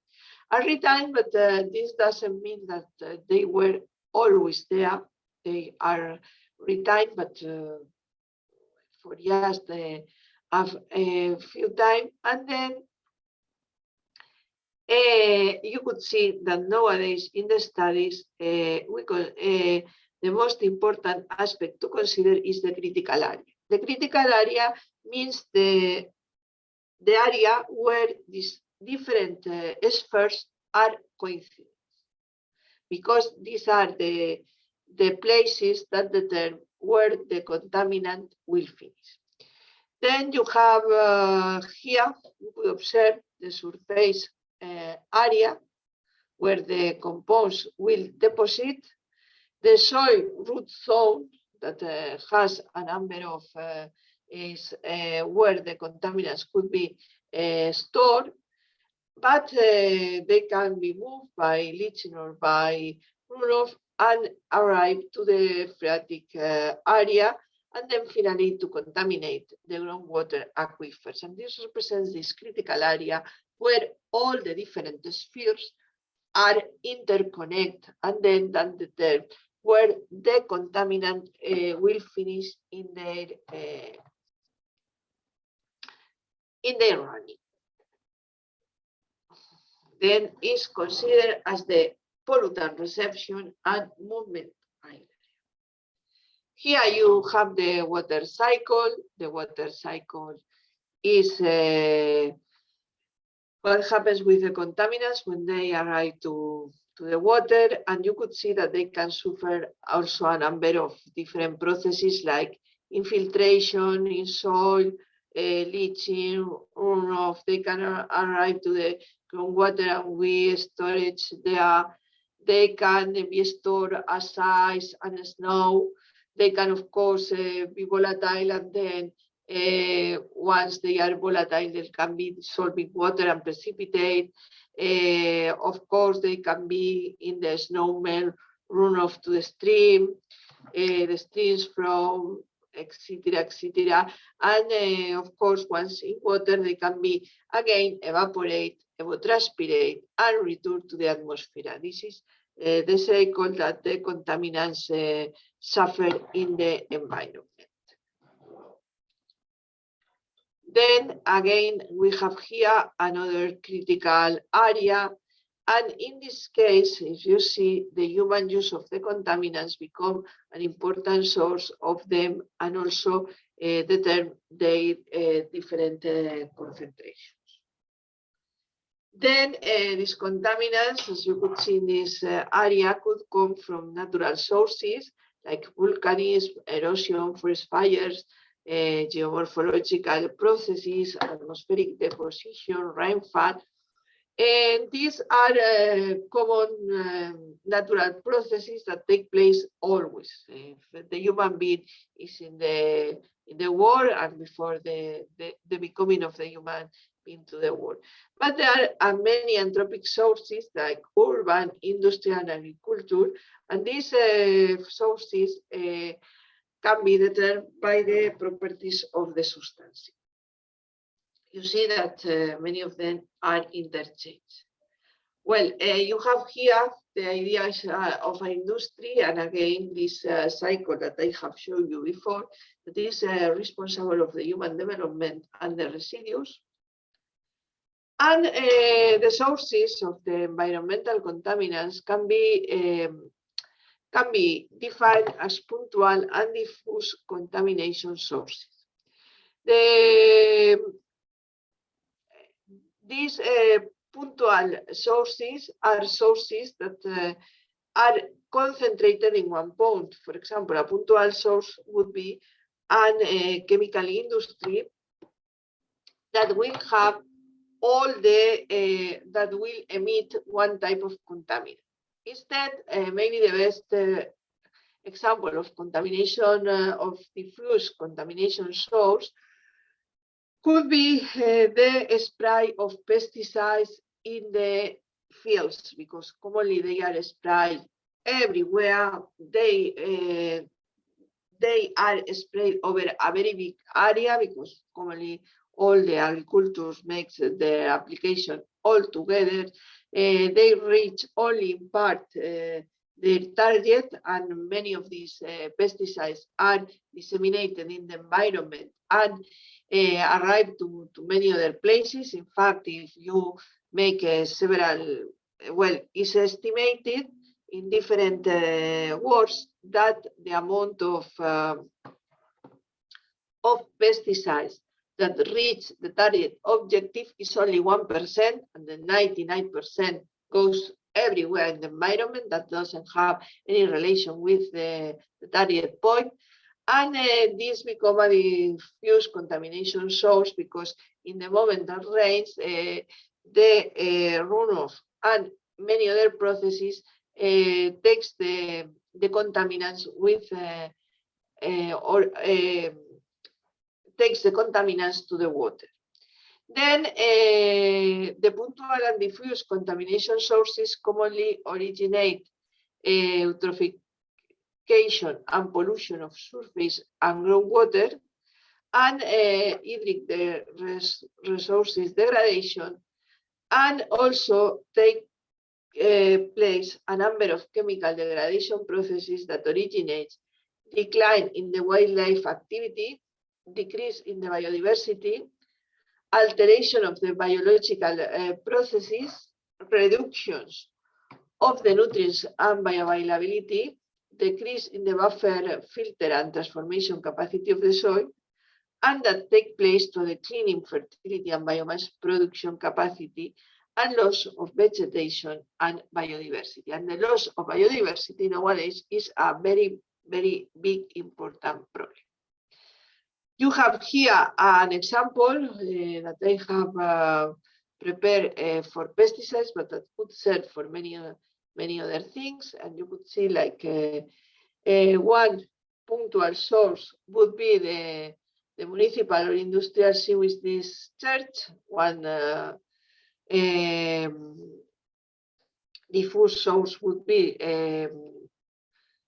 runoff, and you have here all the discharge to the river where you could observe what happens. Pesticides are distributed, but fortunately, in addition to this distribution, but runoff and lixiviation, not all the organic contaminants are completely persistent, because otherwise we will be all of us green and cannot live in this world. But there are a lot of degradation processes. The degradation processes could be biological, macrobiological, originate by the microorganisms of the water, of the soil, of the sediment, and also there are many physical processes of degradation like photolysis, hydrolysis, or pyrolysis.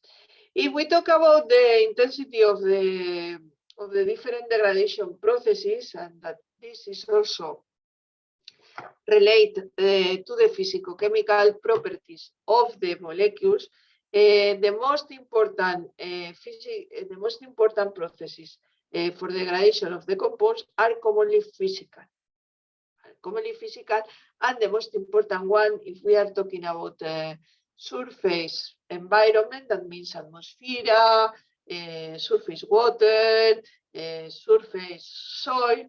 Maybe the most important physical process responsible of the degradation of the contaminants is the photolysis. Photolysis is very important because all the contaminants are exposed to the sunlight, and the sunlight has a very important capacity to degrade. Most of the compounds in one or other percentage could be photolyzed and could be degraded in part. There are really very few compounds that cannot be photolyzed. The other very important environmental process that eliminate contaminants is hydrolysis. Hydrolysis is very important because it degrades compounds, and there are many compounds that are susceptible of hydrolysis. You could see how, for example, sulfur dioxide could be transformed in sulfuric acid, but you should keep in mind that this represents what happens in the environment, that sometimes degradation products could be more toxic than the parent compounds. Regarding this physical hydrolysis, there are compounds that are hydrolysis that could be that can suffer hydrolysis, and others that no. Then, in the case, for example, of pesticides, one interesting case in the environment could be the atrazine. The atrazine was an herbicide. Now is forbidden in many places, but atrazine has been banned, but we use terbutylazine everywhere. Then we have just changed one for other, and these triazines have the characteristic to suffer photolysis. That means that they are degraded by the sunlight, but they are not. They don't suffer hydrolysis, and then those molecules of atrazine that are in the surface water commonly disappear and are degraded, but some of them that are able to leaching through the soil and to reach groundwater can be stable there for many years. Then that is also an important aspect to keep in mind in this case. There are other processes like pyrolysis, but pyrolysis is quite minoritary in the environment because it means that there has been some forest fire or something like that.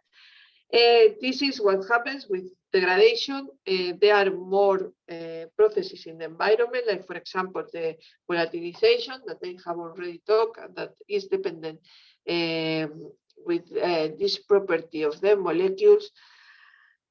And that means that the contaminant goes to the atmosphere and they can suffer other processes and can return to the earth again, but also is a way to eliminate the concentration of the pesticide and of or any other contaminant.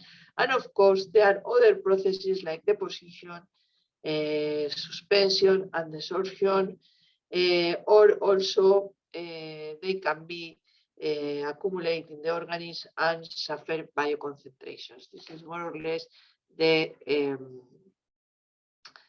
way that they follow to be in the environment.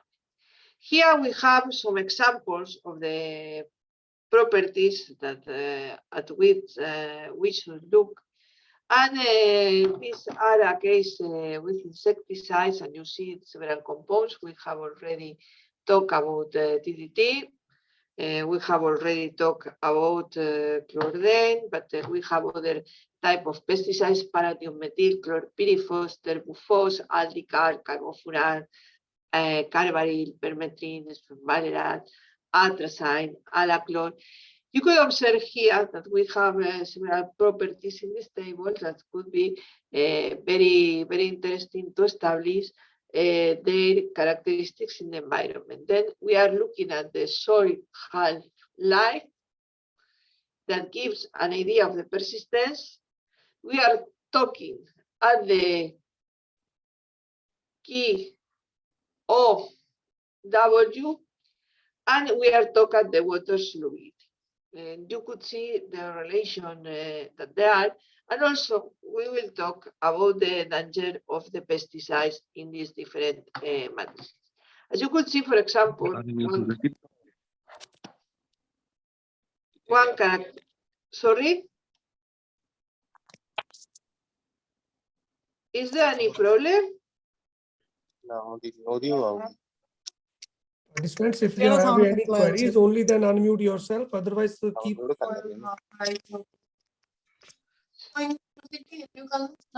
कोई नहीं बड़ा burden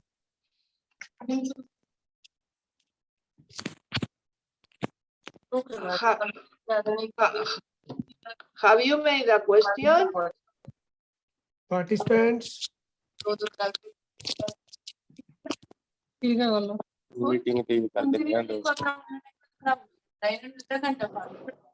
Sorry? Yolanda, Dr. Yolanda, they have unmuted themselves some mistakenly and they are just chatting. Some participants, they have unmuted themselves and mistakenly, and they were discussing something among themselves only. Okay, then doesn't matter. I will follow with this talk.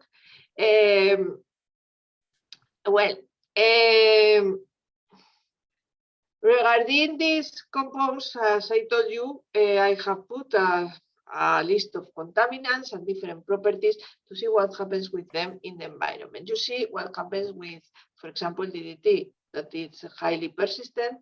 It has a soil half-life between 3 and 10 years. And you could see that it's very little water soluble. Then what will happen with this compound in the environment? Well, the thing that happens is that it would be very difficult, very strange detecting in water. Only water will be always clean, but instead it's convenient to look at it in the soil, in sediments, in biota, in other environmental compartments where the compounds that are liposoluble tend to be accumulated. In addition, in these compartments, as you could see, it will be really with a long persistence. Then it will accumulate, and if their use doesn't decrease, their concentration in those compartments will increase progressively. Even that we make a constant use of this compound. The same happened with the chlordane in these cases where there is not a constant of distribution, is because they are this constant of distribution is very difficult to calculate, to be calculated experimentally, because they are so little water soluble that you cannot detect them, they never in water. Then these are these persistent organochlorine compounds that I have defined before, and they have the inconvenience that they are very long-term persistent, but one advantage is that they disappear from water, and then as contaminants that could be accumulated in water, they are not too dangerous.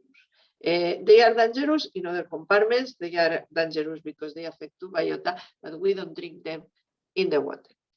Then we have other list of compounds, paration, chlorpyrifos, and Excuse me for interrupting in between, ma'am. I just want to ask you, what is this KOC? It will help me in understanding. Sorry, is the constant of distribution that I mentioned before, the partition between water and 1 octanol. Okay. Really sorry, but I take different sources, and then in this case is very complicated to get a common nomenclature. It's something difficult, but it's always this kind of partition between water and octanol. Then here you have other three compounds, paration, chlorpyrifos, and terbufor, are organophosphorus pesticides. And this is the next step, considering new compounds. I take the example of pesticides because they are designed to kill living organisms. And then as you observe, these are organophosphorus pesticides, and are organic molecules that tend to be much less persistent. Think that we are passing from a couple of years to 3 months as much. They are non-polar compounds, but they are of course not so water insoluble as the persistent organic pollutants. If you look at this, you already can calculate this constant of distribution. That means that if you make a partition between water and octanol, you find the compounds in octanol, but you find also a small percentage in water. So a very small percentage, but it's not so. And if you see, it can be solubilized in water in a small concentration. Well, the advantage of these compounds is that they are rapidly degrade, relatively rapid. Chlorpyrifos could be considered quite persistent, and in fact is one of the pesticides that appears more frequently in water, but it just can be degraded in 3 months compared with the several years. Then these compounds are considered as safer for the environment. What do you think that you will find frequently these compounds in water? Well, yes, but not at too high concentrations, because if you look at this octanol water partition constant is really a high constant, and then they tend to accumulate in sediments. And concentration in waters will exist in these cases, but will be very low.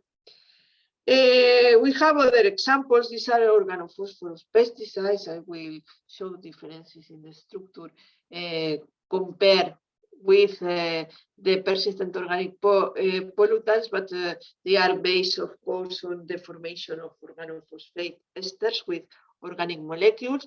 And you have here other compounds that has more or less the same characteristics, like carbofuran, carbaryl, sphingvalerate, that are also pesticides of similar characteristics. But if you see, molecules tends to be less persistent and less non-polar, or more polar, as you prefer. and also more water soluble. Then you have, for example, here the case of the permethrin. Permethrin is a different class, is similar to some natural insecticides, as is also a very nonpolar compound, and you see this difference and this correlation between water solubility and this constant of distribution. But if you look carefully at this table, you could see what are the compounds that are really, very, very dangerous in water, that are those as the aldicar. The aldicar is a carbamate, the atrazine that I have mentioned before, the alachlor that has, if you look at the soil half-life, very long lives compared with the medium, where think that we are not talking about persistent organic pollutants, and you have these distribution constants that are relatively low, and you have this water solubility that is very high. These compounds are dangerous because when you put spray these pesticides in the crops, they can form deposits in the environment. They are not degradable, and they can go to the water in the moment that rains, especially with the runoff. And these compounds becomes more dangerous in this case. Could observe how these different properties relate. Then how is marked the differences of these compounds.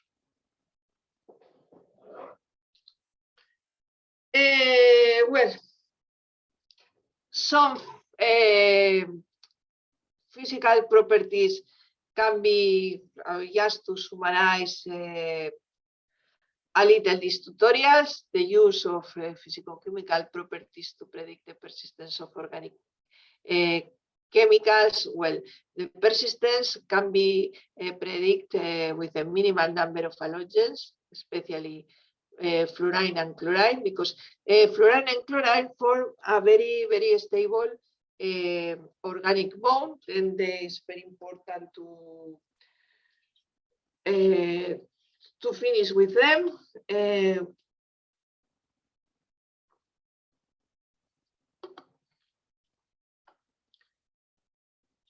Then also other property that helps or that makes the compounds persistent is a minimal chemical branching, especially, for example, of quaternary carbons. Other thing that makes the compounds persistent is a minimal number of tertiary amine, nitrous, azo, and arylamino groups. A minimal number of polycyclic residues, especially more than 3 fused rings. Presence of esters, like, for example, phosphonates. Presence of oxygen atoms, and presence of a short linear alkyd chains with less than 4 carbons, or phenyl rings that can act as sites for oxygenase enzyme activity. Then you have here some physicochemical properties that make the molecule more stable. Sorry, I'm going to drink a little because I'm many hours talking.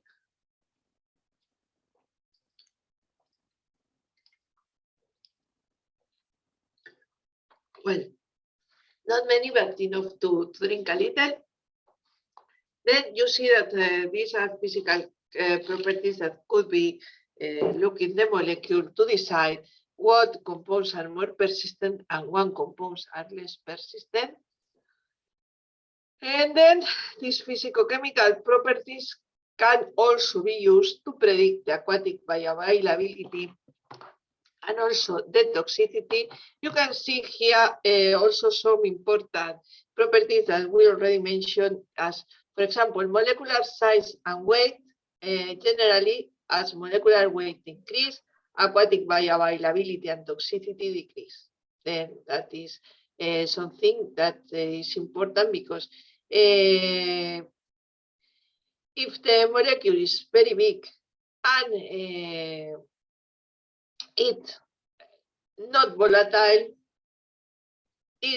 don't have capacity to move in the environment, and then it becomes some substance that could be retained in soil, but once in soil, don't move, don't pass to the biological organism, and then is quite innocuous. And instead, caution must be taken, however, to consider possible breakdown products that might reduce the molecular weight and then be toxic. Then other very important properties, of course, the octanol water partition coefficient and octanol water distribution coefficient. The partition coefficient is without taking into account the ionization of the molecule. The distribution takes into account this distribution, and then this usually correlates exponentially with the acute toxicity by narcosis for non-ionic organic chemicals, and chemicals with a log p-value lower than 2 have a higher probability of having low acute and chronic toxicity. For ionizable organic chemicals, this log of p is sometimes considered as a more appropriate measurement because they could be ionizable compounds. Then, if they are ionized, you should keep in mind that sometimes the compartment, the behavior in the environment could be different. That means that compounds that has a very high log p couldn't be in sediments. In fact, if you look at the different environmental monitoring studies, you always find that these physicochemical properties is true that helps to establish the behavior of the organic compounds in the environment, but sometimes there are compounds that don't follow the rules, and this is because we don't know absolutely everything about the behavior of the chemicals in the environment. Then commonly is considered that the sediments have a constant of distribution of about 2, and the compounds that have this constant about 3 have more affinity to go to sediments, to go to biota, than the others goes to the water. Other properties, water solubility, generally compounds with a higher constant of distribution have lower water solubility, very poorly water solubility chemicals, and generally have low bioavailability and are less toxic. Regarding the energy, the energy gives also the energy of the molecules reflects the blood chemical reactivity, and commonly, the chemicals that has energies higher than 9 commonly are much less likely to be acutely or chronically toxic to the aquatic species. Then you see how, looking at the different properties, several behaviors could be established. You have here also some report about the toxic effects. Then the toxicity is also related to this molecular structure. The toxicity of a compound could be defined as the ability of a compound to cause injury or death. Then you have here several oral lethal doses, 50 values for commonly are rats, but you can find it almost in any compounds, and also you can, this data, I have put here this data because they are experimental data that are well corroborated, but instead you could see that, for example, there are several estimations that are based on the structure chemical activity. And you have here this table where different effects are represented. The different toxic effects are established for a list of pesticides. Many of them are coincidence with the pesticides that are previously shown in the previous slide. You could see, for example, DDT. If we look at the global list of lethal doses 15, you could see, like, for example, DDT is not a highly toxic compound regarding the lethal doses 15 in comparison to other pesticides. For example, Aldicar has a lethal doses 15 that is 100 times lower, Terbufos 50 times lower, carbofuran is 10 times lower, etc. But you see that this is an acute dose. That means that the animal has been exposed to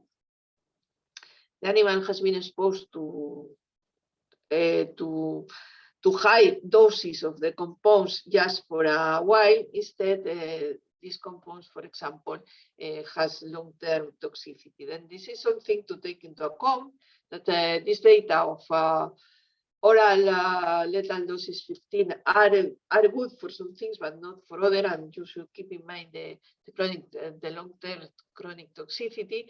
But you could observe, like, for example, DDT has a moderate toxicity, but is very non-polar. Then you should keep it in mind, and you should compare this toxicity data with the environmental behavior of the pesticide to establish their global behavior. You have here, for example, the case of the Aldicar. You see is very highly toxic. If you remember from the previous slide,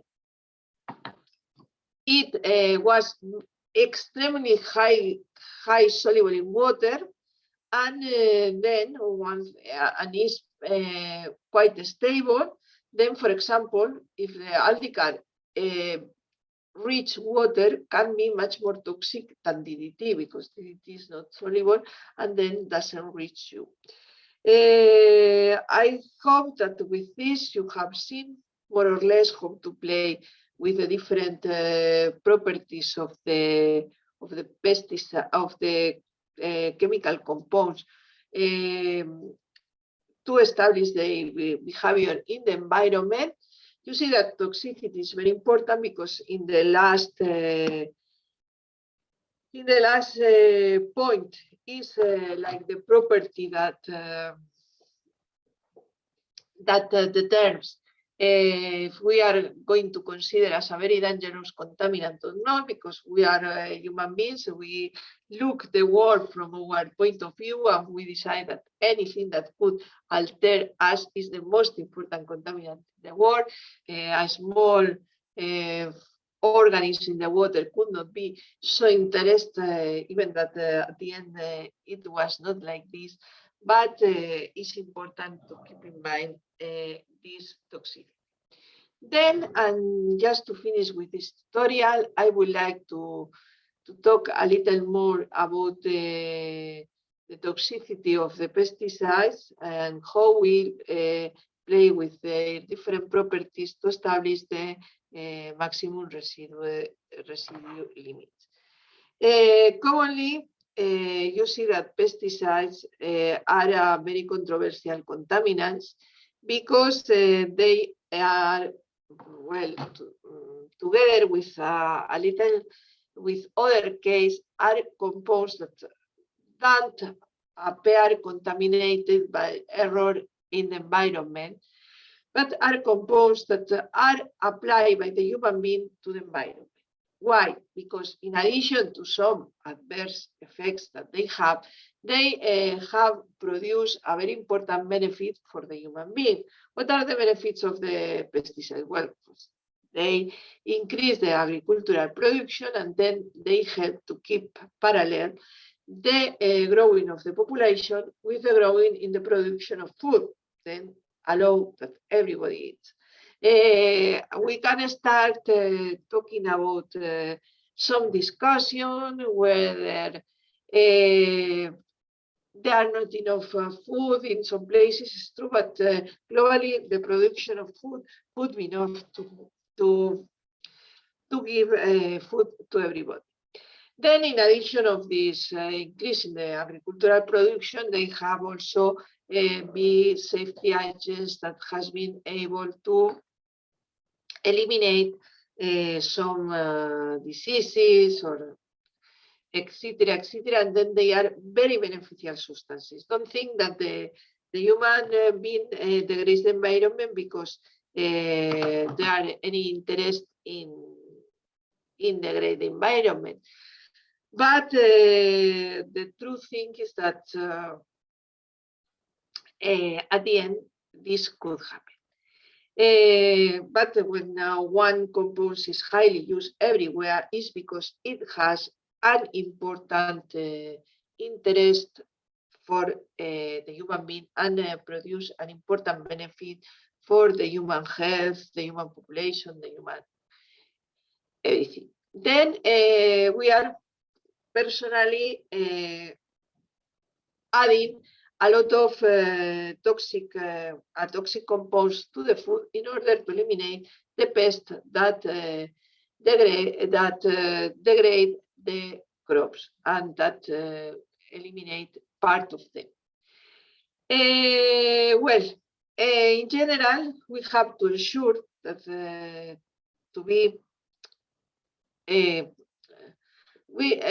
general, when the pesticides, we have to ensure food safety. And to ensure food safety, we have to be sure that we use enough amount of pesticide to kill the pests and to increase the production of the crops, but not too much to have toxic residues in the crop. It is unavoidable that if we add pesticides in food, some residues will be there. That will happen always because you never know how the degradations process are going to work in the environment. And these degradation processes depend on many circumstances like the environmental temperature, the degree of solar radiation, and many other factors. And then sometimes these pesticides that you have sprayed over the crops could be degraded more or less depending on the circumstances.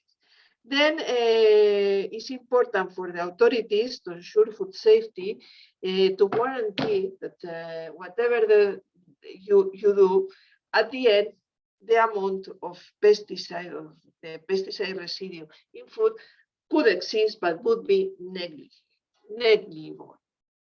Then how is this done? Well, in general, pesticide residue is not only defined as the pesticide, the original pesticide, but as the pesticide and any substance that can result from the use of a pesticide, including metabolites, reaction products, and impurities of toxicological interest. Commonly, you have a pesticide residue definition. For example, the World Health Organization has a website where you can go, put the name of the pesticide, and you will see what are the definition of residue, if it's the pesticide, or if is the pesticides and any degradation product of metabolite. You know that there are many types of pesticides, but this is something that isn't relevant for this talk. And then also that long-term toxicity sometimes is poorly known because you cannot make toxicological assays in human being, and always you are extrapolating. That means that the toxicity data that you have has been established making some studies, some toxicity studies on animals. And then, for example, even that we use mammals like rodents, etc., their metabolism is not exactly equal to the human being. Their weight is not exactly equal to the human being, and there are many differences and many sources of error in this establishment. Commonly, in this case, to establish the maximum residual limits of pesticides or the tolerance, with ensuring a good safety margin for the population, we follow the scheme that is established in this low part of the slide. Then the non-observable effect level is considered as the doses of the compounds that don't produce any effect on the animals. Then first, this is a quite interesting source of error because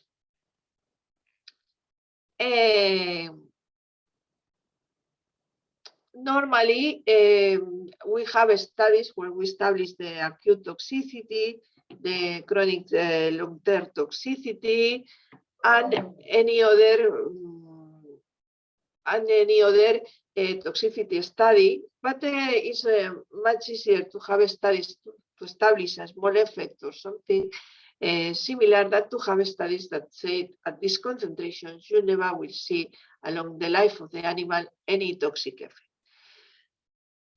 Commonly, this is established in the studies. If you have long-term or chronic toxicities, is the ideal thing. And for example, in this example, you have a non-observable effect level of 1 milligram per kilogram of animal weight. Normally, with this value that is supposed to be safe, it's possible to establish the admissible daily intake. The admissible daily intake is a way to pass from the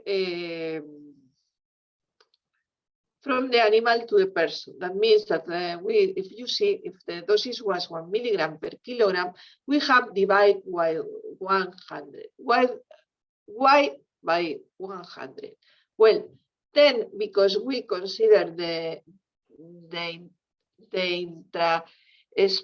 interspace variability, that means that well, we are not the same than a rat, and we consider ourselves much more sensitive than any other animal.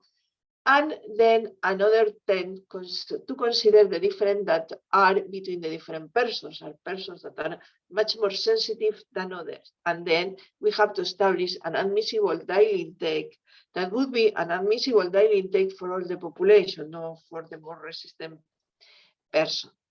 Then when we have this admissible daily intake, the next step is to establish the weight of the person that commonly we have to use an average weight.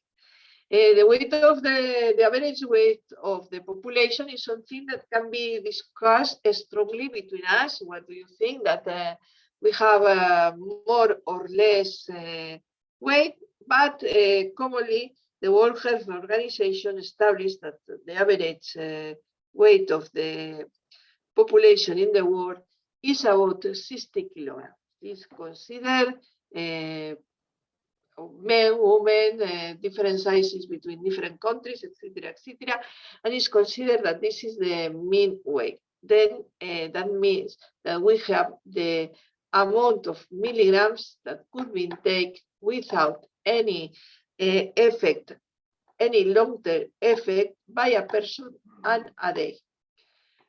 Then to go ahead with the establishment of the maximum residual limits, we have to consider the food factor. What is the food factor? The food factor represents the percentage of the food that is intake by this human being. That means that, for example, if we intake 1 kilogram at the day or less. Commonly, the food factor is a factor that is calculated making a study of the diet of the population. That means that in all the countries there are studies about what is the the mean diet of this population, also about the characteristics of each food basket and what eat the people in the country, and then commonly each food could be taken an amount that goes from 0.2 to 1 kilogram a day, depending of the characteristics. Then you could see that, for example, here we have that if it's a commonly eat compounds, we can have about 0.6 milligrams of this compound per kilogram of food could be safe for the human being. Then we have passed from work with toxic doses of the compound in the animal to move to toxic doses depending on the concentration that we have of the pesticides in food.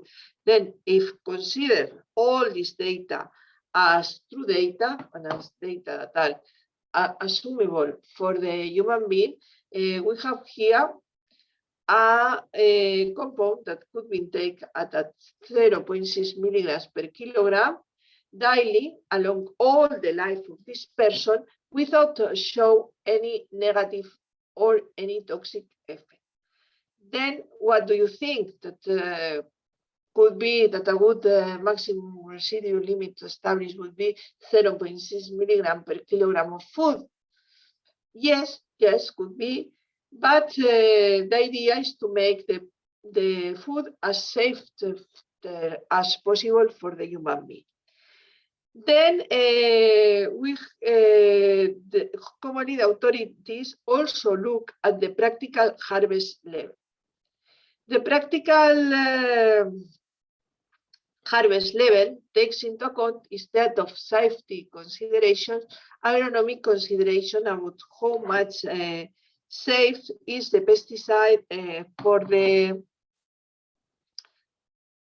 about how much safe is the pesticide in the environment and how effective. Then, for example, it takes into account the amount of the pesticide that is able to kill the pest.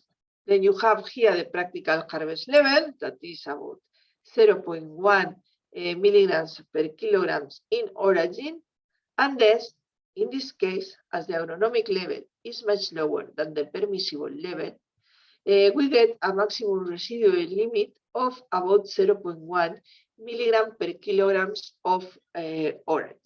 Then you could see that this would be the maximum residual limit established. Then when we move with some toxic substances, we should move within this level in order to ensure the maximum safety of the food and the minimum presence of contaminants. Commonly, maximum residual levels are defined everywhere as the traces of pesticides lives in the treated products and that are called residues, and a maximum residual level is the highest levels of a pesticide residue that could be legally tolerated in or on food or feed when pesticides are applied correctly. Applied correctly means that you should keep in mind the good agricultural practices. That means that you should keep in mind or you should apply the pesticides according to the recommendations of the producer. Because of course, if you use much more pesticide that is recommended, you could have always levels higher than the maximum residual levels. If you are concerned about whether the practice to use higher levels of pesticides is very common or not, commonly pesticides are expensive and then it increases the cost of the agricultural production, and then commonly the rules or the guidelines of the producers are well followed. You have here when the establishment of pesticides in foods has been established for specific crops or crop groups, and processed foods everywhere. And for example, for tetraconazole, you have here some examples of how these maximum residual levels are. Maximum residual levels change very much. It depends on whether the pesticide is applied pre-harvest, post-harvest, and in many other places. But as you could see, it's important to keep in mind all these things that could be more or less deduced from the physicochemical properties of the compounds. I don't know if you have any question. I think that I has been a little short with this tutorial. Well, I think that we can complement making some kind of discussion about this. Then do you have any question?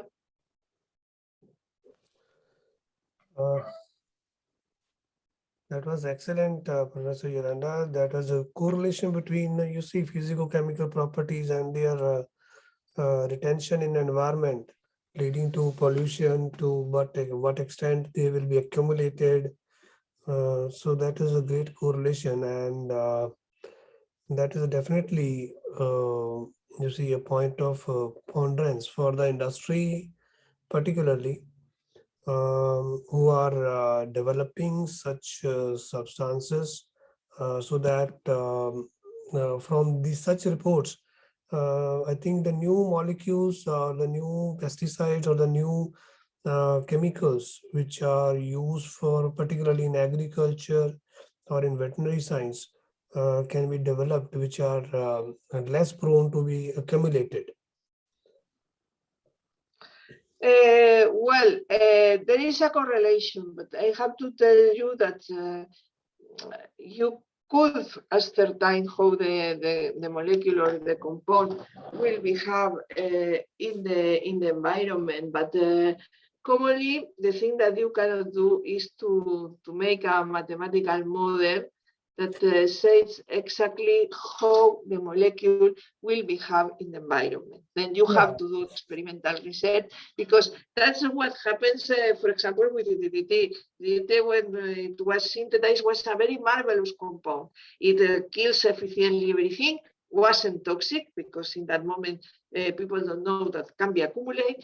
And well, if you read the literature in the 50s, it was a very important compound, and it has no effect on the environment. And then in the 60s, start to prove that, well, there was the populations of bird was highly decreased, just because it really accumulates and can produce toxic effects, and has to be followed.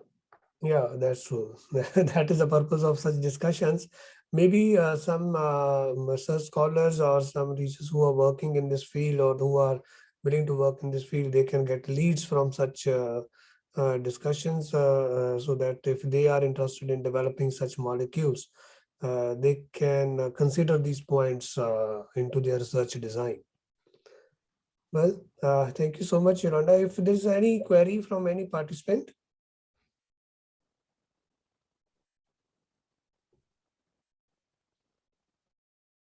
No query?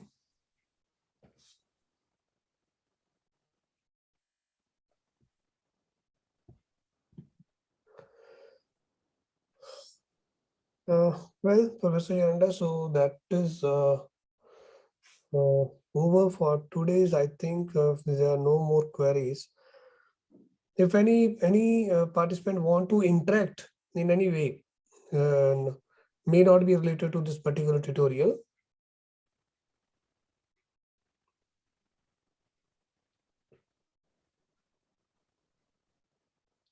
Nobody wants to make any comment, or Yeah. Any positive comment, any negative comment, any comment or any compliment? well, any comment in any way. Criticisms are also welcome. Stage. Action. Chetan.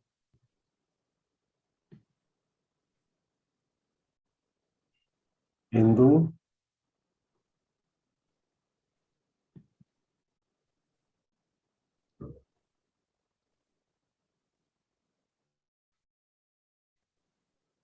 Hello.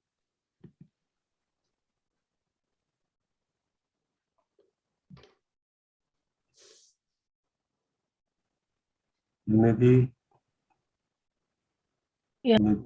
Nidhi, ma'am, if you want to say something or how do you like the lecture or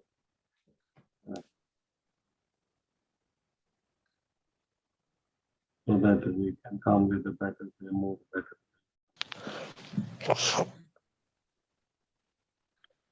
Yes, sir. Any question, any suggestions, any comments from your side?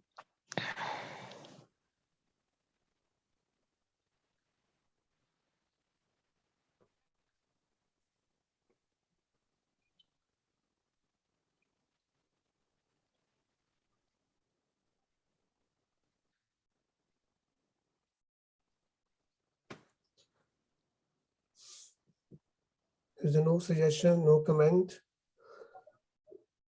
I think you are fed up now.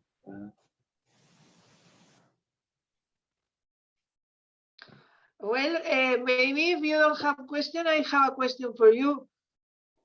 Yes. That is a way. Well, I think that as we have a little time, it would be interesting to know who is attending to this course. And if you don't mind to introduce yourself and to mention for what are you interested in or what are your interests in environmental contamination. I can put here the list of people who is attending to this course and ask them, well, to introduce, and then it will be easy to discuss. Then I'm going to follow maybe the list that I have here. I don't know you. I will share a list of the participants along the complete list of the participants with you, Dr. Yolanda, today. Okay, thank you. Yes. But I think that I would like that the people of the course participate a little, and then I would like to know the people who is here to know what are their interest in the environmental contamination. For example, I have here Indu that has a photo of a very nice flower. Indu, are you here? Yes, ma'am. Can you speak Could you tell me what are your interests in the environmental contamination? Yes, ma'am. Please. No, what are your interests? What interests you in the environmental pollution, the field of environmental pollution?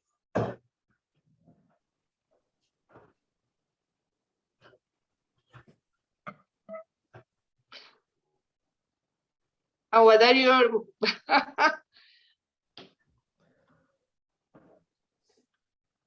nobody wants to tell what are interested in environmental pollution and what are their personal concerns? This will help us to offer a more, let me say, a more targeted course to you.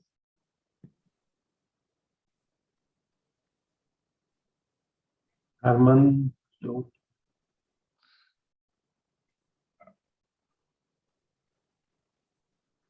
Poonam? In Spain are also difficult. Simran. All disappeared.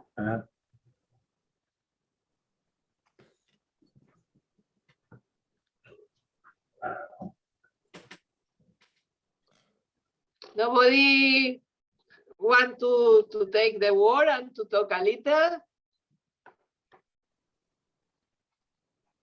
What do you think?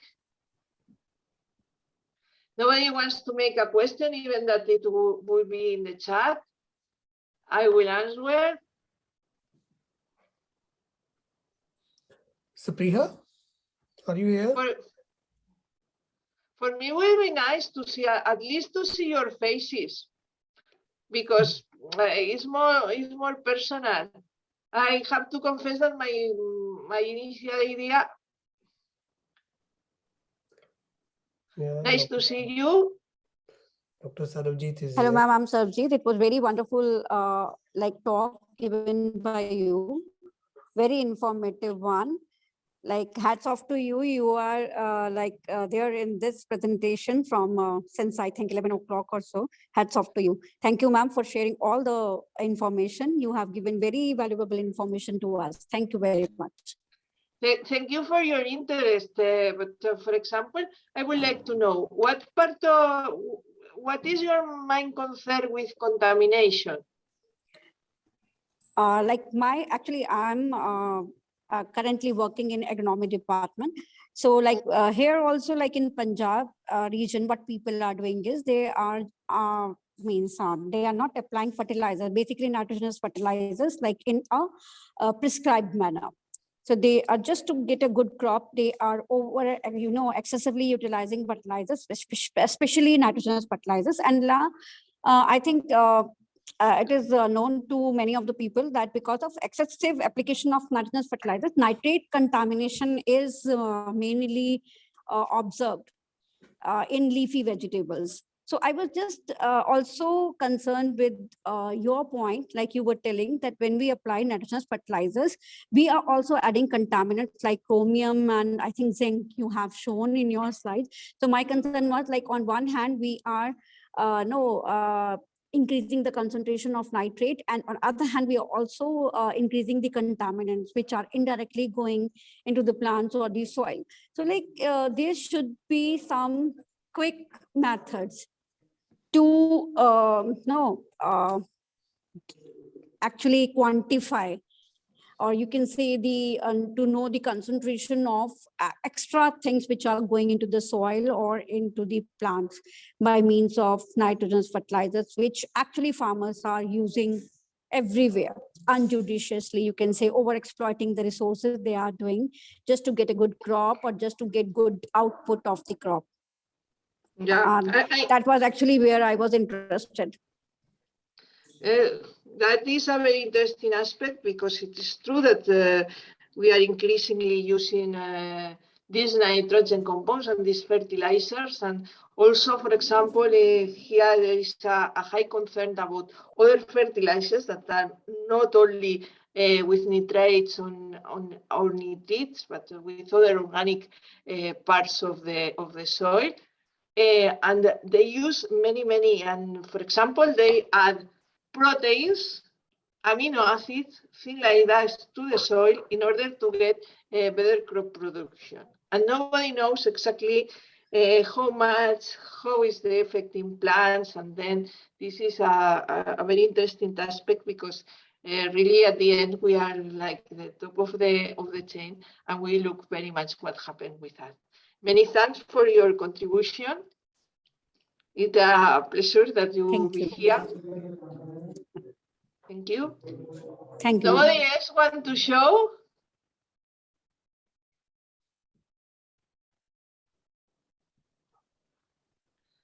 Amit, Jan,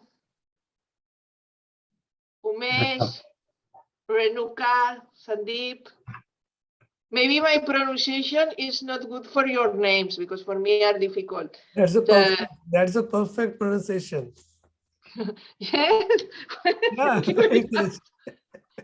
For me it's difficult because they are very exotic for me. But some of them, for example, Monica, then nobody wants to show at least their face to meet each other. Hello, Simrat.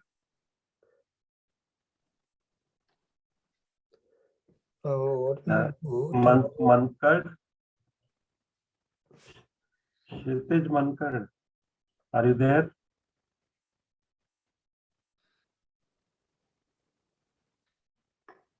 Nikita, Simrat, Well, Kshitij. Priya. maybe today has been the first day and has been very intensive. But I have to tell you that I'm quite a good speaker. I speak and speak and speak. And then today it has been a little shorter, maybe because I have too many hours all together. But next time I wouldn't do this. I will enlarge to my extent.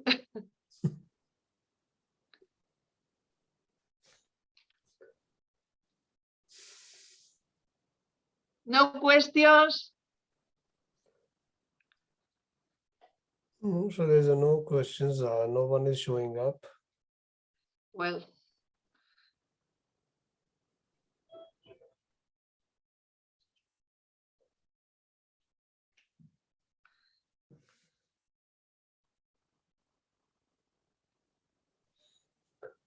So if there is nothing from the participants, so Dr. Malik, should we wind up today's session?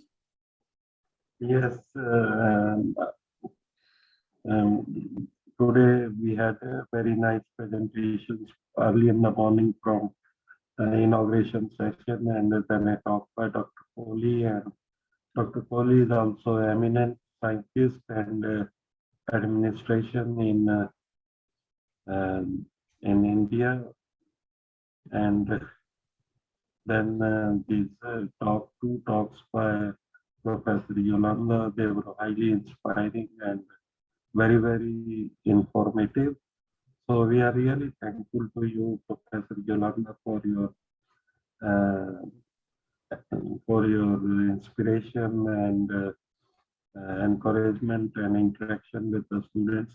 I feel that they will be more familiar with you in the coming days, and they will be asking you more and more questions, and they will be prepared more. yes, I know that they sometimes are a little difficult at the beginning. In Spain happened the same. Yes. But I consider them sometimes little participative, at least at the beginning, because, well, probably they are a little shame and it's difficult. Okay, then I don't know if we can finish this session, even that it would be 10 minutes before. Yes, we can finish for the day, and thank you very much. I'm very happy to see you, Ashok, because there are many years ago that you will be in Spain. Yes, yes. But I see that you are the same. Yes, yeah, there is no little change only in the years. I'm getting more mature. Okay, then see you tomorrow. Yes, have a nice Okay. evening. Tomorrow, Professor, you have sessions at 9:30 from 9:30 to I think that from 9:30 to 12:30 could be. Yeah. Perfect. 9:30 to 12:30 Spanish time. That is before that morning. I will be taking up. Okay, then see you. I will connect more or less at 9 in the morning. Okay. Okay, no issues. Because yeah, definitely, that's right. Because okay. at 9 it will be all will be dispersed for lunch, right? So they will be joining at around according to your time. Yeah, you can join at around 9 o'clock. That's not an issue. Okay, I will send you my PDF presentations. Okay. Yeah, that's right. That's right. Thank you very much. Thank you so much. Have a great day. Have a good day.